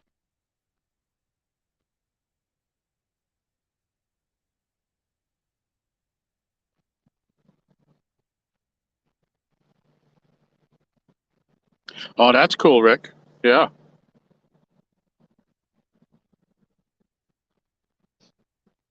Yeah, I've seen Def Leppard, but still when he was still before his accident. I saw them on the Pyromania tour.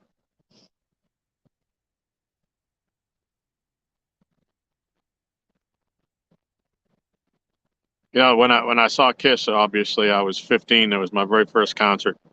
But Peter Chris's drum set came up. It came up and came out over the stand, and then it had like sparklers shooting out of it, and it started to spin around as he was playing. It was awesome.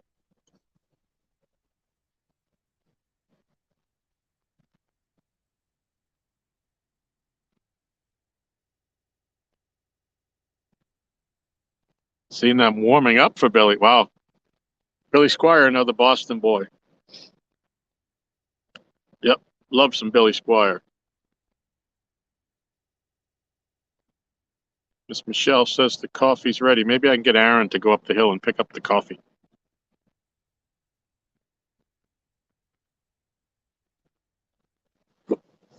Hold on, let me step back here and talk to Aaron a minute.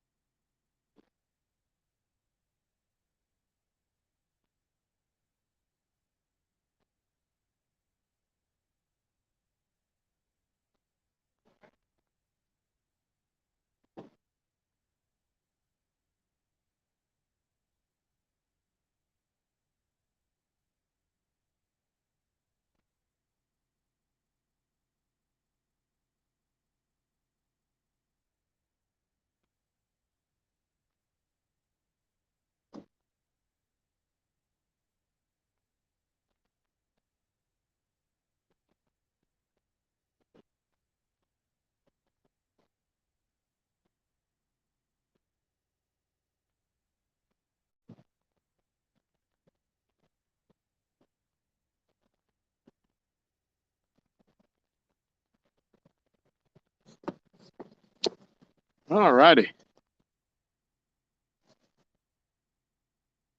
See what I miss. Aaron is coming up the hill, Miss Michelle.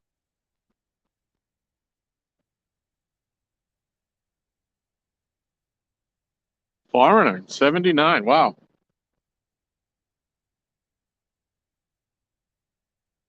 I saw them on the Foreigner 4 tour, which was much later than that. Great band. Enjoyed them. George Strait was your first concert. I haven't seen a whole lot of the country acts. We've seen Toby Keith a couple of times.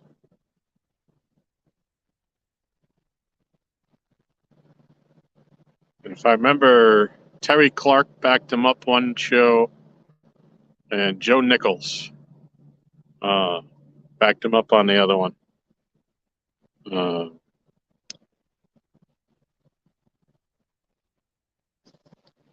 That was a couple of great shows.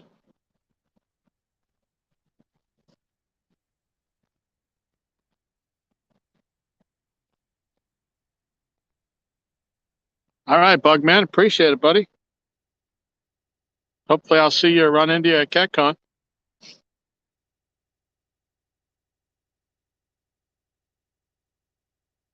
Have a great night. Appreciate you coming in.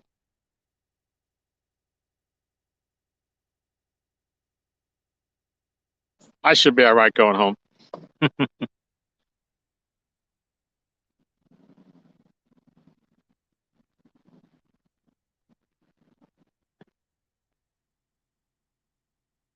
Jimmy Buffett and Pink Floyd. That's two different groups.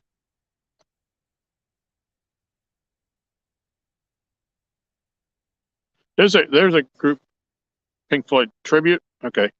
There's a group that comes around a lot, and they play the smaller theaters called Brit Floyd, and they have the whole light show, and they're supposed to be phenomenal. But for some reason, every time they come, I can't. There's something come up, and I can't go. So.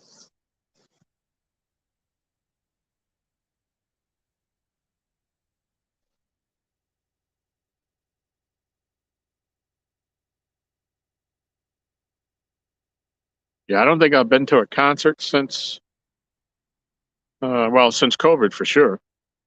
We haven't got to go anywhere.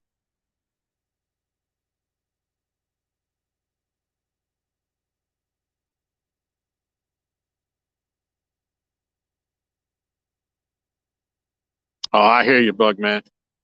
When I was a kid, I used to listen to their album when I go to bed and turn the light out. I'd usually have on Pink Floyd. Very relaxing. Either that or the Jeff Beck's Blow by Blow album, or the Allman Brothers live at the Fillmore East from 1971.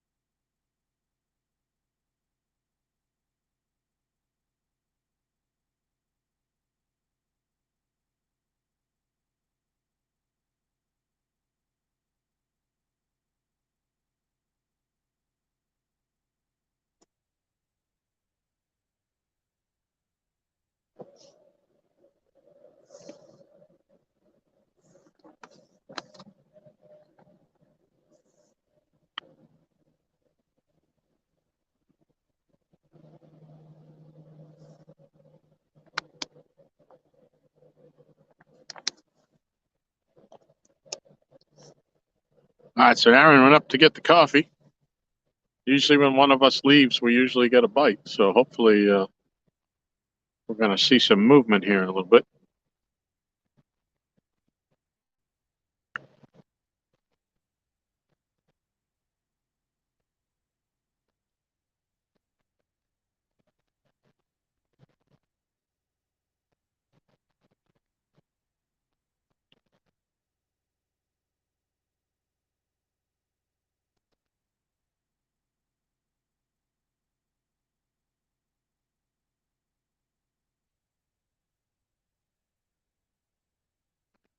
Yeah, I know.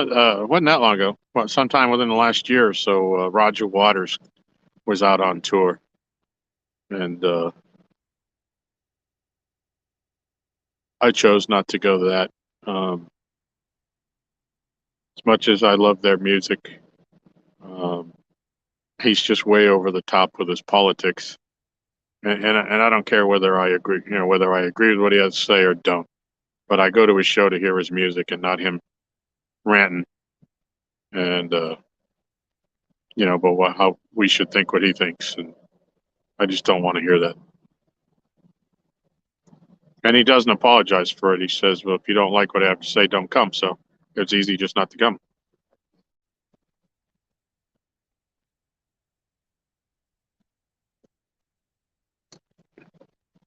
All right, my coffee is back.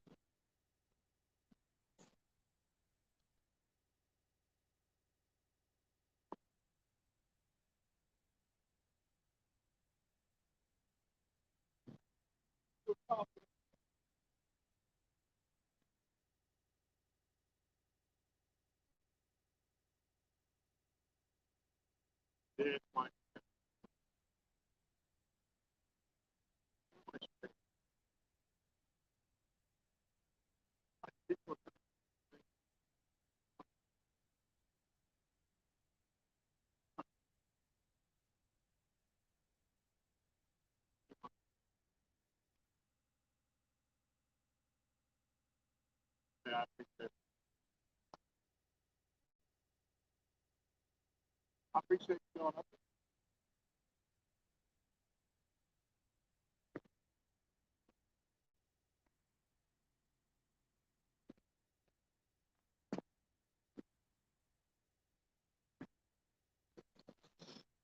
The coffee has arrived.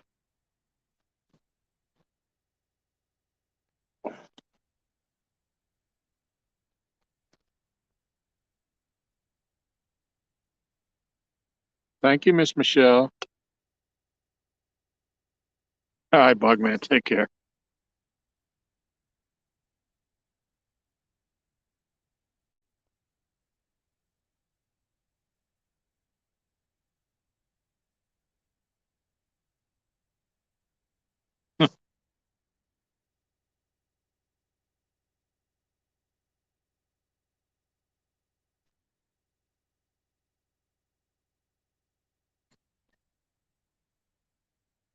That's cool, Chucky.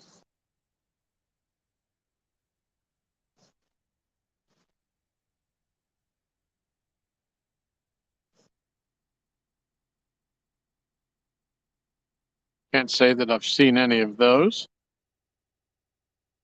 but I know a lot of the names, obviously.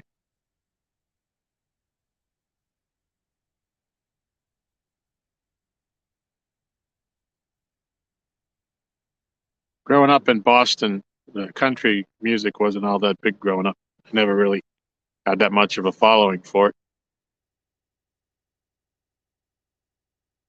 In fact, I don't think that where I grew up in Boston, I don't think they had a country music channel on the radio.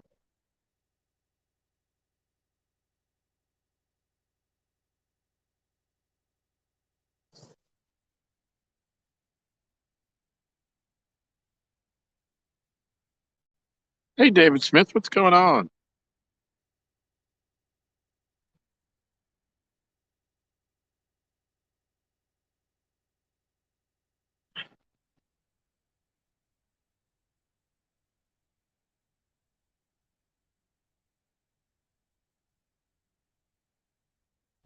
Appreciate everybody coming in. We got 18 people hanging on.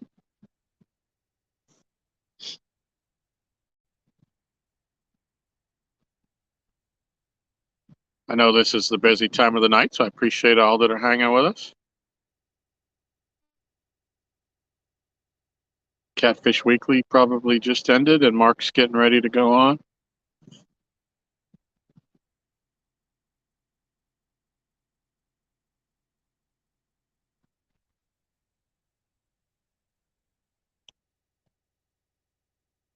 Hey, welcome, Jeff. Good to see you.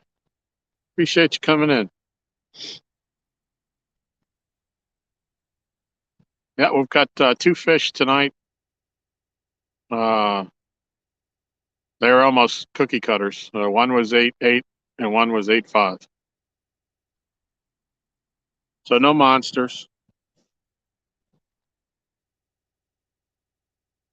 but they're fish. Aaron's keeping a notebook for how many fish we catch here this year with the weight, and we'll see how many pounds of fish we put on this dock this season.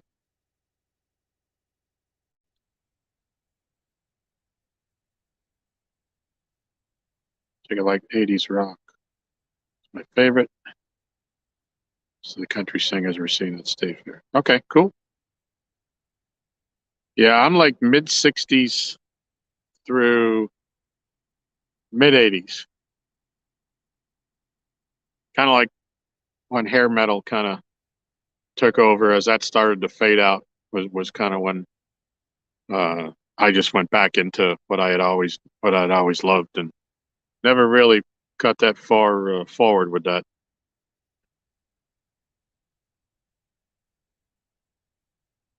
I didn't really catch the grunge bug.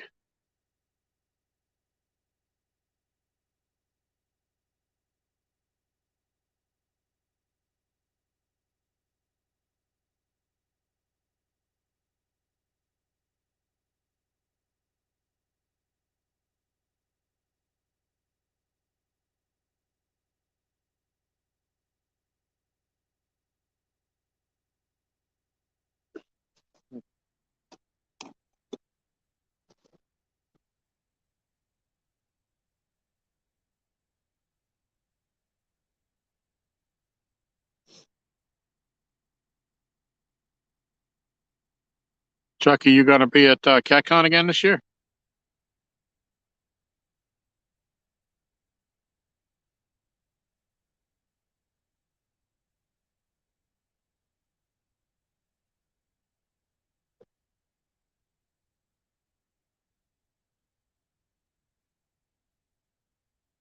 Oh, 2000? Yeah, that'd be awesome.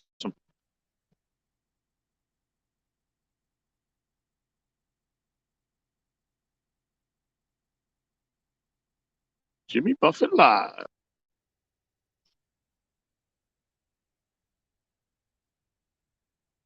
Jeff, I got Aaron Catfish Regulators here with me. I think I've got a Santee rig on one, and a straight Carolina rig on the other, and I think he's got both Carolina rigs tonight. They're not too far. Even the Santee isn't far off the bottom.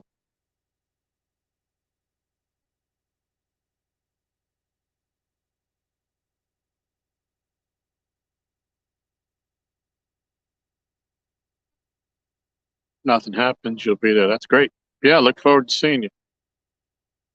We finally, I was able to get lodging this morning. Art and Josh from One Ton and I rented an Airbnb that was considerably cheaper than any of the hotels there, and we got it for all 3 nights. And it's only 3 miles from the expo center. So,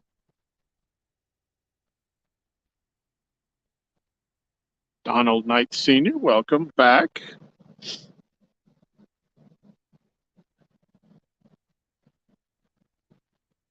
Appreciate you coming in.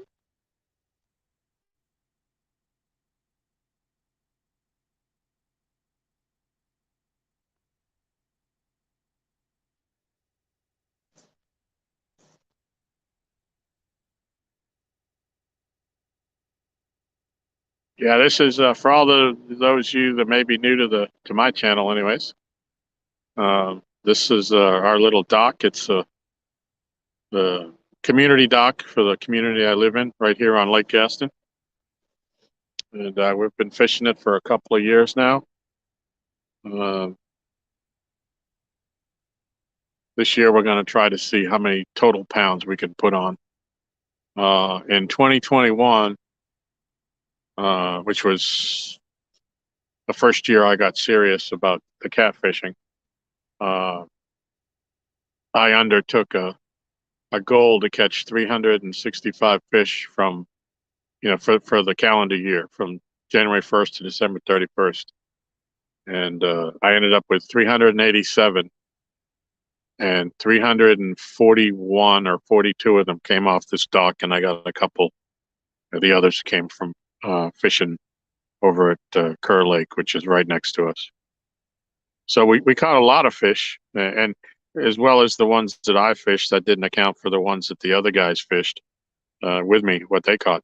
But we have no idea what the poundage we caught. So this year we're going to keep track of the number and how much weight.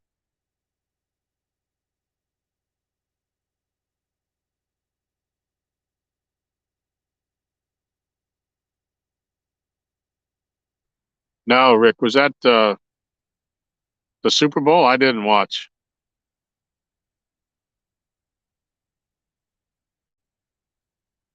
Yeah, you're about right. Yeah, that was kind of right about the end of it.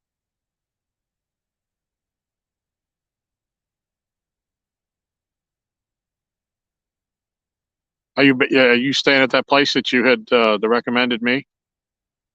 Are you back in there this year?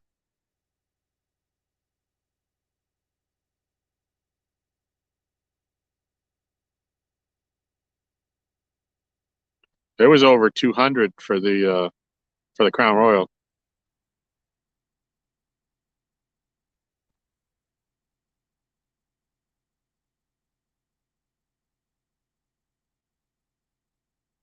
But you couldn't book 3 nights in a row because they didn't have any openings for the Friday night.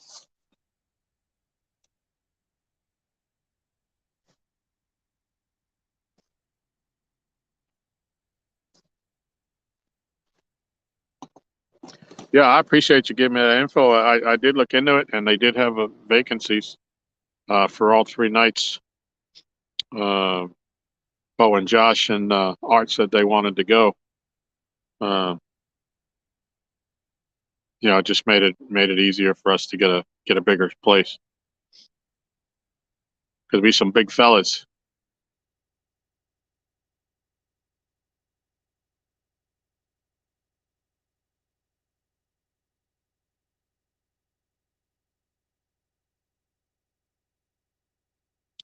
I'll tell you how shut off I was from music. It was around 2000, 2001 or so. I was on a bass fishing trip up in Vermont, up at Lake Champlain. I used to go every year and spend 2 weeks a year up there. Uh, but one of the guys that came with us had his son who was in his 20s. And in 2000 and whatever year it was, 2001, he introduced me to this new band called Pearl Jam, who had already been out for 10 years, but I had never heard of them because they never played any of that on the classic rock channels that I used to listen to.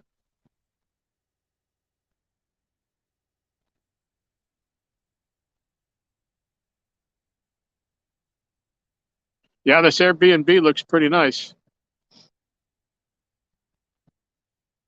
The only thing, yeah, I said the Crown Royal, the Crown Plaza. The only thing that I didn't like about that place when we were there was the rooms didn't have any refrigerators in them. So you couldn't even keep bottled water, cold in your room, let alone a 6-pack of beer.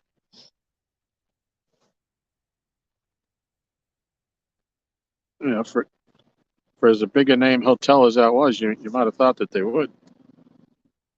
But the Airbnb, it's got a kitchen, and refrigerator, and all that kind of stuff. But basically, all we need is a place to lay our heads at night.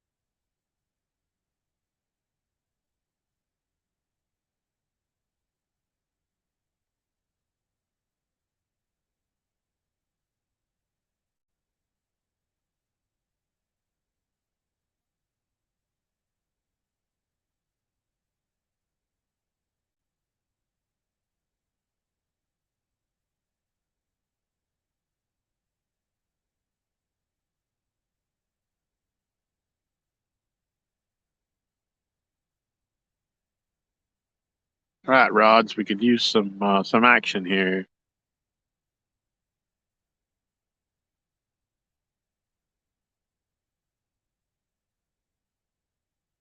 Cool cats, what's going on? Get your blue cats here. We got two blue cats. They're not big. They're both about 8.5 pounds. Aaron got one and I got one.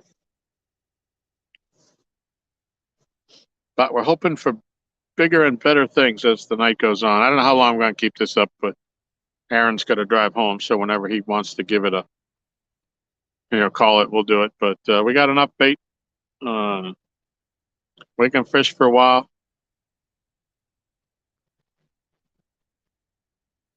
But appreciate you coming in.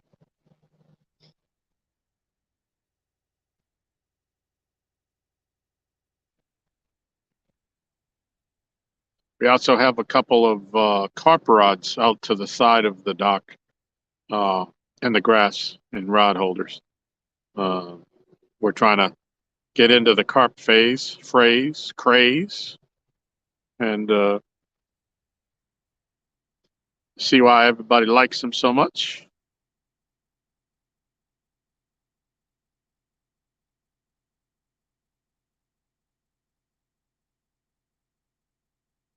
Yeah, I was in your live. I missed the very end when you were. I think you were getting ready to go, and I nodded off and on the couch and woke up and I was staring at the screen when you ended. So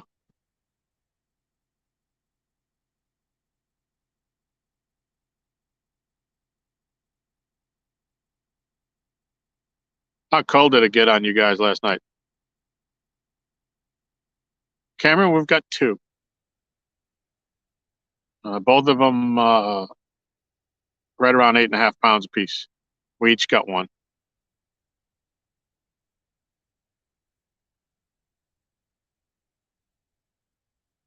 30, yeah.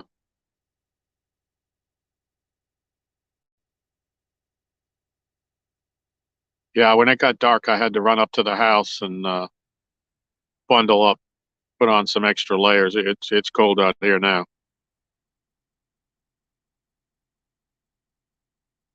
It was 68, I think, today when the sun was up.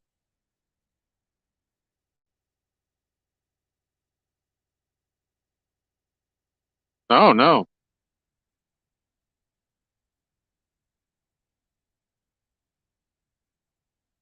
We don't get a whole lot of snow around here, Cameron.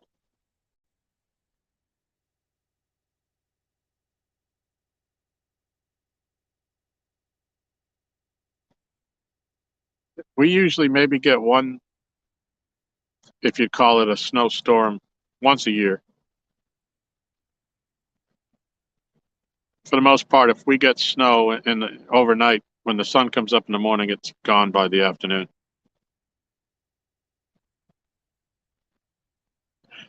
Yeah, James, you look pretty bundled up when you're out there.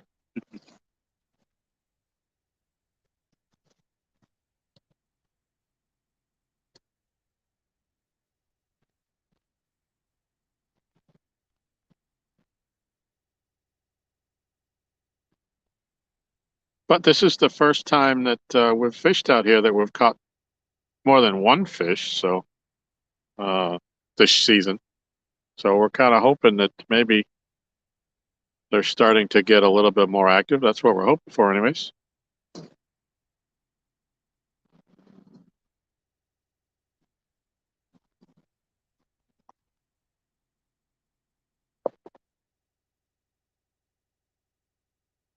I think Aaron's going up the hill again.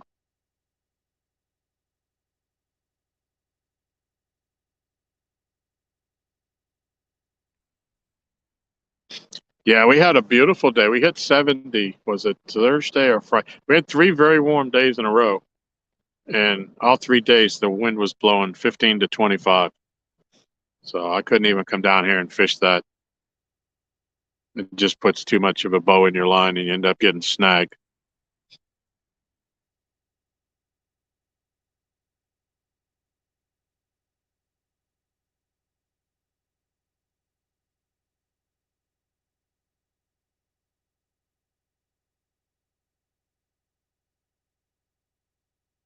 Yeah, that's going to be awesome when you get your new boat, James.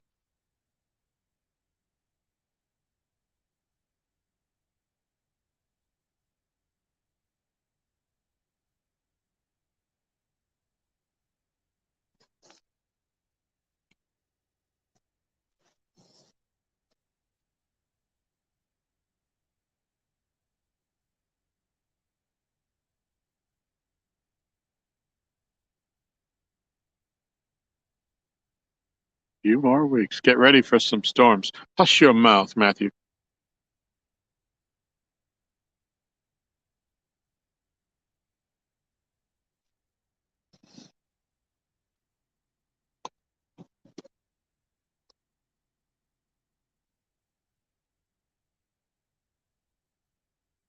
Yeah, that'll be great. Hey, Ronnie, what's going on? Appreciate you coming in.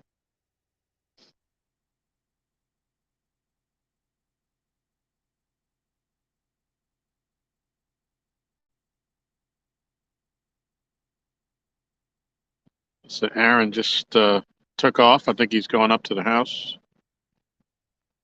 Cool cats, they're calling for bad thunderstorms Wednesday. Well, that ain't good.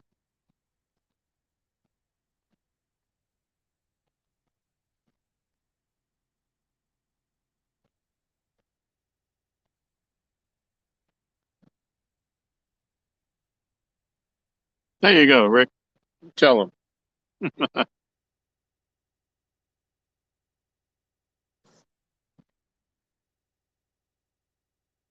Yeah, we're going to get out more this year, do more live fishing. Channel hadn't had much activity on it lately, a couple of mail calls and things like that. But I got a mail call I got to do for several items that are stacking up. But we're in the middle of a full kitchen renovation. And the one thing about that is that you have to take everything out of your kitchen before you can start renovating it. So we don't have a bare spot that isn't covered with something stacked. So while we maneuver this while still trying to keep a functioning household.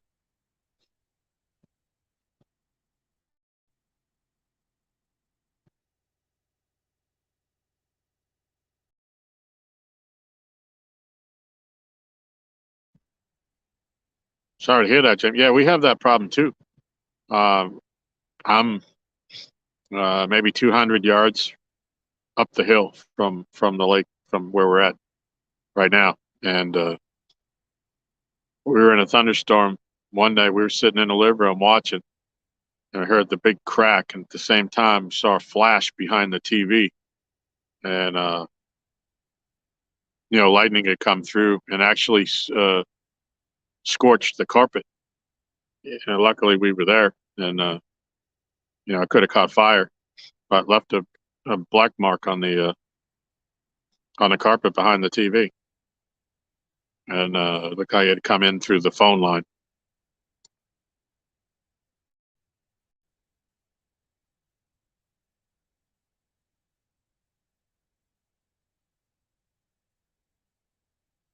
So yeah, when it gets really bad here, when the lightning is right on top of us, when you can hear that crack, we end up unplugging the phone line from the wall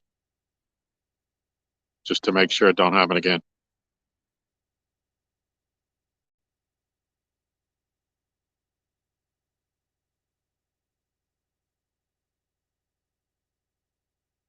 Yep, David, she is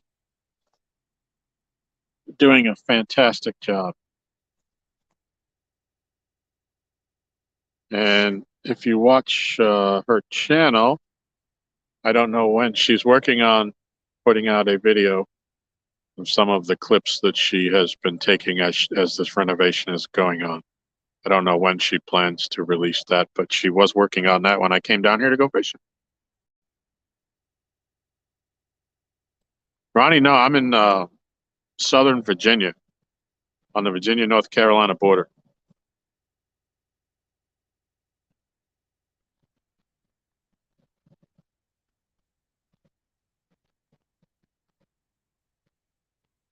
Oh, yeah, we got some of them tall Carolina pines on the edge of our property that are close to the house, but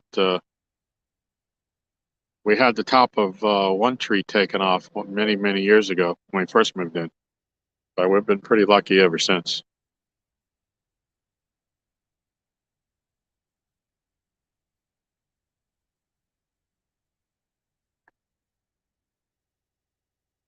There you go, David. Tomorrow, if it uploads by then. We have awful. We only have DSL service, and it is so slow. They keep telling us they're going to put in the high fiber optic cable and all that, and it's going to help us. But we ain't seen it yet, so we're not believing anything until it starts to work.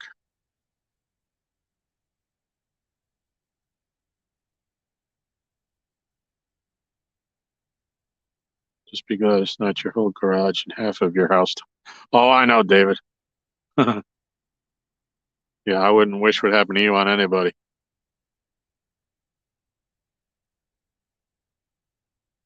Absolutely, James.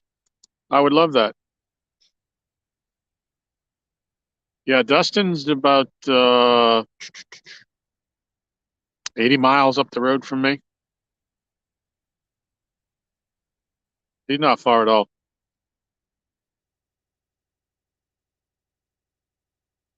Yep, you're more than welcome anytime.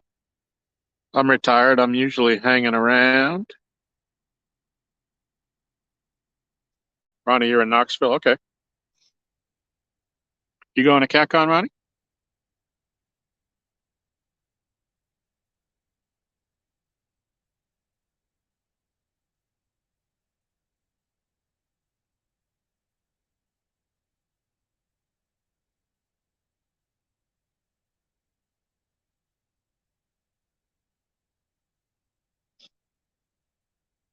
Get everything underground. All of our wires and all that are underground in the development we live in.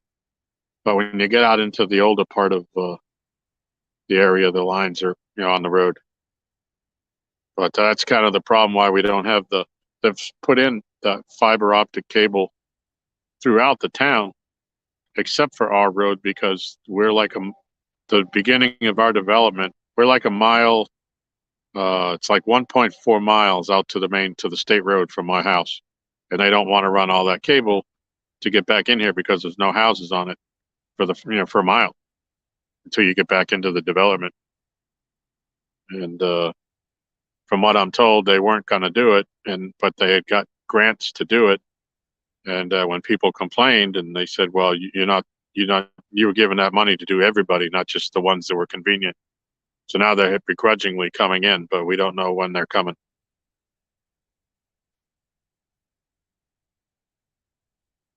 We have all the little flags in our yard for sure, but no date. Nobody can tell us when they're coming.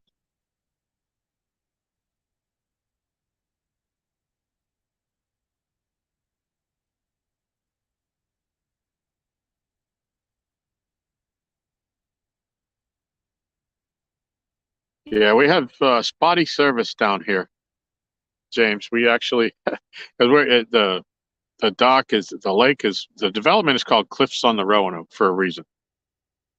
All the homes on the lake are way off the water, and we're down in the bottom of a ravine, kind of where the lake is when they flooded it at the dock. So the reception is spotty at best, um, and you have to be in a certain area on this dock with your tripod, or you won't have reception. And it was named by two stands when he was here. The three boards of service, and if your tripod three legs aren't on those three boards, you're not going live here. So it's kind of a catch-22. The fishing's really good, and the reception is terrible.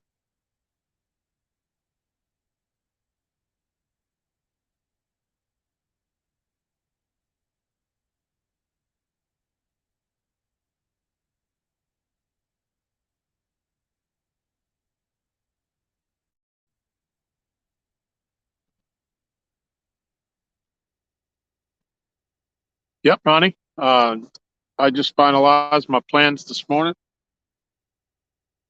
We'll definitely be there, barring a blizzard.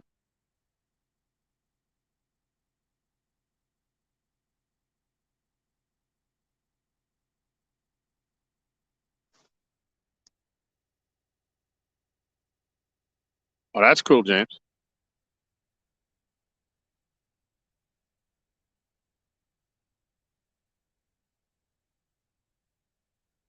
Yeah, we're pretty spread out in here. Um, those of us that don't live directly on the lake. Um, they're big size plots that were sold off um, by the original owner of the whole community. It was a 300-acre community. Uh, and he broke them up and left them as pretty good sized parcels of land. And so you can see part of a house if you look out our front door down the road. But yeah, you, when the leaves are on the trees, you can't see anything around us, and it's beautiful in here. We love it. And I've been retired now for 6 years.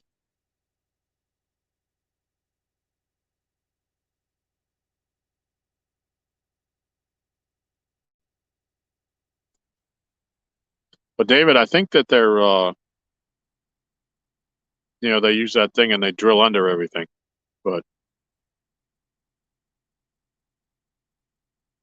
hey, we'll make that sacrifice for to get high speed internet because it's terrible. Even when we watch on our TV, in the middle of a show and it starts buffering, we're always hitting the fast forward button to get caught up.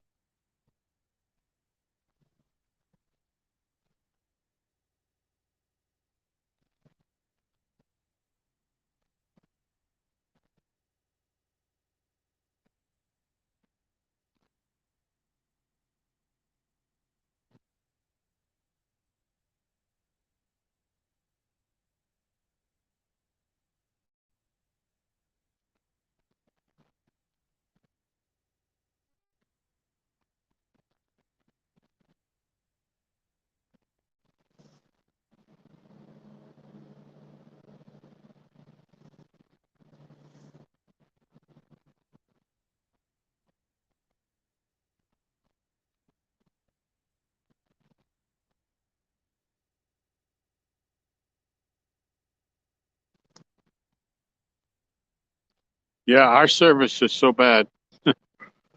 When Michelle wants to download something, she puts it on she goes up to my son's house up in town, about 10 miles up the road, and sits in his driveway and downloads it on her laptop.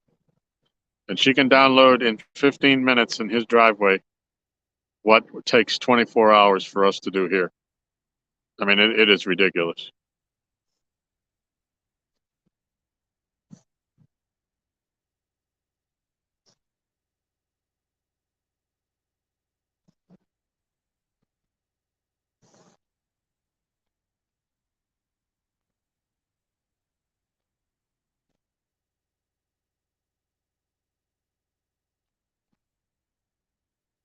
Oh, that's cool.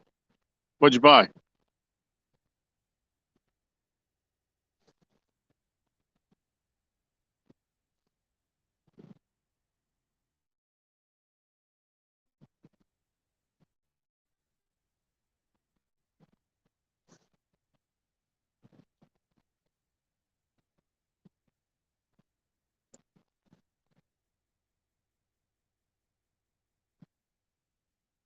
Yeah, Matt, I think they're going to do it. I don't know. I saw Danny doing it live. Danny was showing how they do that, how they drill under roads and, driveway culverts and stuff, how they do that. And I'm assuming that's what they're doing here. We certainly hope so, but still, to get that line run into our house, uh, I'll take a little bit of messed up driveway.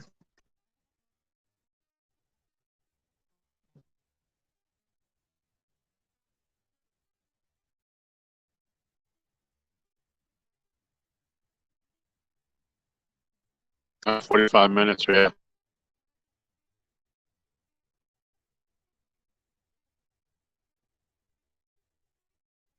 Yeah, this is a tiny town here, but they do have they're a small town. If we're getting this is a small town, and they have a regional hospital up there. Uh, so we're only about 10, 12 miles from that. In an emergency.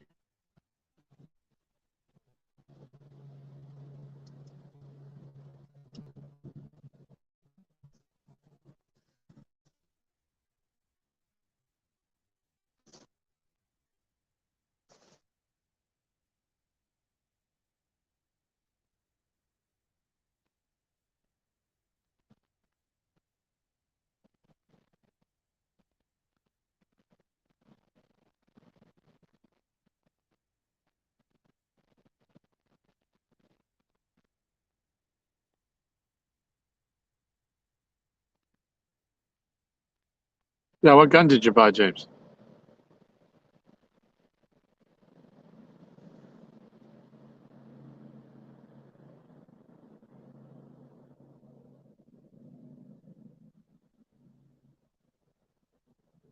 Yeah.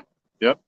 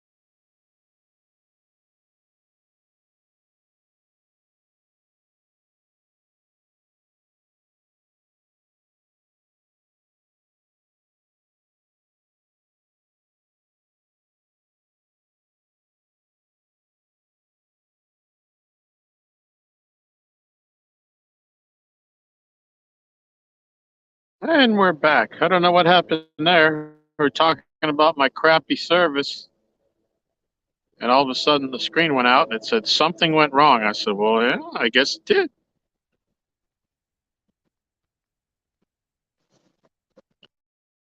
So let's see what I missed.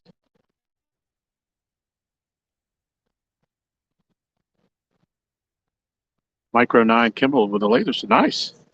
Very nice.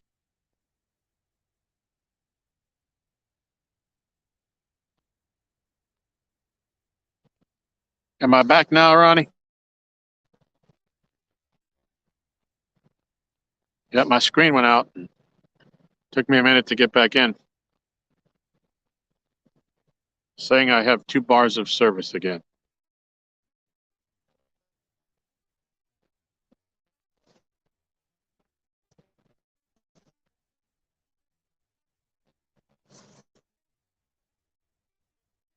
He's back. Yep.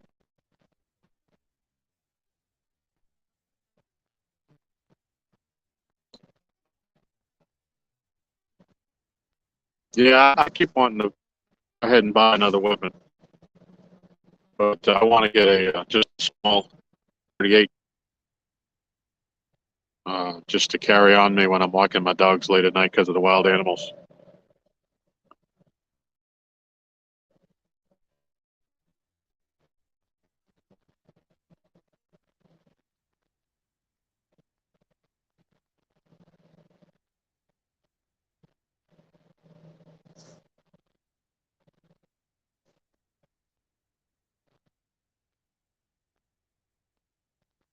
Yeah, a smartphone. Yeah. So what is the Galaxy S21 Ultra or some?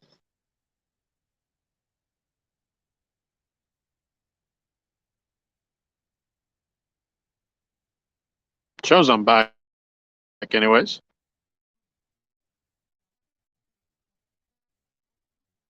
Well, that's funny you say that, James. That's what I have. I have the SIG 226, and it's just too big and bulky uh, to carry when I'm not walking the dogs.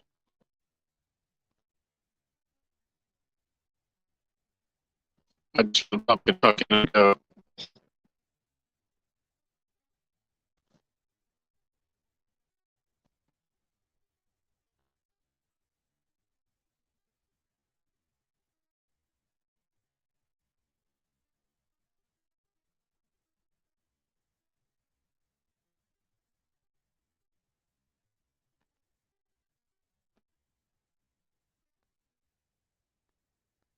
Yeah, I love my SIG. Yeah, got the tritium night sights on it. But God, that thing's shoot. I got that back in the '80s.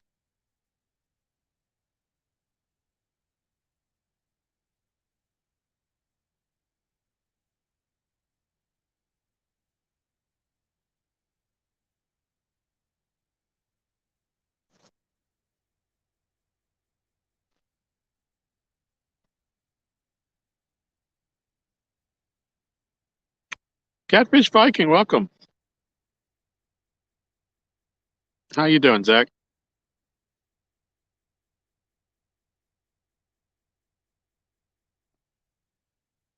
Appreciate you coming in.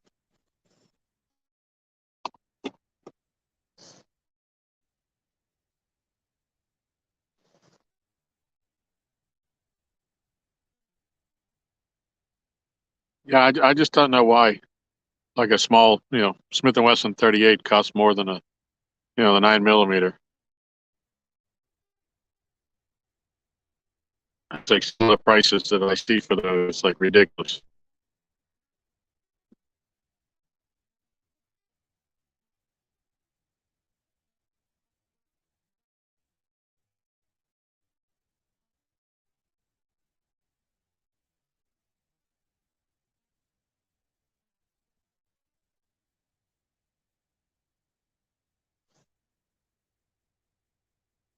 It's like has a factory in Little Rock. Oh, cool.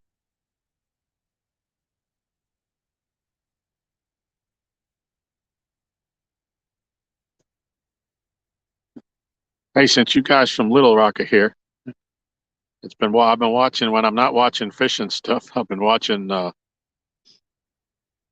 some of the Arkansas State Police stuff on YouTube. A lot of their car chases and stuff, and that's incredible, man. Those guys will pitch you for running a stop sign.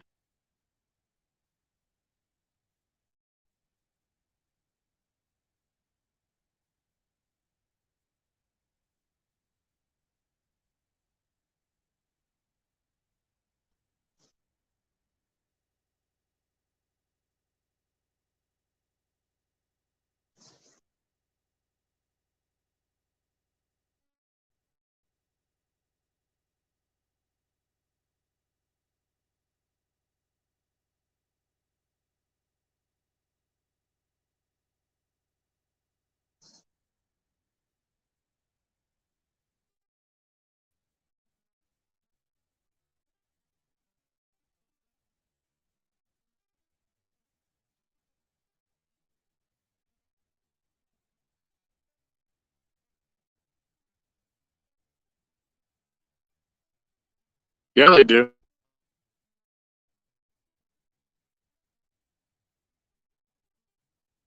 I was watching one last night. I thought for sure he was going to hit a motorcycle,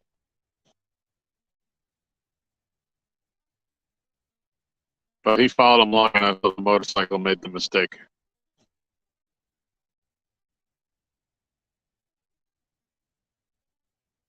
Yeah, and the things that some of these people run for is just ridiculous.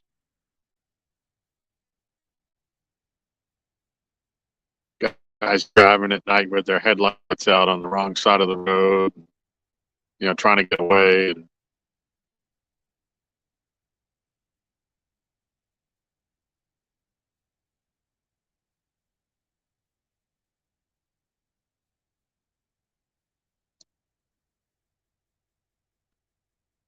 I don't know if I saw that exact one, but I think I've seen almost all of them now.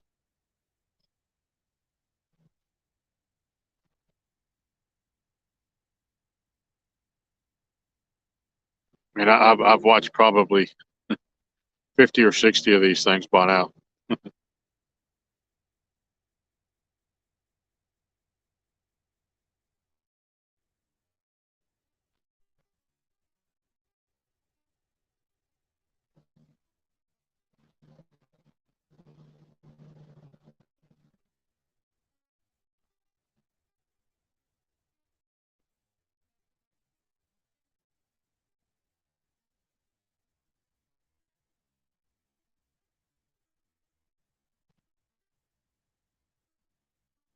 Running fishing Lake Gas. It's on the Virginia North Carolina border, and it separated it down from the lake. If you're familiar with that the world record blue cat came from.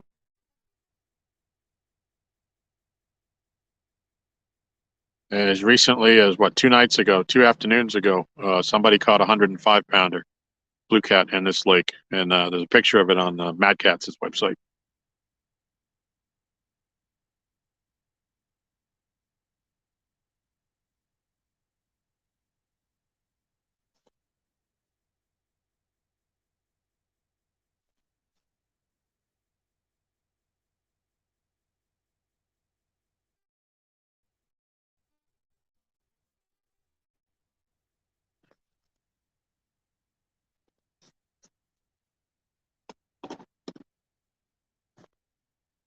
Matter of fact, James, if you do come this way, we can show you where Jody took the polar plunge.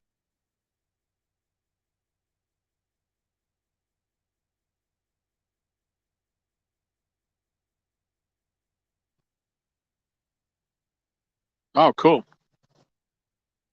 I'll go back through the file and see if I can find one. All right, James, appreciate you coming in with us.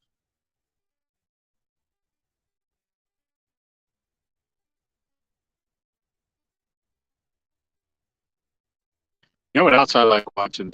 Uh, there's a series from a guy that's in Arizona, a traffic cop. It's called Fridays with Frank. He's with the Pinal County Sheriff's Department, and this guy is a riot. And they film like one video a week of whatever they've got going on, and just the way he interacts with people, it's has me in hysterics.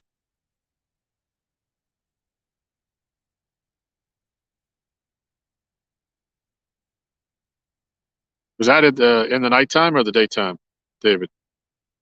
I remember one that ended on with college police were there.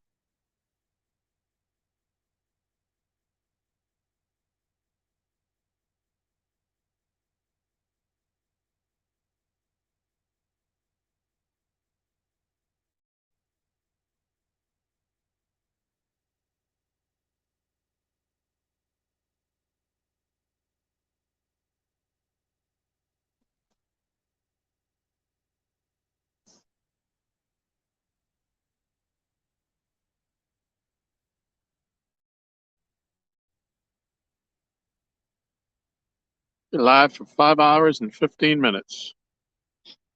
21 people hanging with us. I appreciate you all. If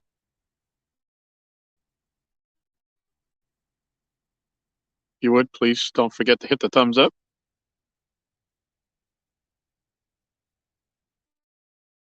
It's a small channel. Every little bit helps us.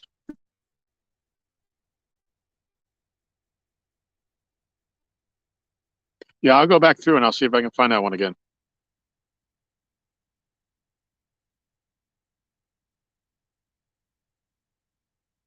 You know, I did see there was one that I watched last night. I think it's the first one I've ever seen where they didn't catch a guy. They had a guy in a Honda, I believe it was, and they were chasing him, and he kept going through neighborhoods with stop signs at every corner, and he was just busting through them, and the cop had to slow down and make sure that the intersection was clear before he plowed through it. So every time he come up to a stop sign, the guy got further and further ahead of him until finally he just shut it down. That's the only time I've seen them not catch the guy.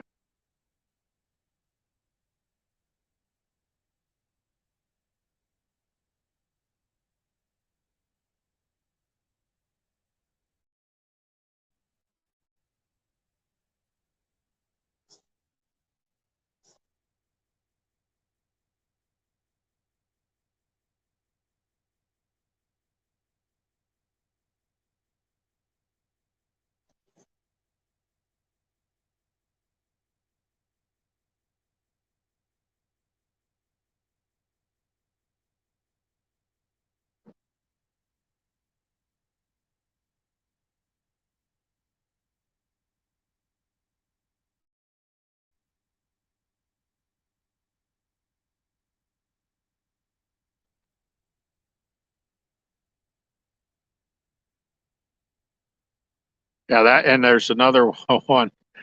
Uh, the guy with the canine dog, and he's called Officer Fur Missile, and they deploy him on several of these things, and he always catches his man.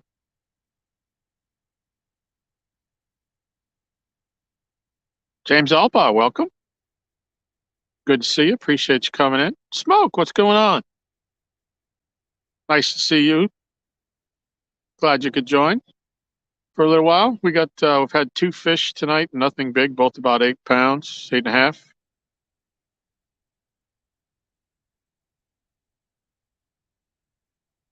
Bugman, these are little green, little clip-on things that come with 2 bells, 2 little bells on them.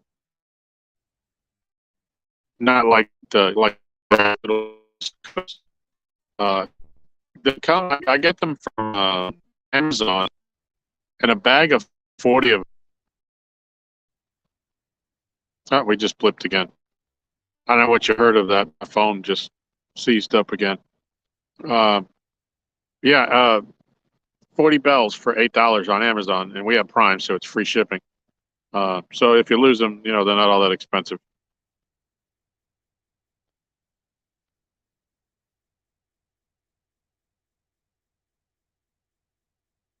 Yeah, we've caught 2 fish tonight. Been fishing since around 4:30, I guess. Had one other takedown, and he hooked me up on the ledge. We got a couple of carp rods dust in the grass and rod holders, trying to get into that, and certainly if we get a bite back there, we'll bring it up in front of the camera. For those of you that aren't familiar with the instigator, that is actually Aaron from Catfish Regulators. He's warming himself in his truck at the moment, but he is here with me.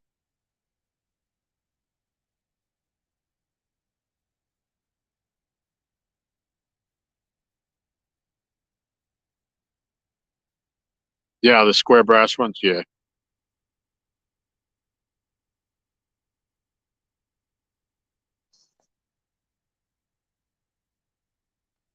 Got someone not hold on to my pole. I got a bag full, so bring it to you. Okay, cool.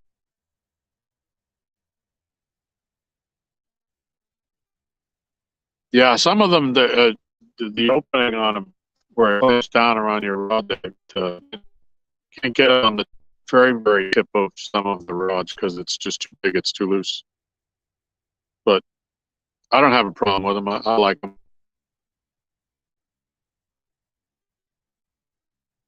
Yep, and as long as you don't try to cast with them on, I've never had a problem with them coming off.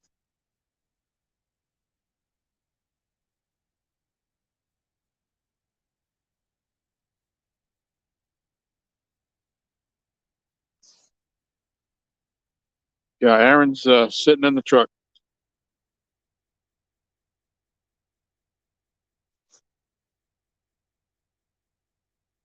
I don't know if his back's starting to hurt him or what. He's been sitting in there for a while, so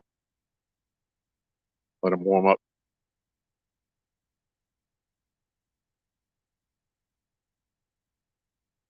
Aaron's taking Jody naps.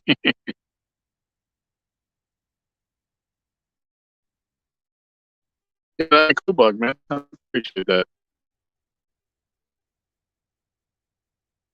Aaron isn't a fan of the bells. He does. I have bells on my 2 rods out here, and he doesn't have bells on his. But uh, he doesn't like them because he doesn't really hear them all that well.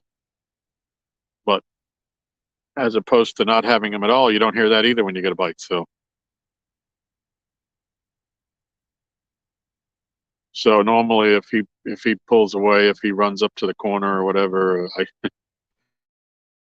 watch his rods. I put bells on him. Oh, I think he's coming.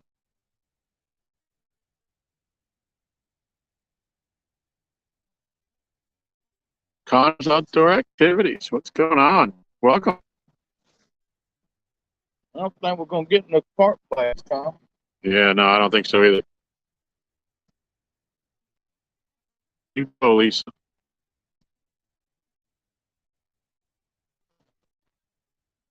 Did you have a bite? Yeah. Aaron's gonna recast Pinky. All right, Donald. I appreciate you coming in. Have a great night. Get some sleep. Hopefully we'll see you on the next one.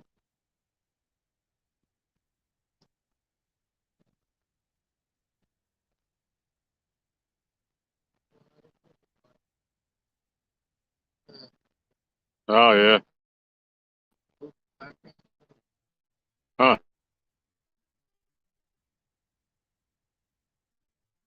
Buck. Buck ain't missed any big ones. We got some little ones. We each got one about 8.5.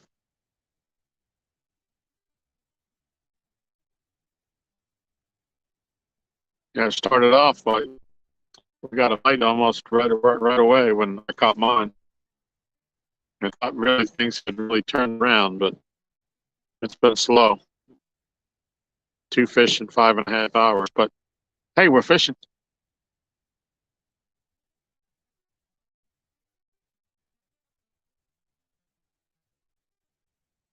Everybody come in. I'm gonna be in here at midnight. Yep. Right? Yeah. And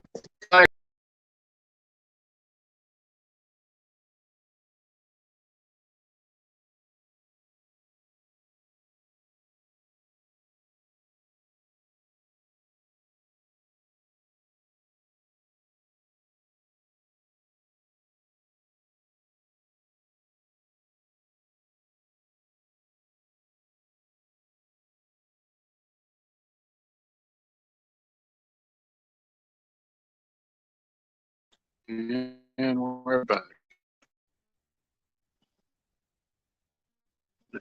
Trying to get us centered. battery looking like. Oh, it's 100. Yeah. Yeah, it stayed up at 100. I'm down to 68% on the charger, but once it hit 100, it stayed there. Looks like we're back again, having a little bit of signal. We'll move it around a little more because there is mine does it. Yeah.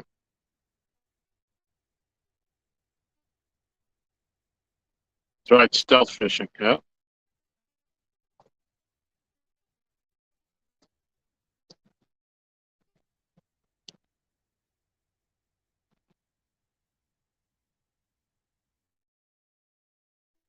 Well, Aaron's up here. I'm going to go see a man about a horse.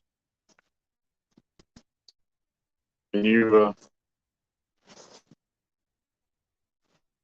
talk to all the good people while I step off to the side?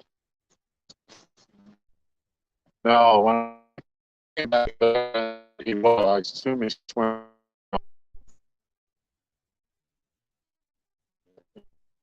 That was the fish. Yeah, wrong with him.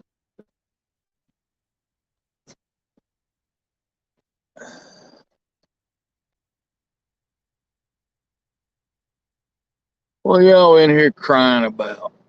What's up, David? Kenneth? Matt?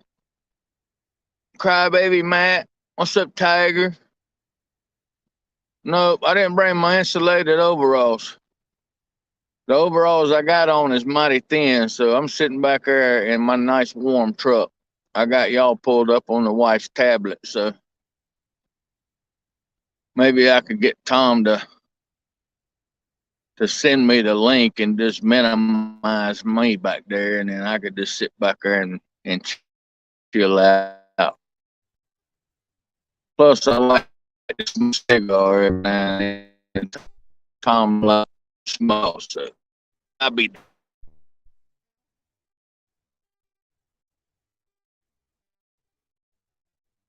Done that again. I'm gonna move this around a little bit, see if I can find a sweet spot.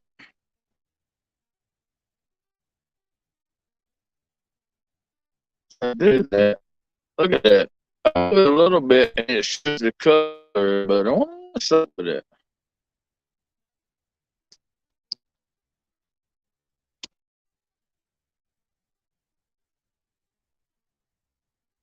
Yeah, well, at least I ain't still at 4 and think I carry a pistol on my hip when I go out on boat fishing. I mean, come on now. What are you trying to overcompensate for? Oh, look at me. I got a pistol on my side. Woo!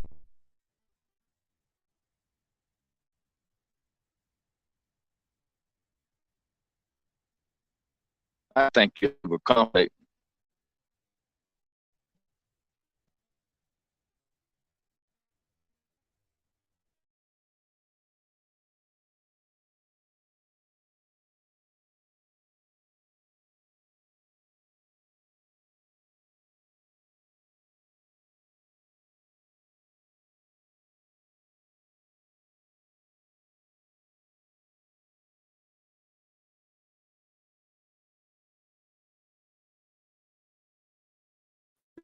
Uh,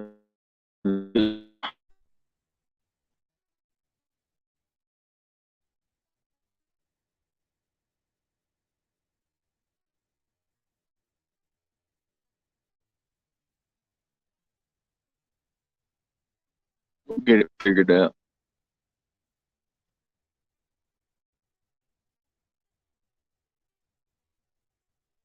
Yeah, it's a good thing to do, Bug Man, if you bank fishing and stuff.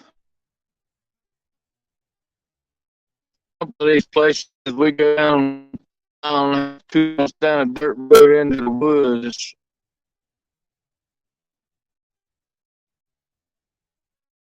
It's good to have something packing.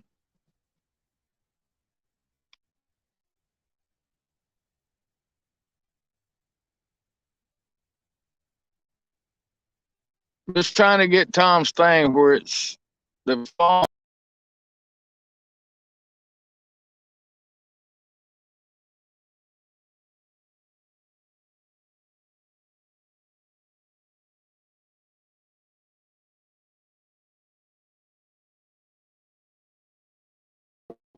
We have to, we have to.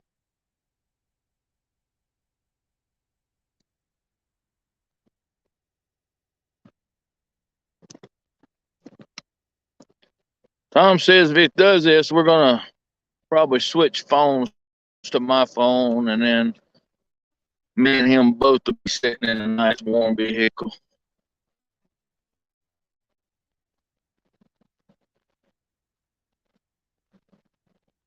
Yeah, it seems like every 5 minutes that happens. But we'll see how it lasts. Ain't like we're tearing it up anyways. Oh yeah, look at all the fishes we putting on the dock. Who said that?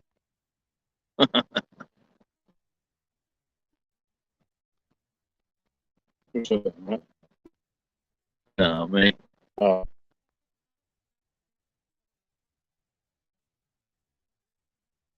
can't catch them all the time. It's just sometimes just a spot, right? You just have to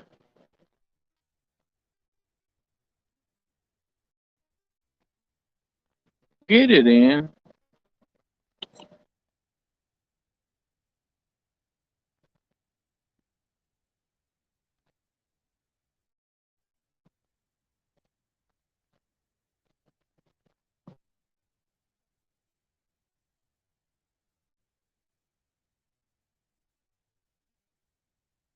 It's right here. It's right. We got 2 fish.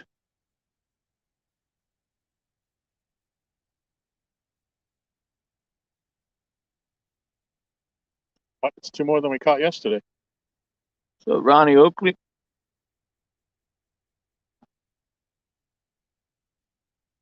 No, we'll see what happens if it doesn't. Tom's done been live for 5 hours.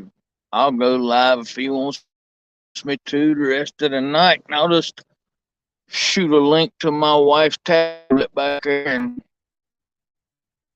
we'll figure out somewhere for the tablet to get good service, and we'll watch it on the big screen.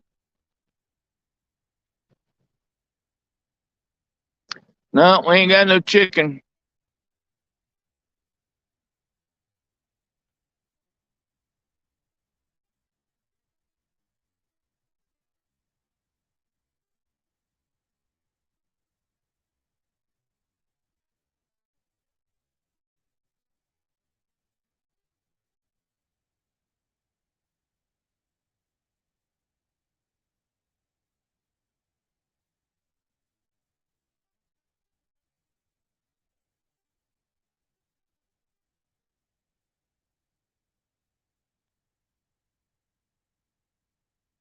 What's up, Fishing with the Squirrel? Good to see you come in here. I'll hand this back over to Tom now before I get into any more trouble on here.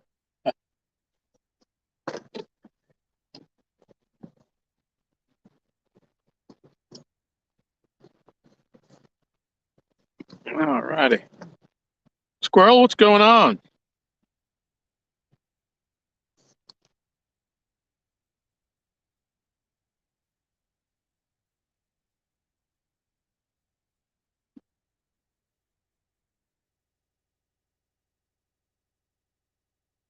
Avid's in the house. Welcome. We're having some reception issues. Those of you that follow us know that's not a stretch for what goes on down here at the dock.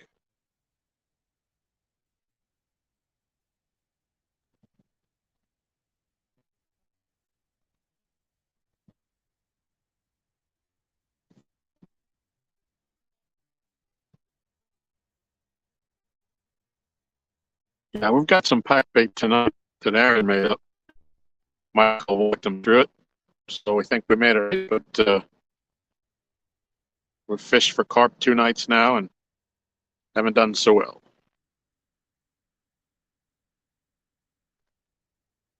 So I've actually snagged more carp by accident than I've caught on a hook, in the mouth. And usually this time of year when you're out bass fishing, slow rolling a rattle trap, seem to catch them by the tail. You're good for now. Thank you. Thank you. Yes, Avid, you missed the evening fixins.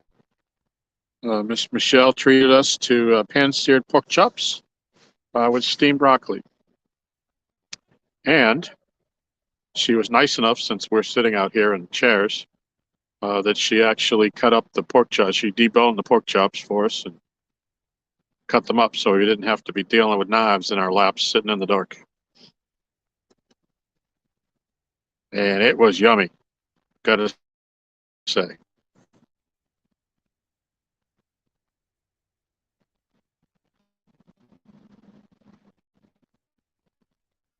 Matt and his flathead call.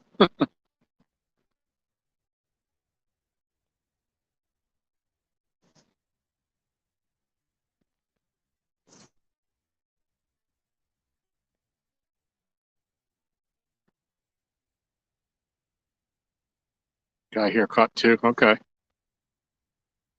Yeah, we're really new to it. We don't really know what we're doing.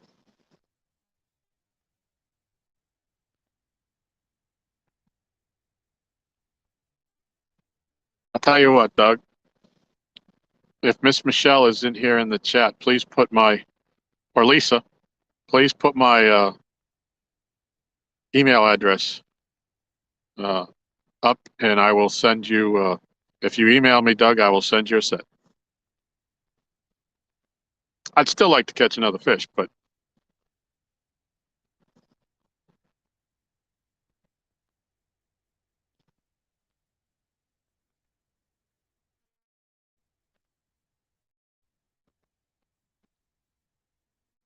no, we're not keeping them for bait. We're trying to figure out how to catch them.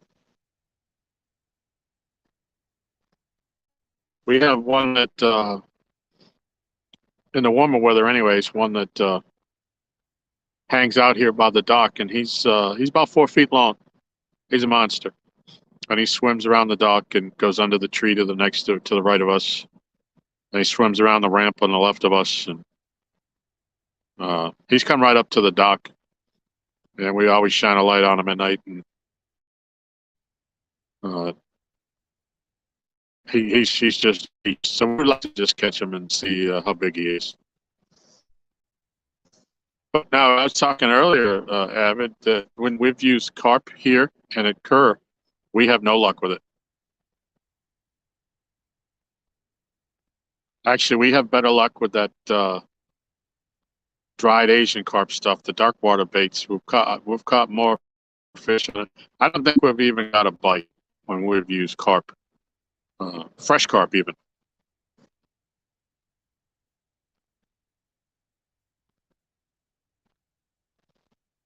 Yeah, Bug, that would be great.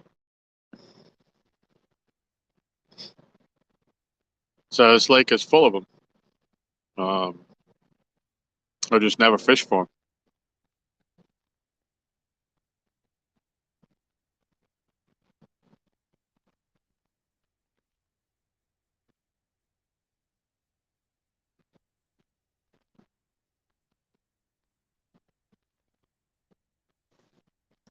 Oh, gee, you can't have too many mugs at Reform Best. Best Fisher. Yeah, there you go. Nice.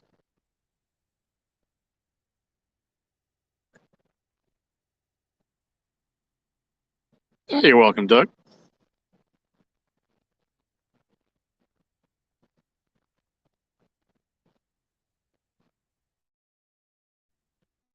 Hey, and that's for anybody here that doesn't have my sticker. Uh, if you don't have them and you'd accept, you can use that email address, and I will get them out. Or there's different ones. One that came out last year, and then we updated it a little bit. If you have one and you don't have the second one, let me know, and I can just send you that one.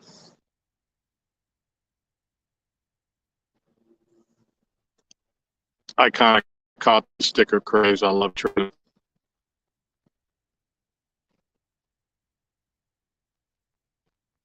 Sampy, what's going on?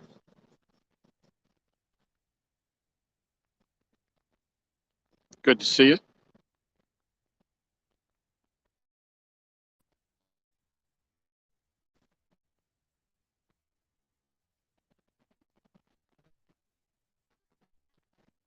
So we're not giving up hope on a bite yet. The other night we fished. What night was it? Friday night. Just before, we fished until it started raining, and we had some nice takedowns late. It was about 1:00, 1:30 when we finally quit. When it started sleeting on us, but we had some big takedowns late at night. So even though we haven't had a bite in a while, I'm not giving up hope that there still ain't some fish moving around.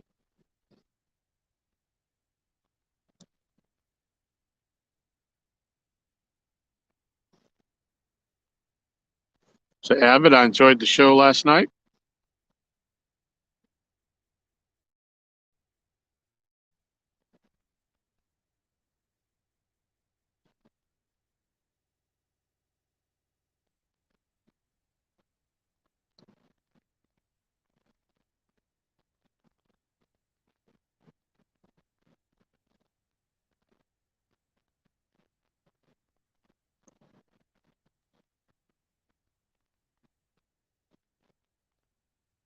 Yeah, Matt, I didn't realize that was you fishing with the Richard yesterday. I was moving. We got the rental going on, and I'm moving from room to room, and I went into the bedroom, and the TV's in the living room, but I had the volume up, and I said, that sounds like Matt. And I had been watching for quite a while, but you hadn't turned around and you hadn't said anything. So I didn't realize that was you sitting next to him.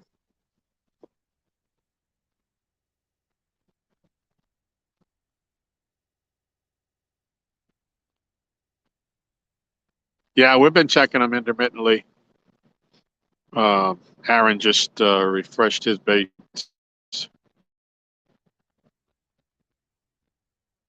I did mine just before we ate, I believe, before I went up to eat to get the food. Well, that'd be cool.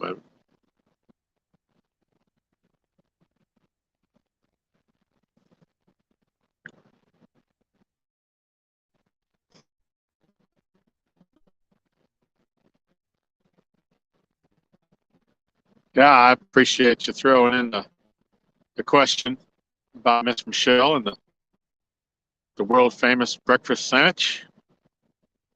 She got a kick out of it.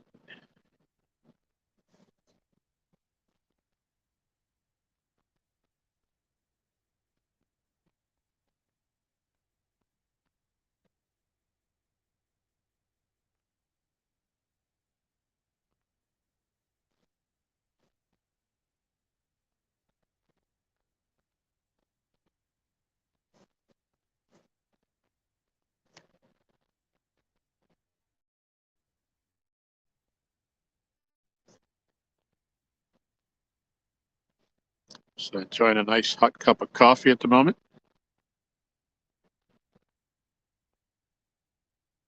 Oh, Doug, no. That pork chop was way too good for that.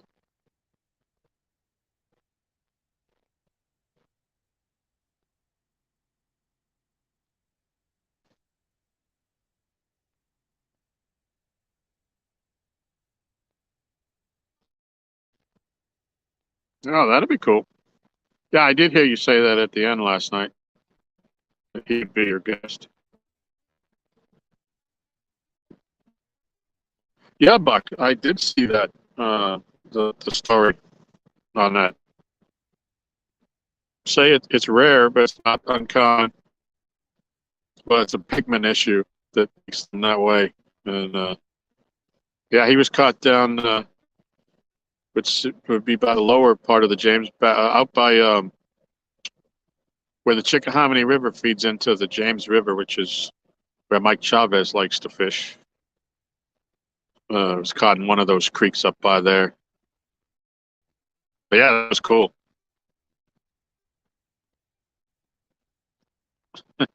Yeah, don't waste. Yeah, I'll tell you what, those seasoned beautifully. They were delicious.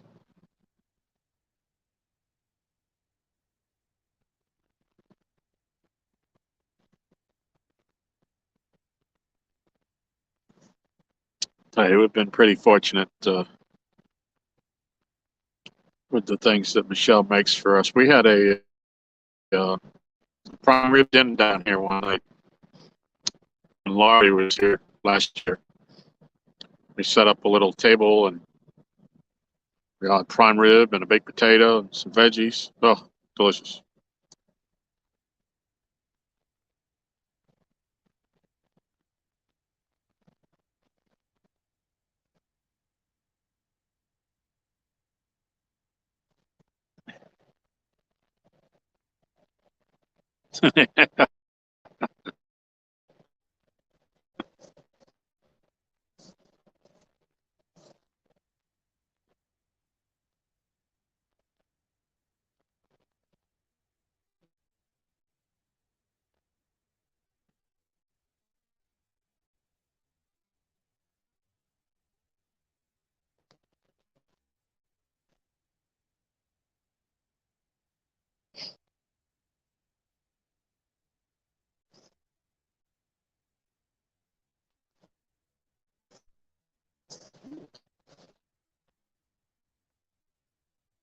Fish out of now. It's getting late.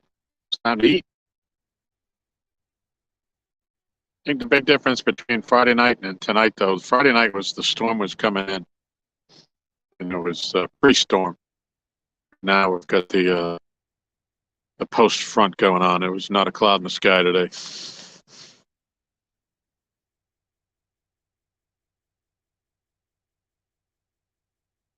Absolutely, Evan. Bring it on. You ain't scaring me.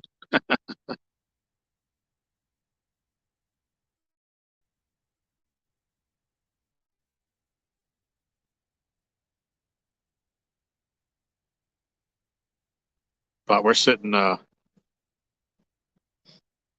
with this renovation going on. It's going to be a while before we can put our kitchen back together.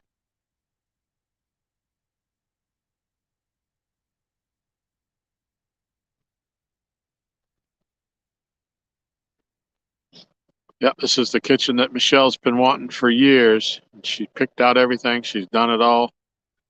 She's done all the figuring, and she knows what she wants. And now she's threatening when people said they want to come cook with her. She said, "You kidding? Ain't nobody messing up my new kitchen." So she's not even gonna feed me out of that new kitchen that I just paid for. Oh, I hope it ain't 6 months.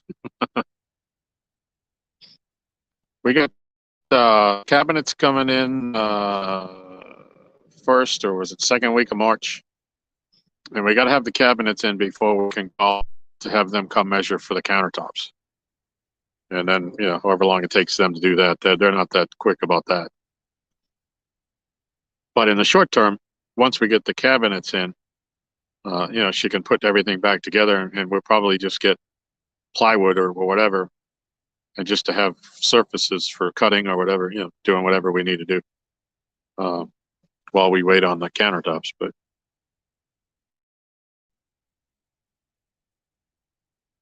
Anyfin, what's going on? Well, we had a couple of rods dancing earlier. We've caught a couple fish in the stream, both about 8.5-pound blues. Aaron's got one, and I've got one.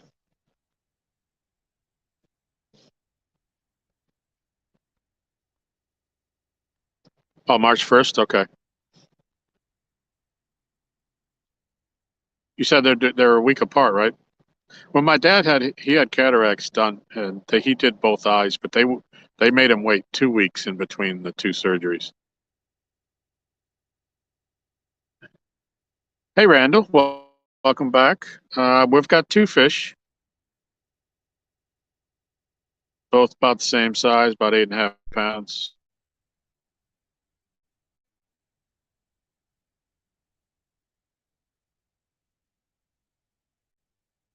Yeah, Miss Michelle would know for sure, but I think after they measure, yeah, anywhere from right around there, 6 weeks on the countertops.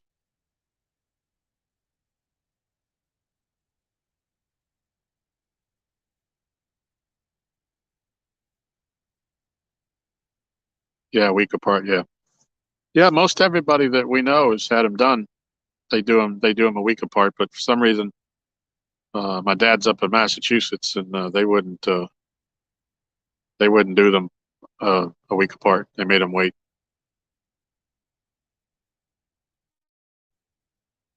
But it gave me a chance to go up and spend some time with my dad because he needed me to drive him around, and he couldn't for the life of him bear to put the eye drops in by himself. And you got so many different.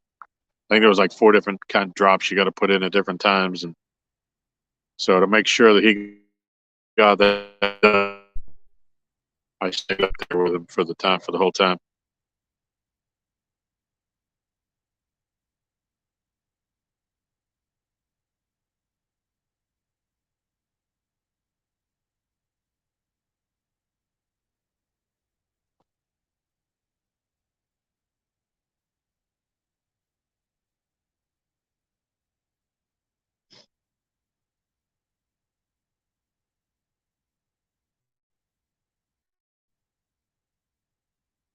There you go. Anything, you feel free.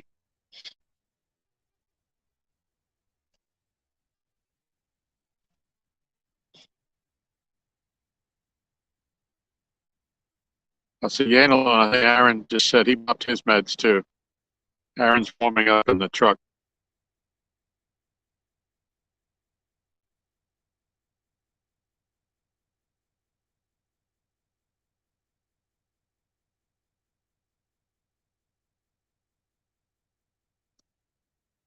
Okay, Aaron. Evan, that's good that he did that. So my dad can see a whole lot better after he had his done.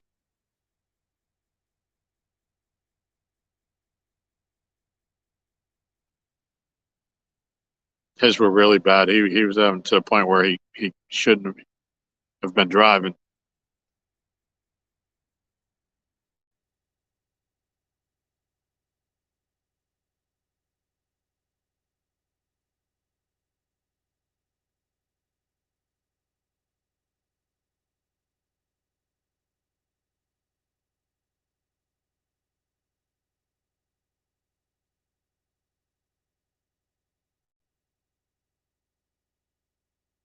All right, Brian. Thanks for stopping in. Hope you get some sleep. Appreciate you, buddy. Still have 25 people hanging with us.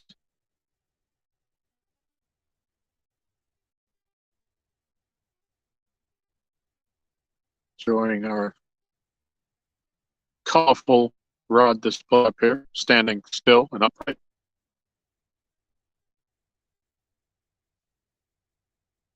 About time for one to bend over.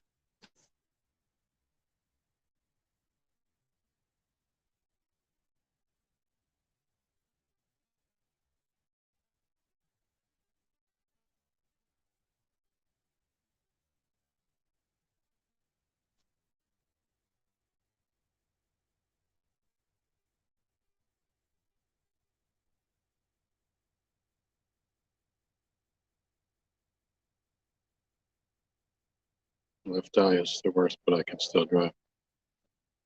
Yeah, he had most of his problem at night. I mean, it wasn't good either way.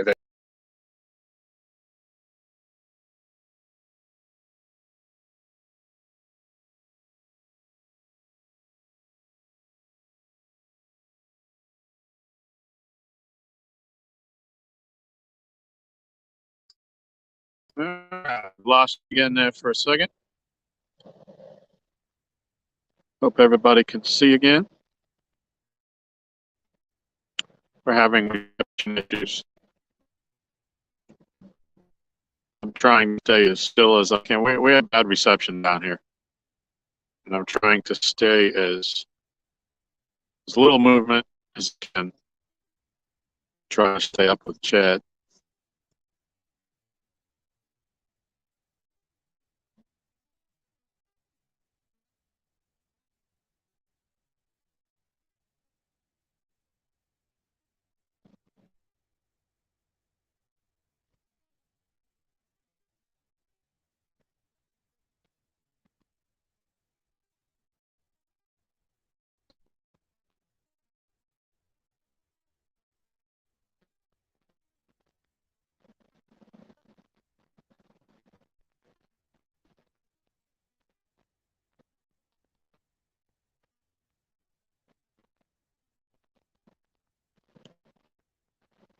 '86 thumbs up. Wow, that's incredible.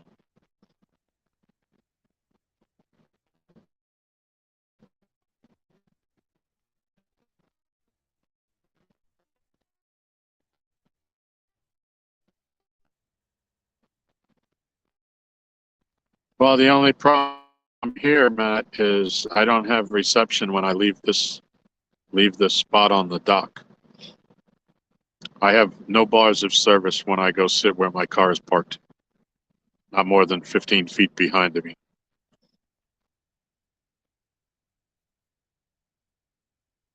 But literally, they call this the 3 boards of service for a reason. Now, sometimes Aaron does better.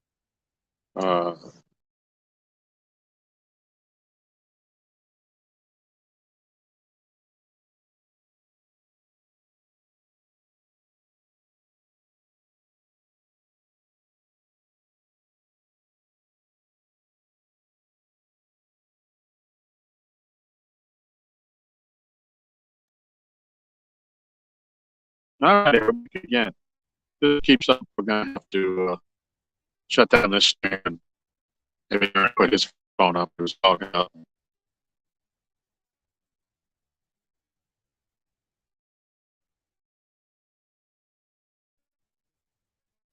We have the same phone. For some reason, he gets better reception than I do.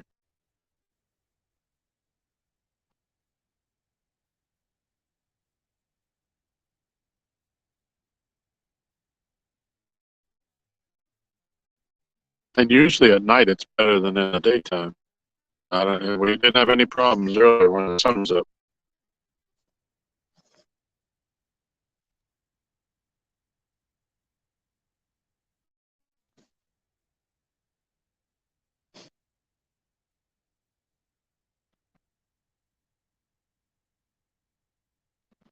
But yeah, if you haven't, would you please hit the thumbs up for me? I do appreciate it.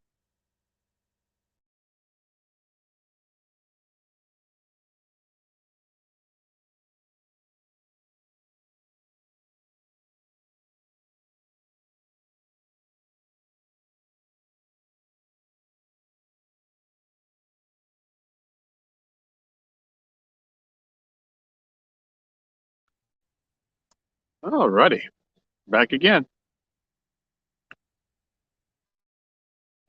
Yeah, anybody who's not subbed, if you like what you see, we're going to be doing this more often.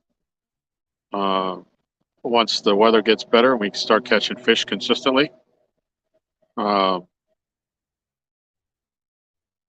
if you're kind enough to sub to the channel, then I will certainly return the favor for you.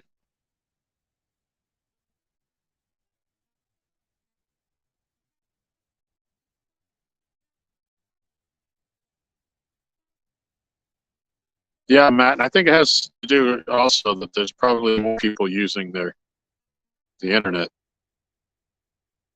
because we share bandwidth on our stupid DSL line.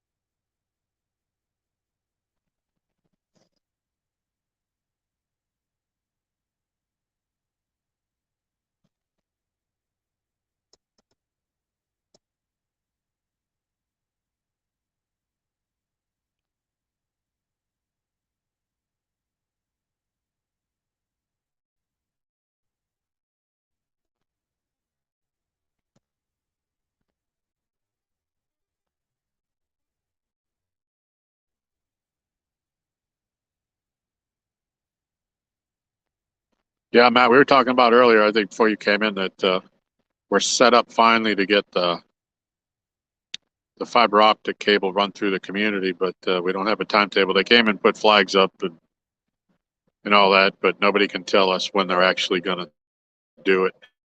They actually put the flags up in September. And people say, oh, once well, it was September of 2022. We're in February 2023, so I think, yeah, that's not exactly right.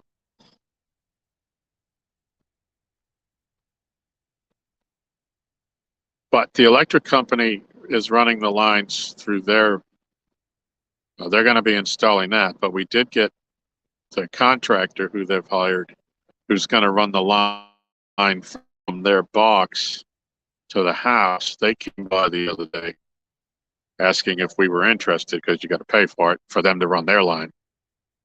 And we told him absolutely. When are you going to do it? And he said, well, we don't know yet.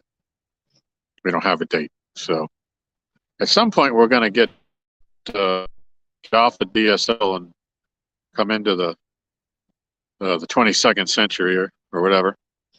I mean, it's just terrible. It's terrible.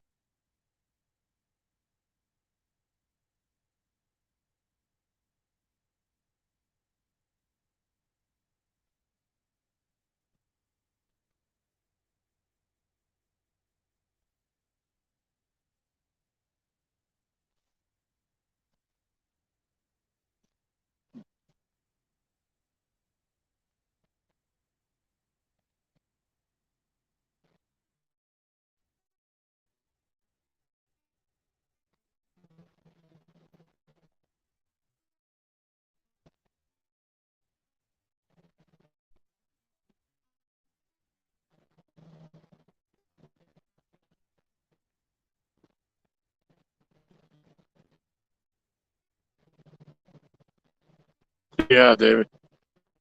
Unfortunately, he can't run the cable to the house until they put the other line in.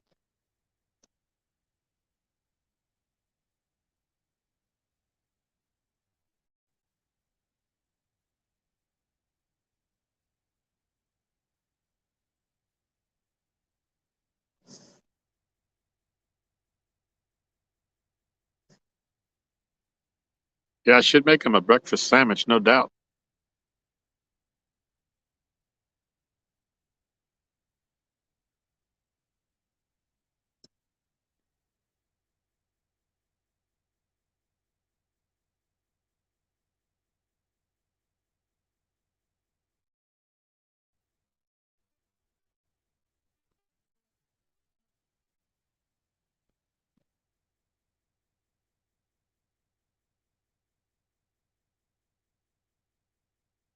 Okay, over the 6-hour mark. Still 23 people hanging out. I appreciate you all.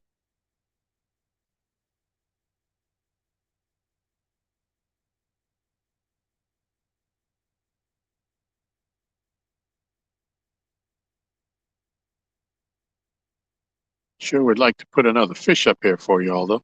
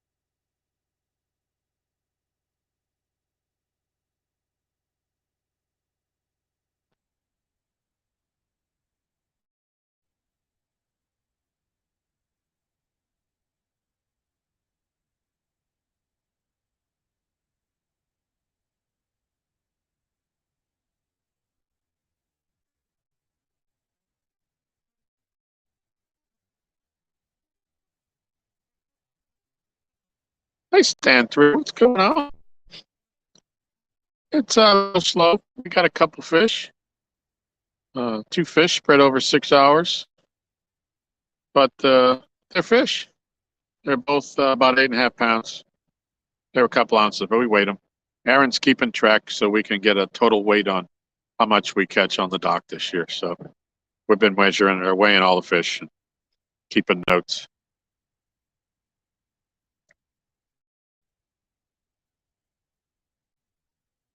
Yeah, welcome in. Glad to see you.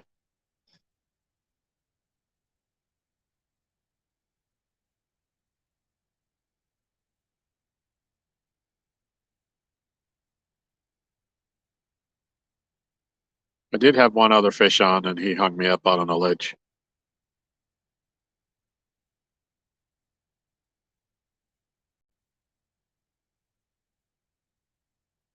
But we got some fresh bluegill and some live shiners.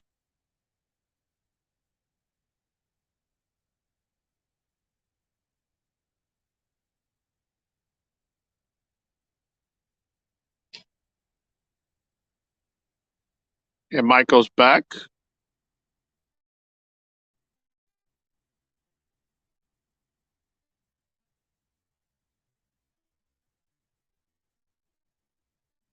Yeah, we trying, Stan. We trying.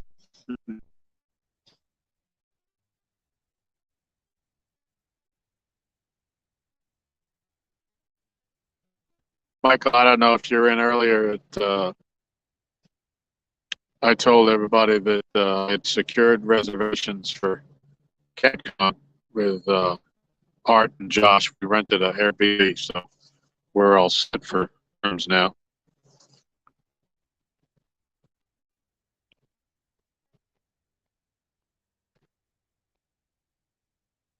Oh, you built an end table and snacked on some chips. We had pork chops.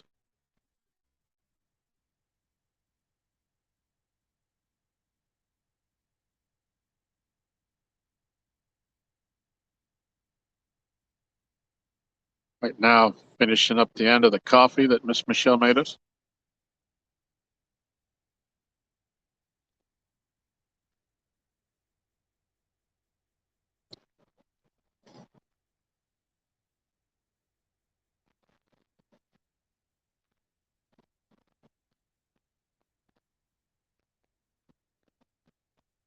But the bites are few and far between tonight.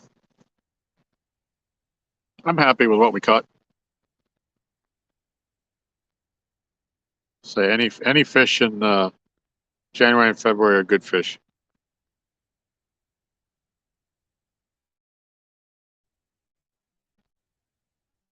I don't know, Mike. We're looking now late April, May. By the time we get the countertops in, it's a big wait for them once they come out and measure for them.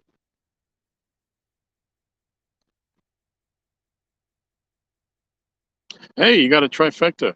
Wow. How big was your flatty?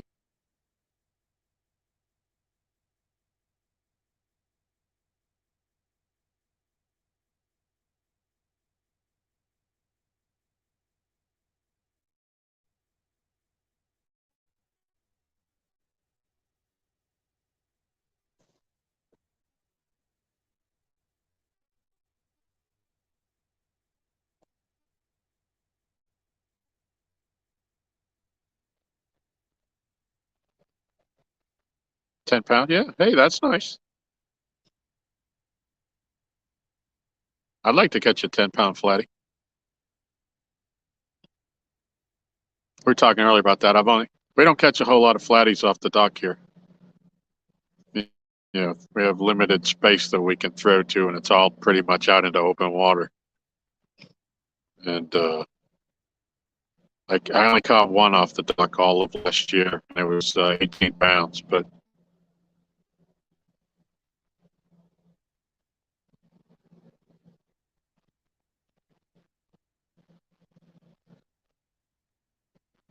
yeah, you hit. I thought the other day, I think somebody was saying like 53 on the James. Probably after all that cold rain yesterday, it might have dropped. A flounder. Wow.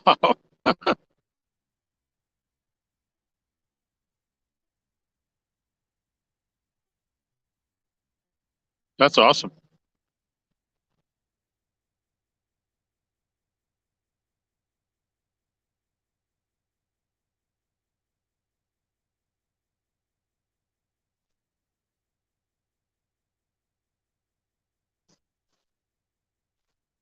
Was he an eater? Or are you just a little guy?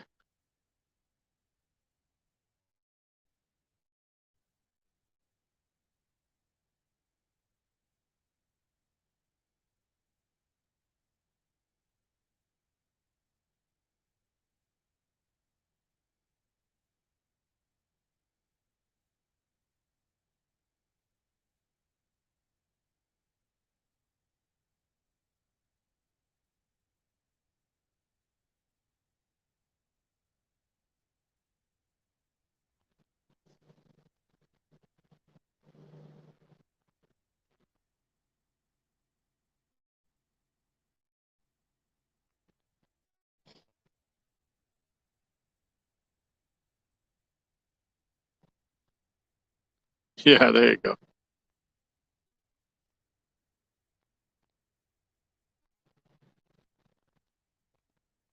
I used to love flounder fishing when I was a kid.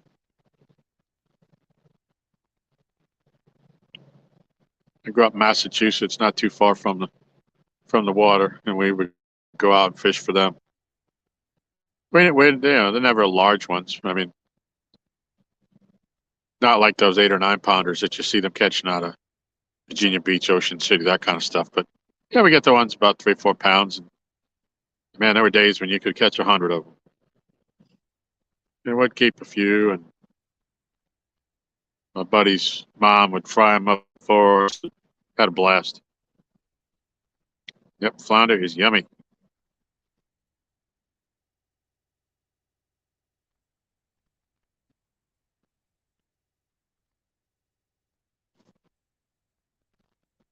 Yeah, it's tough getting a good piece of flounder down here, or a nice piece of cod or haddock. They sell in the grocery store. It's always like razor thin. You can see through it in the package. Like, nah, no.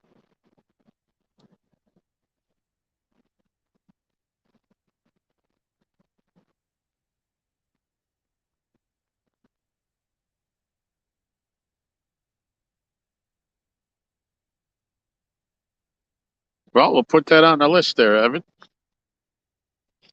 When we get set back up, if we can get a nice piece of flounder, maybe she can do a video.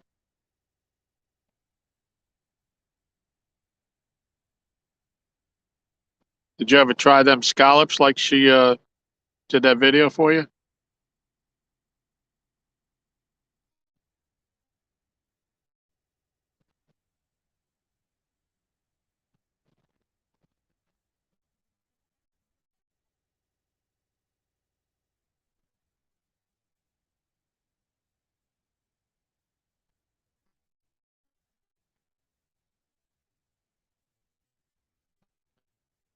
How far is that from Houston? I've seen you fishing there. And I knew you were live there last year. I'm not familiar with that. I'm not sure where that is from here.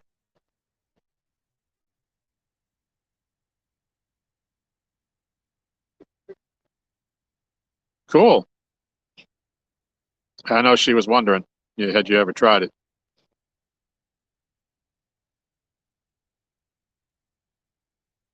TikTok, it's time for a bite.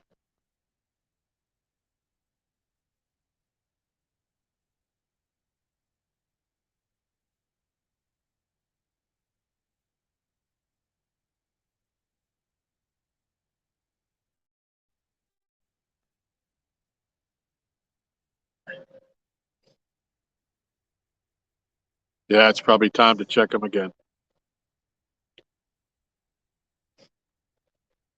I think we're out of bluegill though.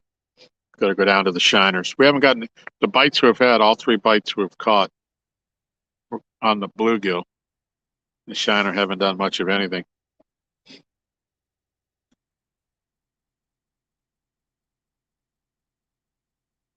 Okay, by the baby. Okay.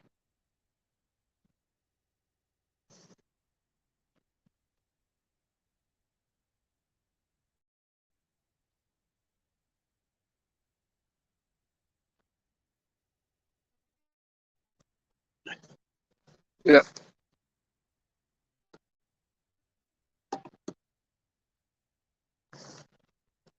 All right.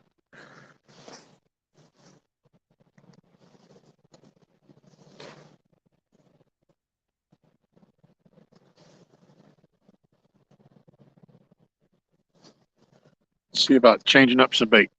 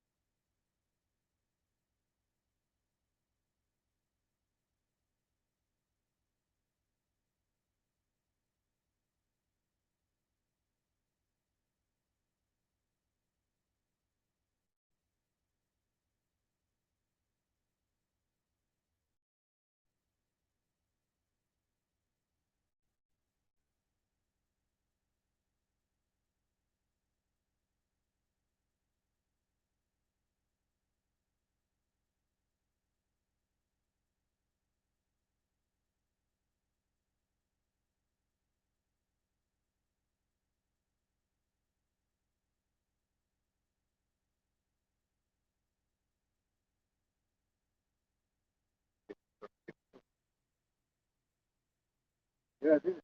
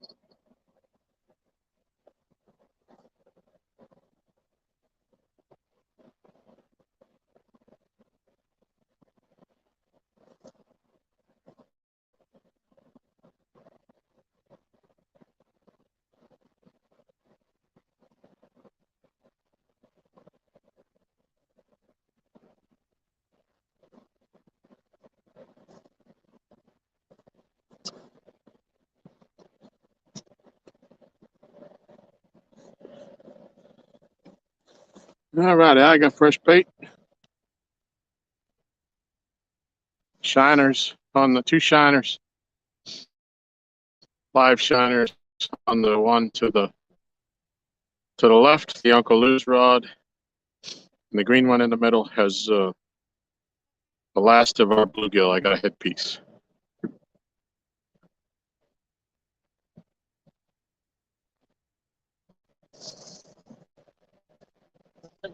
Just get slack.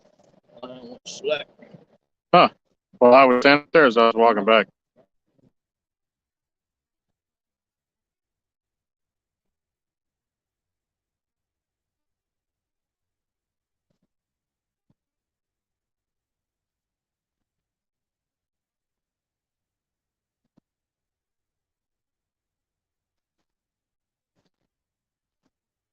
Slack. Huh.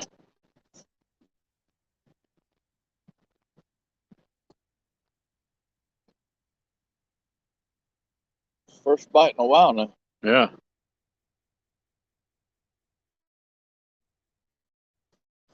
Mark, it's your back. Oh, nope.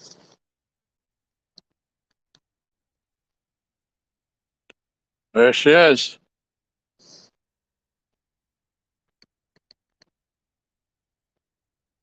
See, Miss Michelle brewed us up some coffee. Enjoying that tonight. It's a little chilly out here.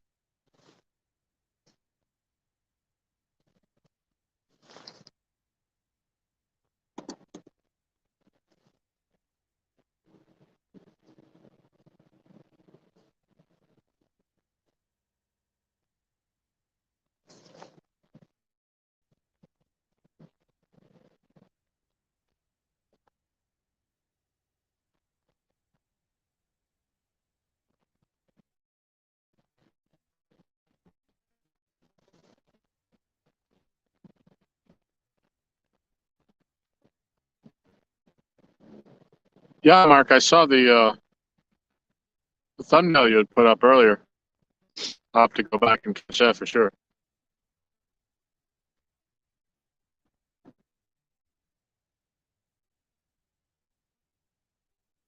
Oh, yep. I got the catfish and crappie beanie on too.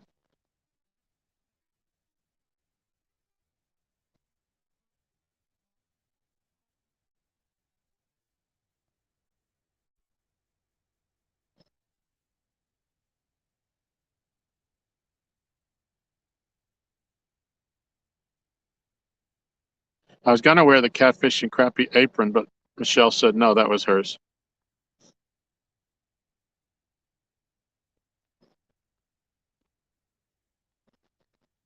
That's right. Ready for a takedown.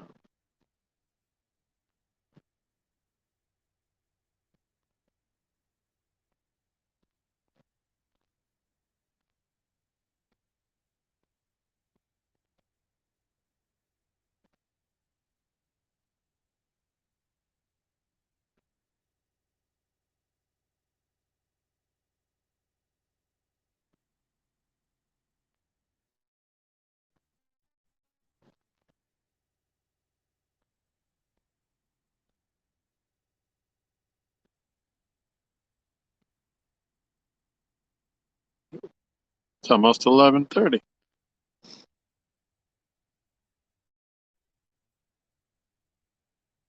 Hey, Michelle, do me a favor. Can you just check and see what the air temperature is right now?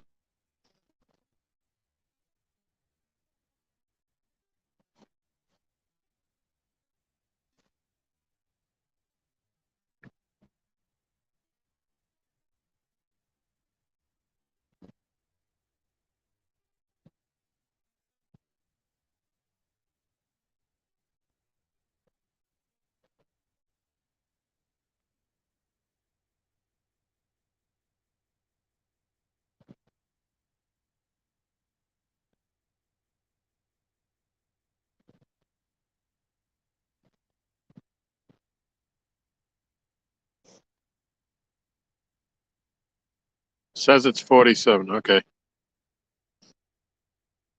Thank you.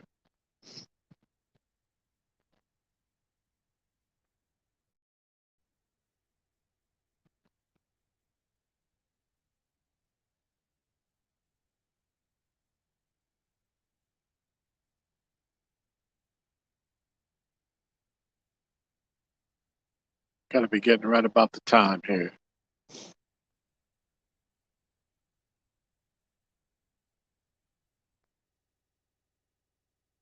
Right, time for a bite. Well, thank you, Doug.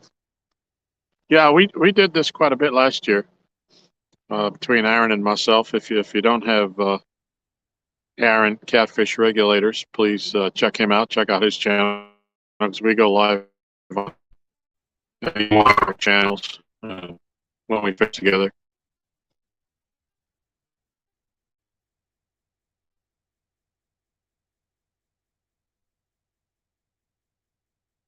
So maybe Miss Lisa, Miss Michelle could put Aaron's link in there in case anybody's not familiar with it.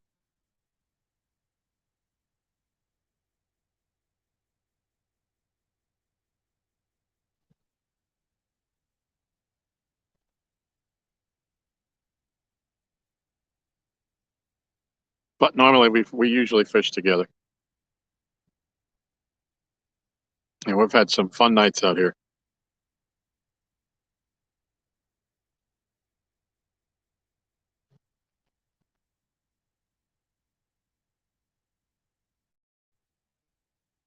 Most of your trips, yeah,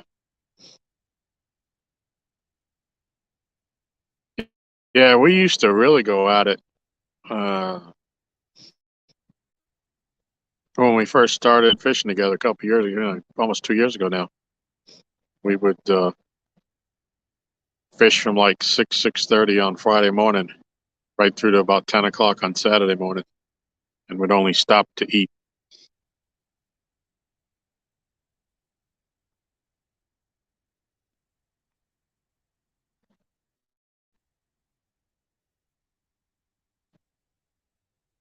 What area are you from?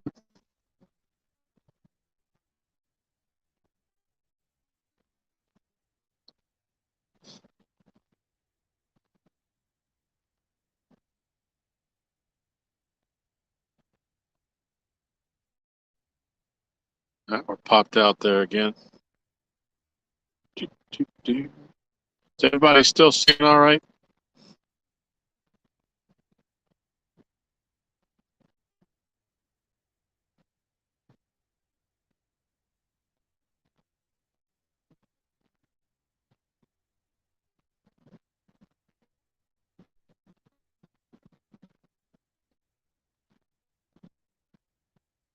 Mighty James.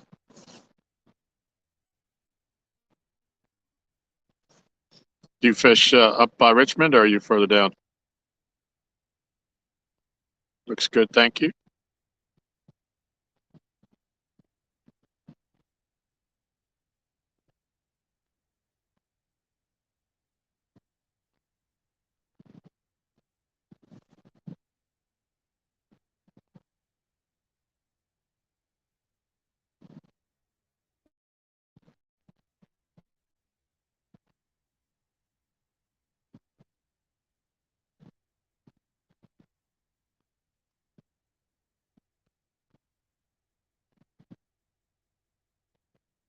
Willie, what's going on?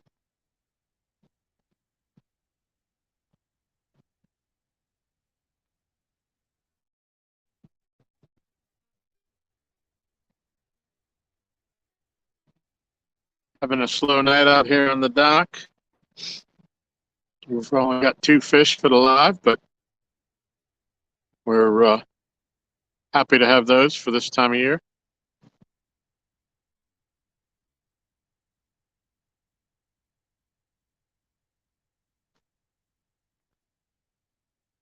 Okay, yep. Yeah, the James hasn't been too good to me. Been up there a couple of times fishing with 2 stands.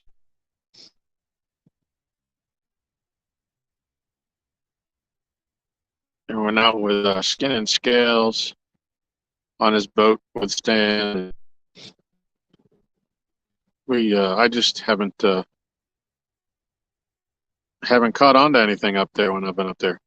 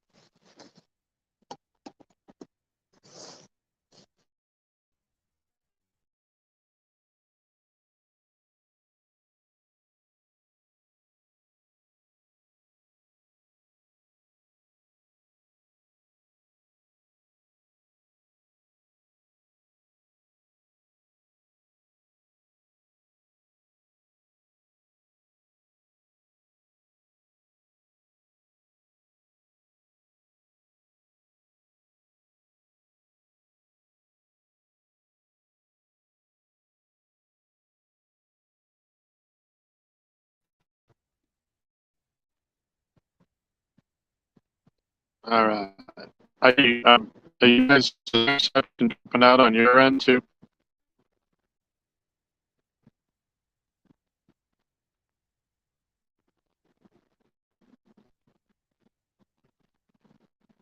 Okay. Yeah, if this keeps up, I'm gonna drop this. And Aaron said he'll go live on his channel.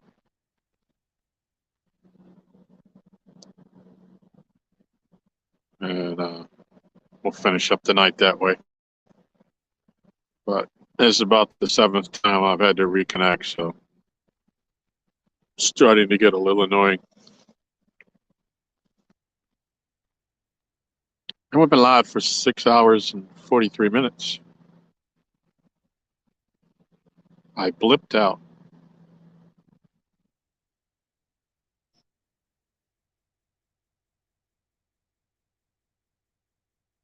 Yeah, Doug, we fished what's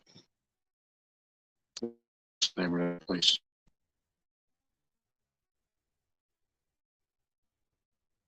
We had a get together up there in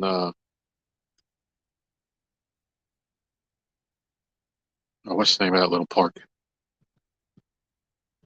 But when I first got into it, when the one toners and I went up and met uh, Stan and Stan 3 and Timmy from Chesapeake Bay came down with his wife, and we had this big thing. You know, we had rods, 23 rods lined up down the bank, and we fished for 8 or 9 hours, and we ended up with one fish that was like 1.5 pounds between us, and that was caught in the first 5 minutes we were there by Timmy.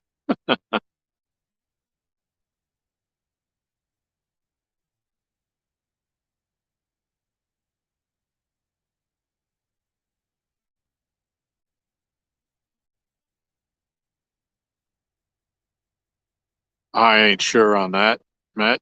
I am not the technology guy. However, um,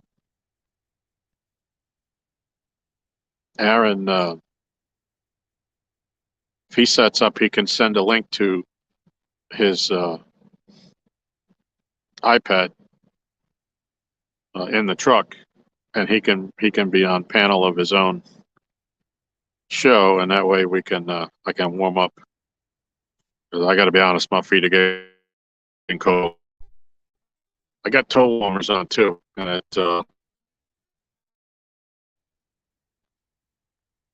my toe warmers aren't keeping my toes warm. Might need some direct heat. His tablet, that's what he has. He has a tablet. That way he can put his camera here and we can talk to you from the confines of the F-150.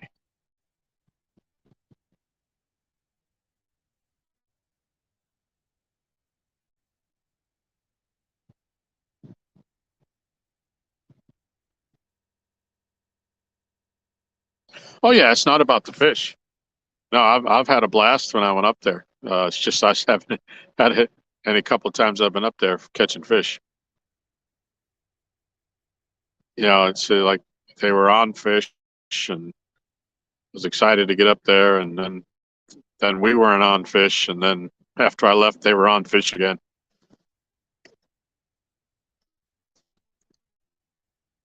No, all great people. I'm trying to get Stan 3 down here. Stan 2's been down here several times, fished with us. I'd like to see Stan 3 bring his kayak down here and go here on this river channel and see what he can do out there with that. Oh, we had a blast when you were here, Matt.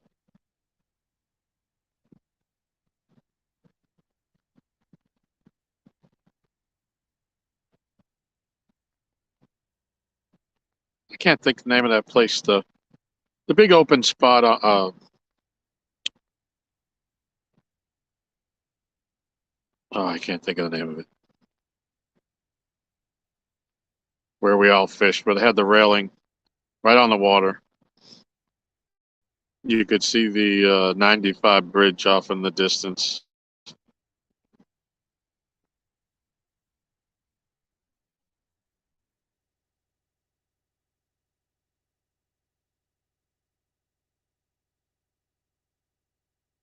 But yeah, Timmy's wife had come with him, and that day, and she made us a shore lunch.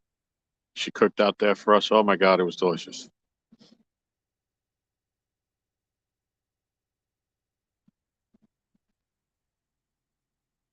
Wonder if the current is strong for kayak. That would be if all the gates were open.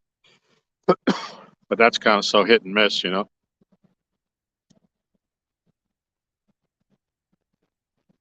They don't ever really seem to open the gates for any long period of time, a couple hours.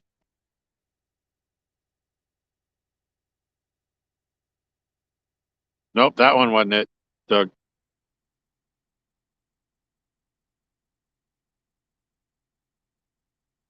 It's on the South Shore. If you said that, oh, it's on the tip of my tongue.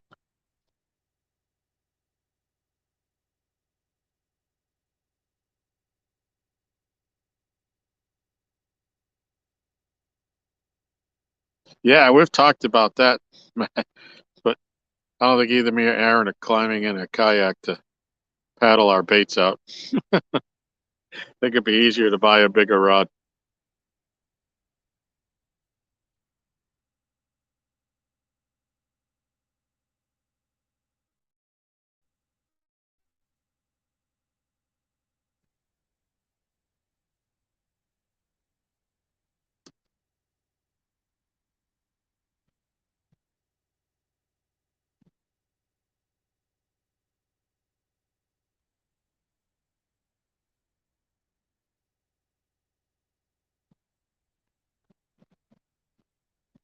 Stan 3, are you still here? If you are, what's the name of that park where we fished that first time when we had the shore lunch with Timmy? That first time we met.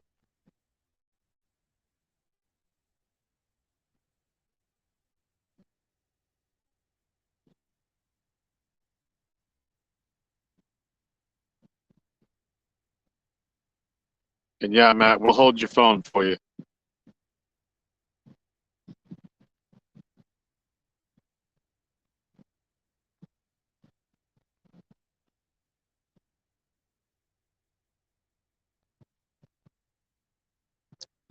I think that light up front's starting to get dim.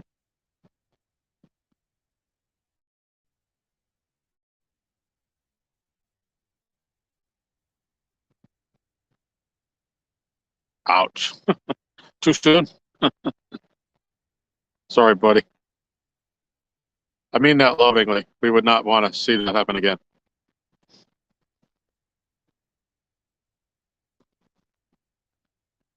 Yeah, my light's starting to get dim. I'm gonna have to go get another one. I don't have any more of the big ones.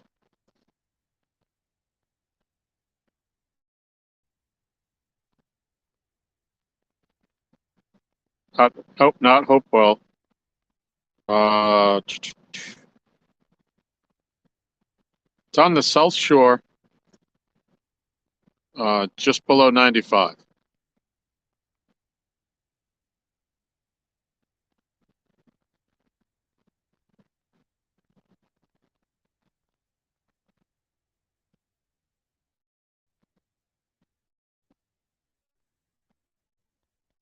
There's a boat ramp there.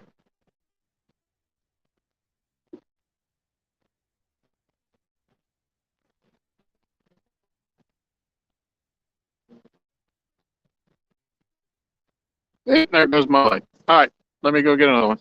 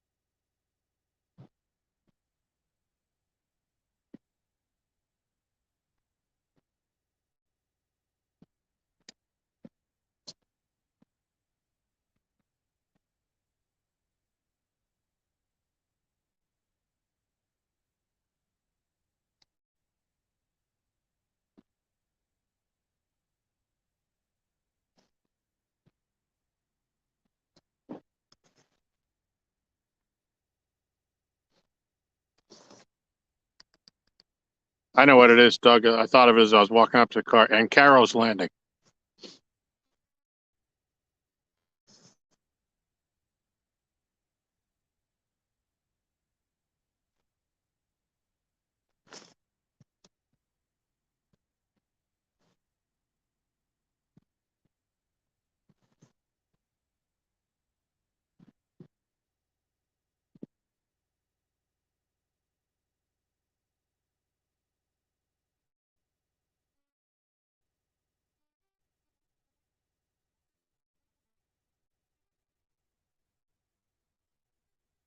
No, Matt, not these lights. These are the Hyper Tough lights from Walmart.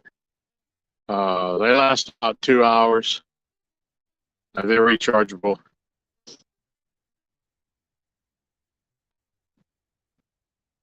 These small ones have 2 settings. You can go bright or a little dimmer. If you put on a little dimmer, it'll last longer. But yeah, that's what Aaron's saying. They have a high-low setting. Yeah, you get about 2 hours out of them. So consequently, I have 7, so that we can go through the whole night. But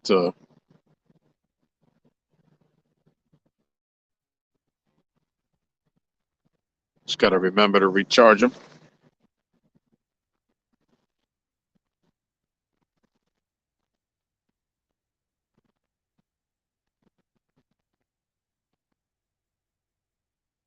Yeah, that's right up near the city, Doug. No, Mark, we're not going to go all night. Well, it's up to Aaron. I'm wide awake. I'm having a nice cup of coffee, and we got plenty of live shiners left, but we're out of bluegill.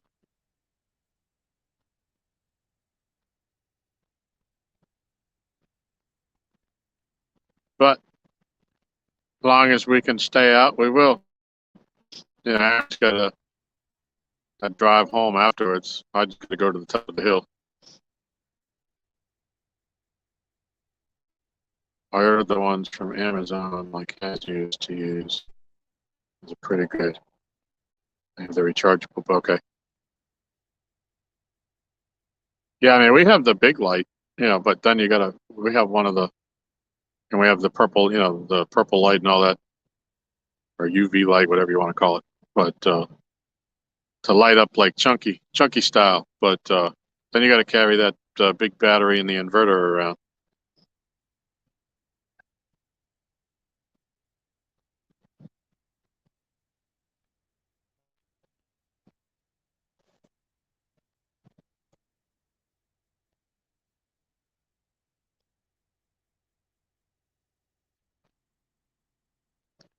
The Ohio train wreck news. It's messed up. I hadn't heard of that.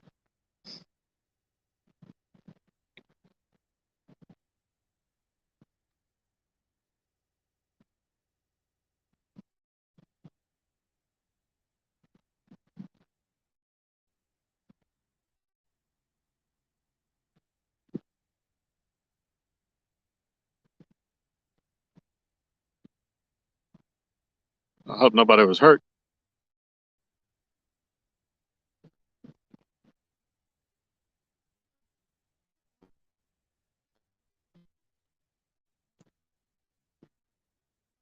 Huge chemical spill. Wow. Yep, we're still hanging in, Ashley. We get 2 now. I don't know when you were in last, but yeah, we've landed 2, both about 8.5 pounds.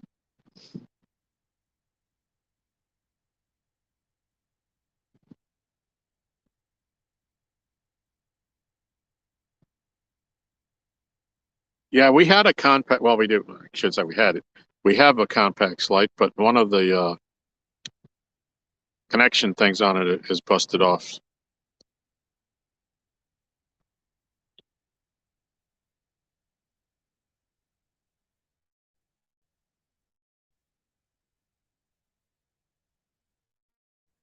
But yeah, that was nice. The compacts, we could put that at the end of the dock when we're sitting out on the dock. You put it at the other end to keep the bugs away.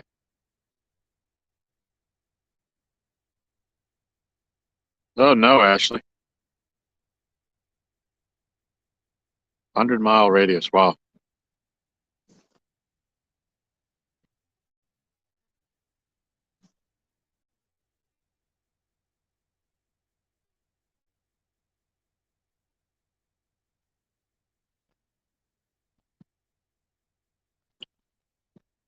Yeah, we got to figure out something with it.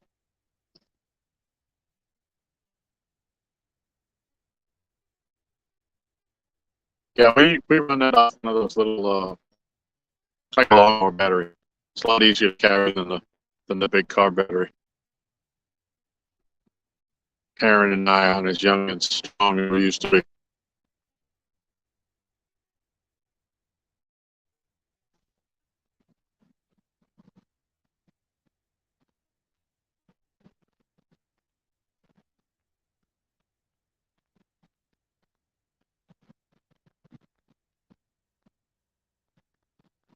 Mm.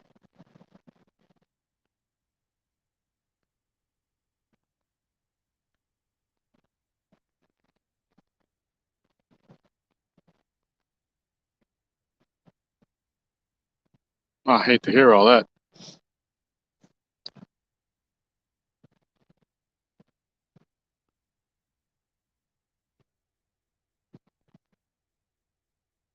Yeah, we don't hear much of that stuff. We don't. We gave up our direct TV, so we don't have news channel anymore. The extent of our connection to the outside world is our phone, and I've been 7 hours now. I'm sitting on the dock, so I ain't seen a bit of news.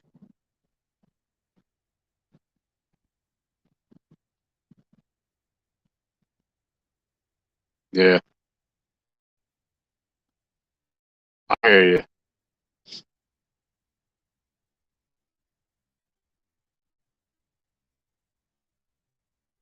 Yeah, that was my problem when I got my 62.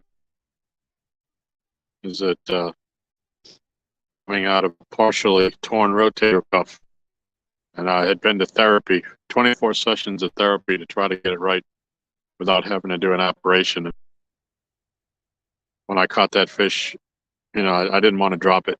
I didn't want to get it halfway up and not be able to lift it.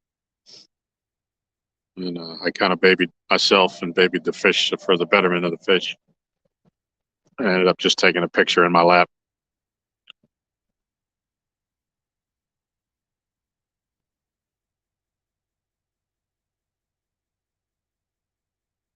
Getting old stinks.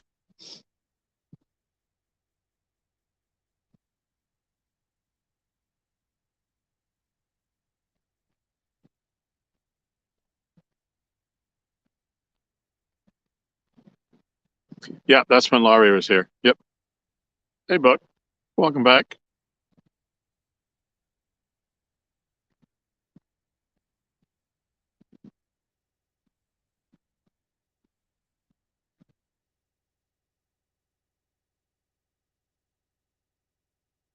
Yeah, we were on Laurie's channel when we caught that.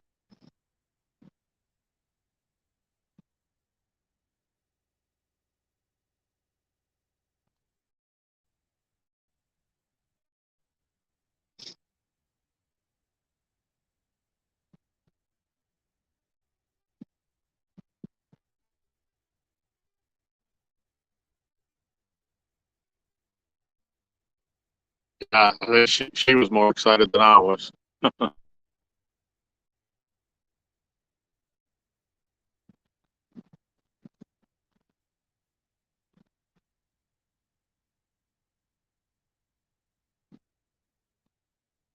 So the big takeaway from that night, Matt, was fold the net.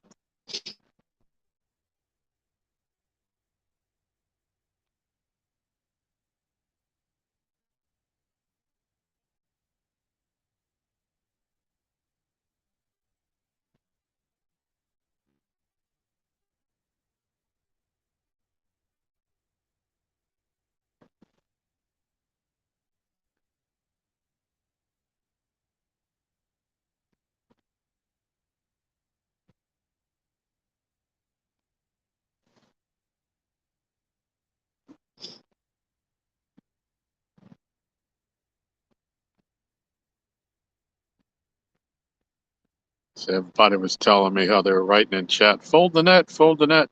Of course, when you're dealing with the fish, you don't stop to see what people are writing in the chat.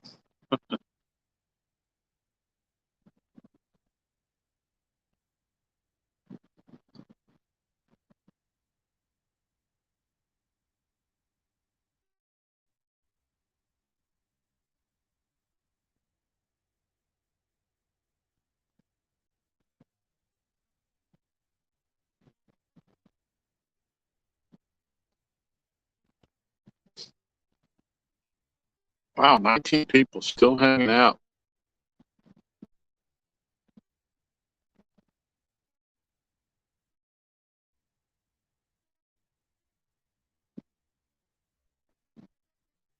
Yeah, that was a monster, man.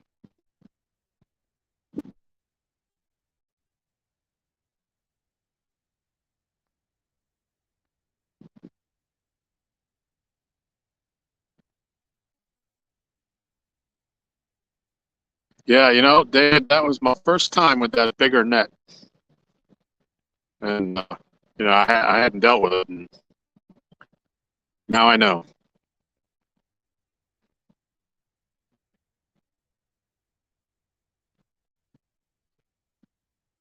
Yeah, I was to the point where I was kind of distraught. I was going to go get my tape measure and just take measurements and let them go until we figured that out. I really didn't want to keep that fish out of the water that long. But, you know, he swam away vigorously. He splashed me no less, too. I didn't drop him in the water. We put him in at the next to the dock at the boat ramp. I walked him down the ramp. And as soon as he hit the water, he was gone.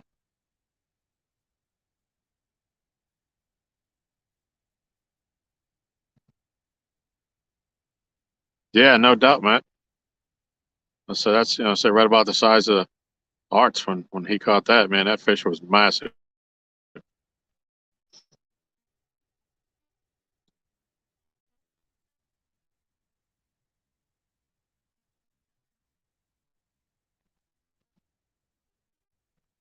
Yeah, you know, it's when you get stuff going on, you know, it's tough to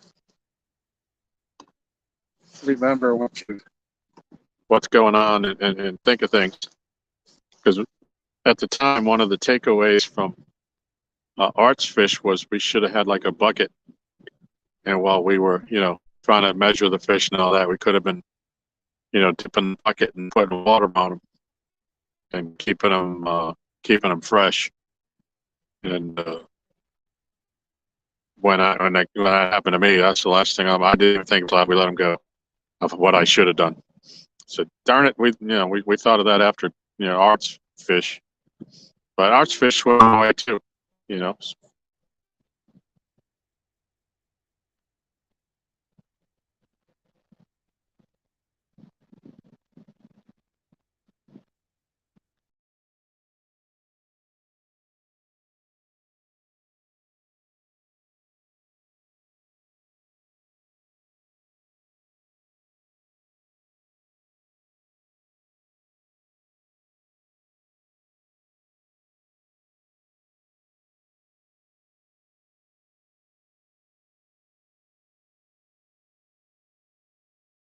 But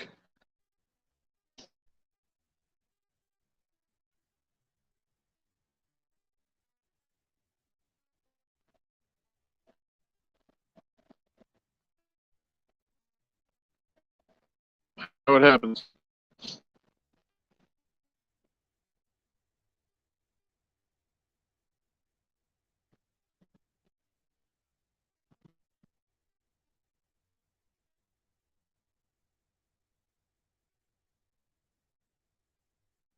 I mean, who knows? Art's fish could have been the 105 pounder that was caught 2 days ago here.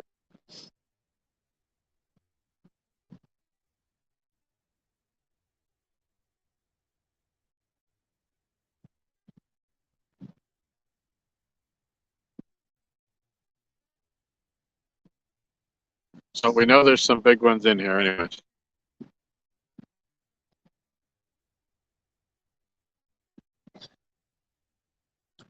I think the special time here, though, has been mid-April to mid-May towards.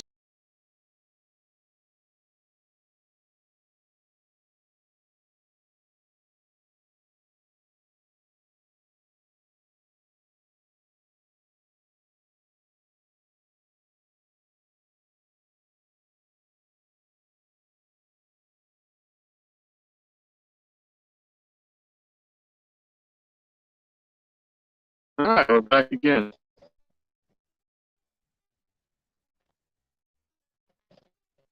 Uh, the time here, from looking back on our records from years past, mid-April to the end of May has been, but the majority of the biggest fish have been caught here.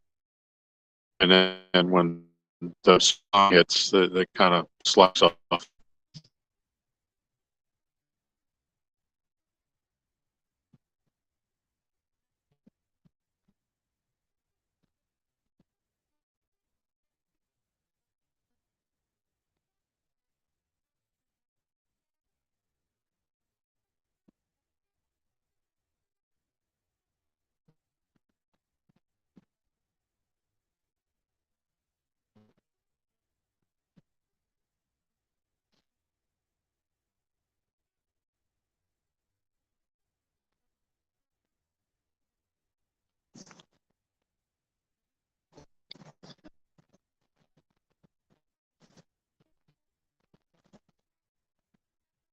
Yeah, drop it again. I'm gonna see if I go look.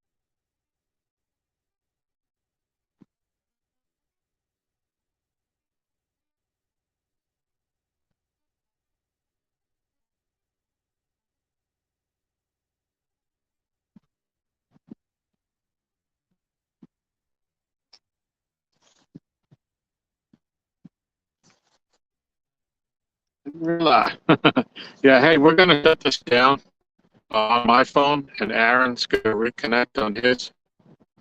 Give us about 5 minutes or so to get that up, and we'll be back. But for some reason, my phone just keeps dropping out, and it's getting to be annoying. And I'm gonna take the opportunity to warm my feet. So appreciate everybody that's been here all night. I hope you continue to stay with us. We're not giving up just yet, but we are going to change our phones. So give us a few minutes, and we'll see you all in a little bit. And thank you, everybody. We'll see you soon.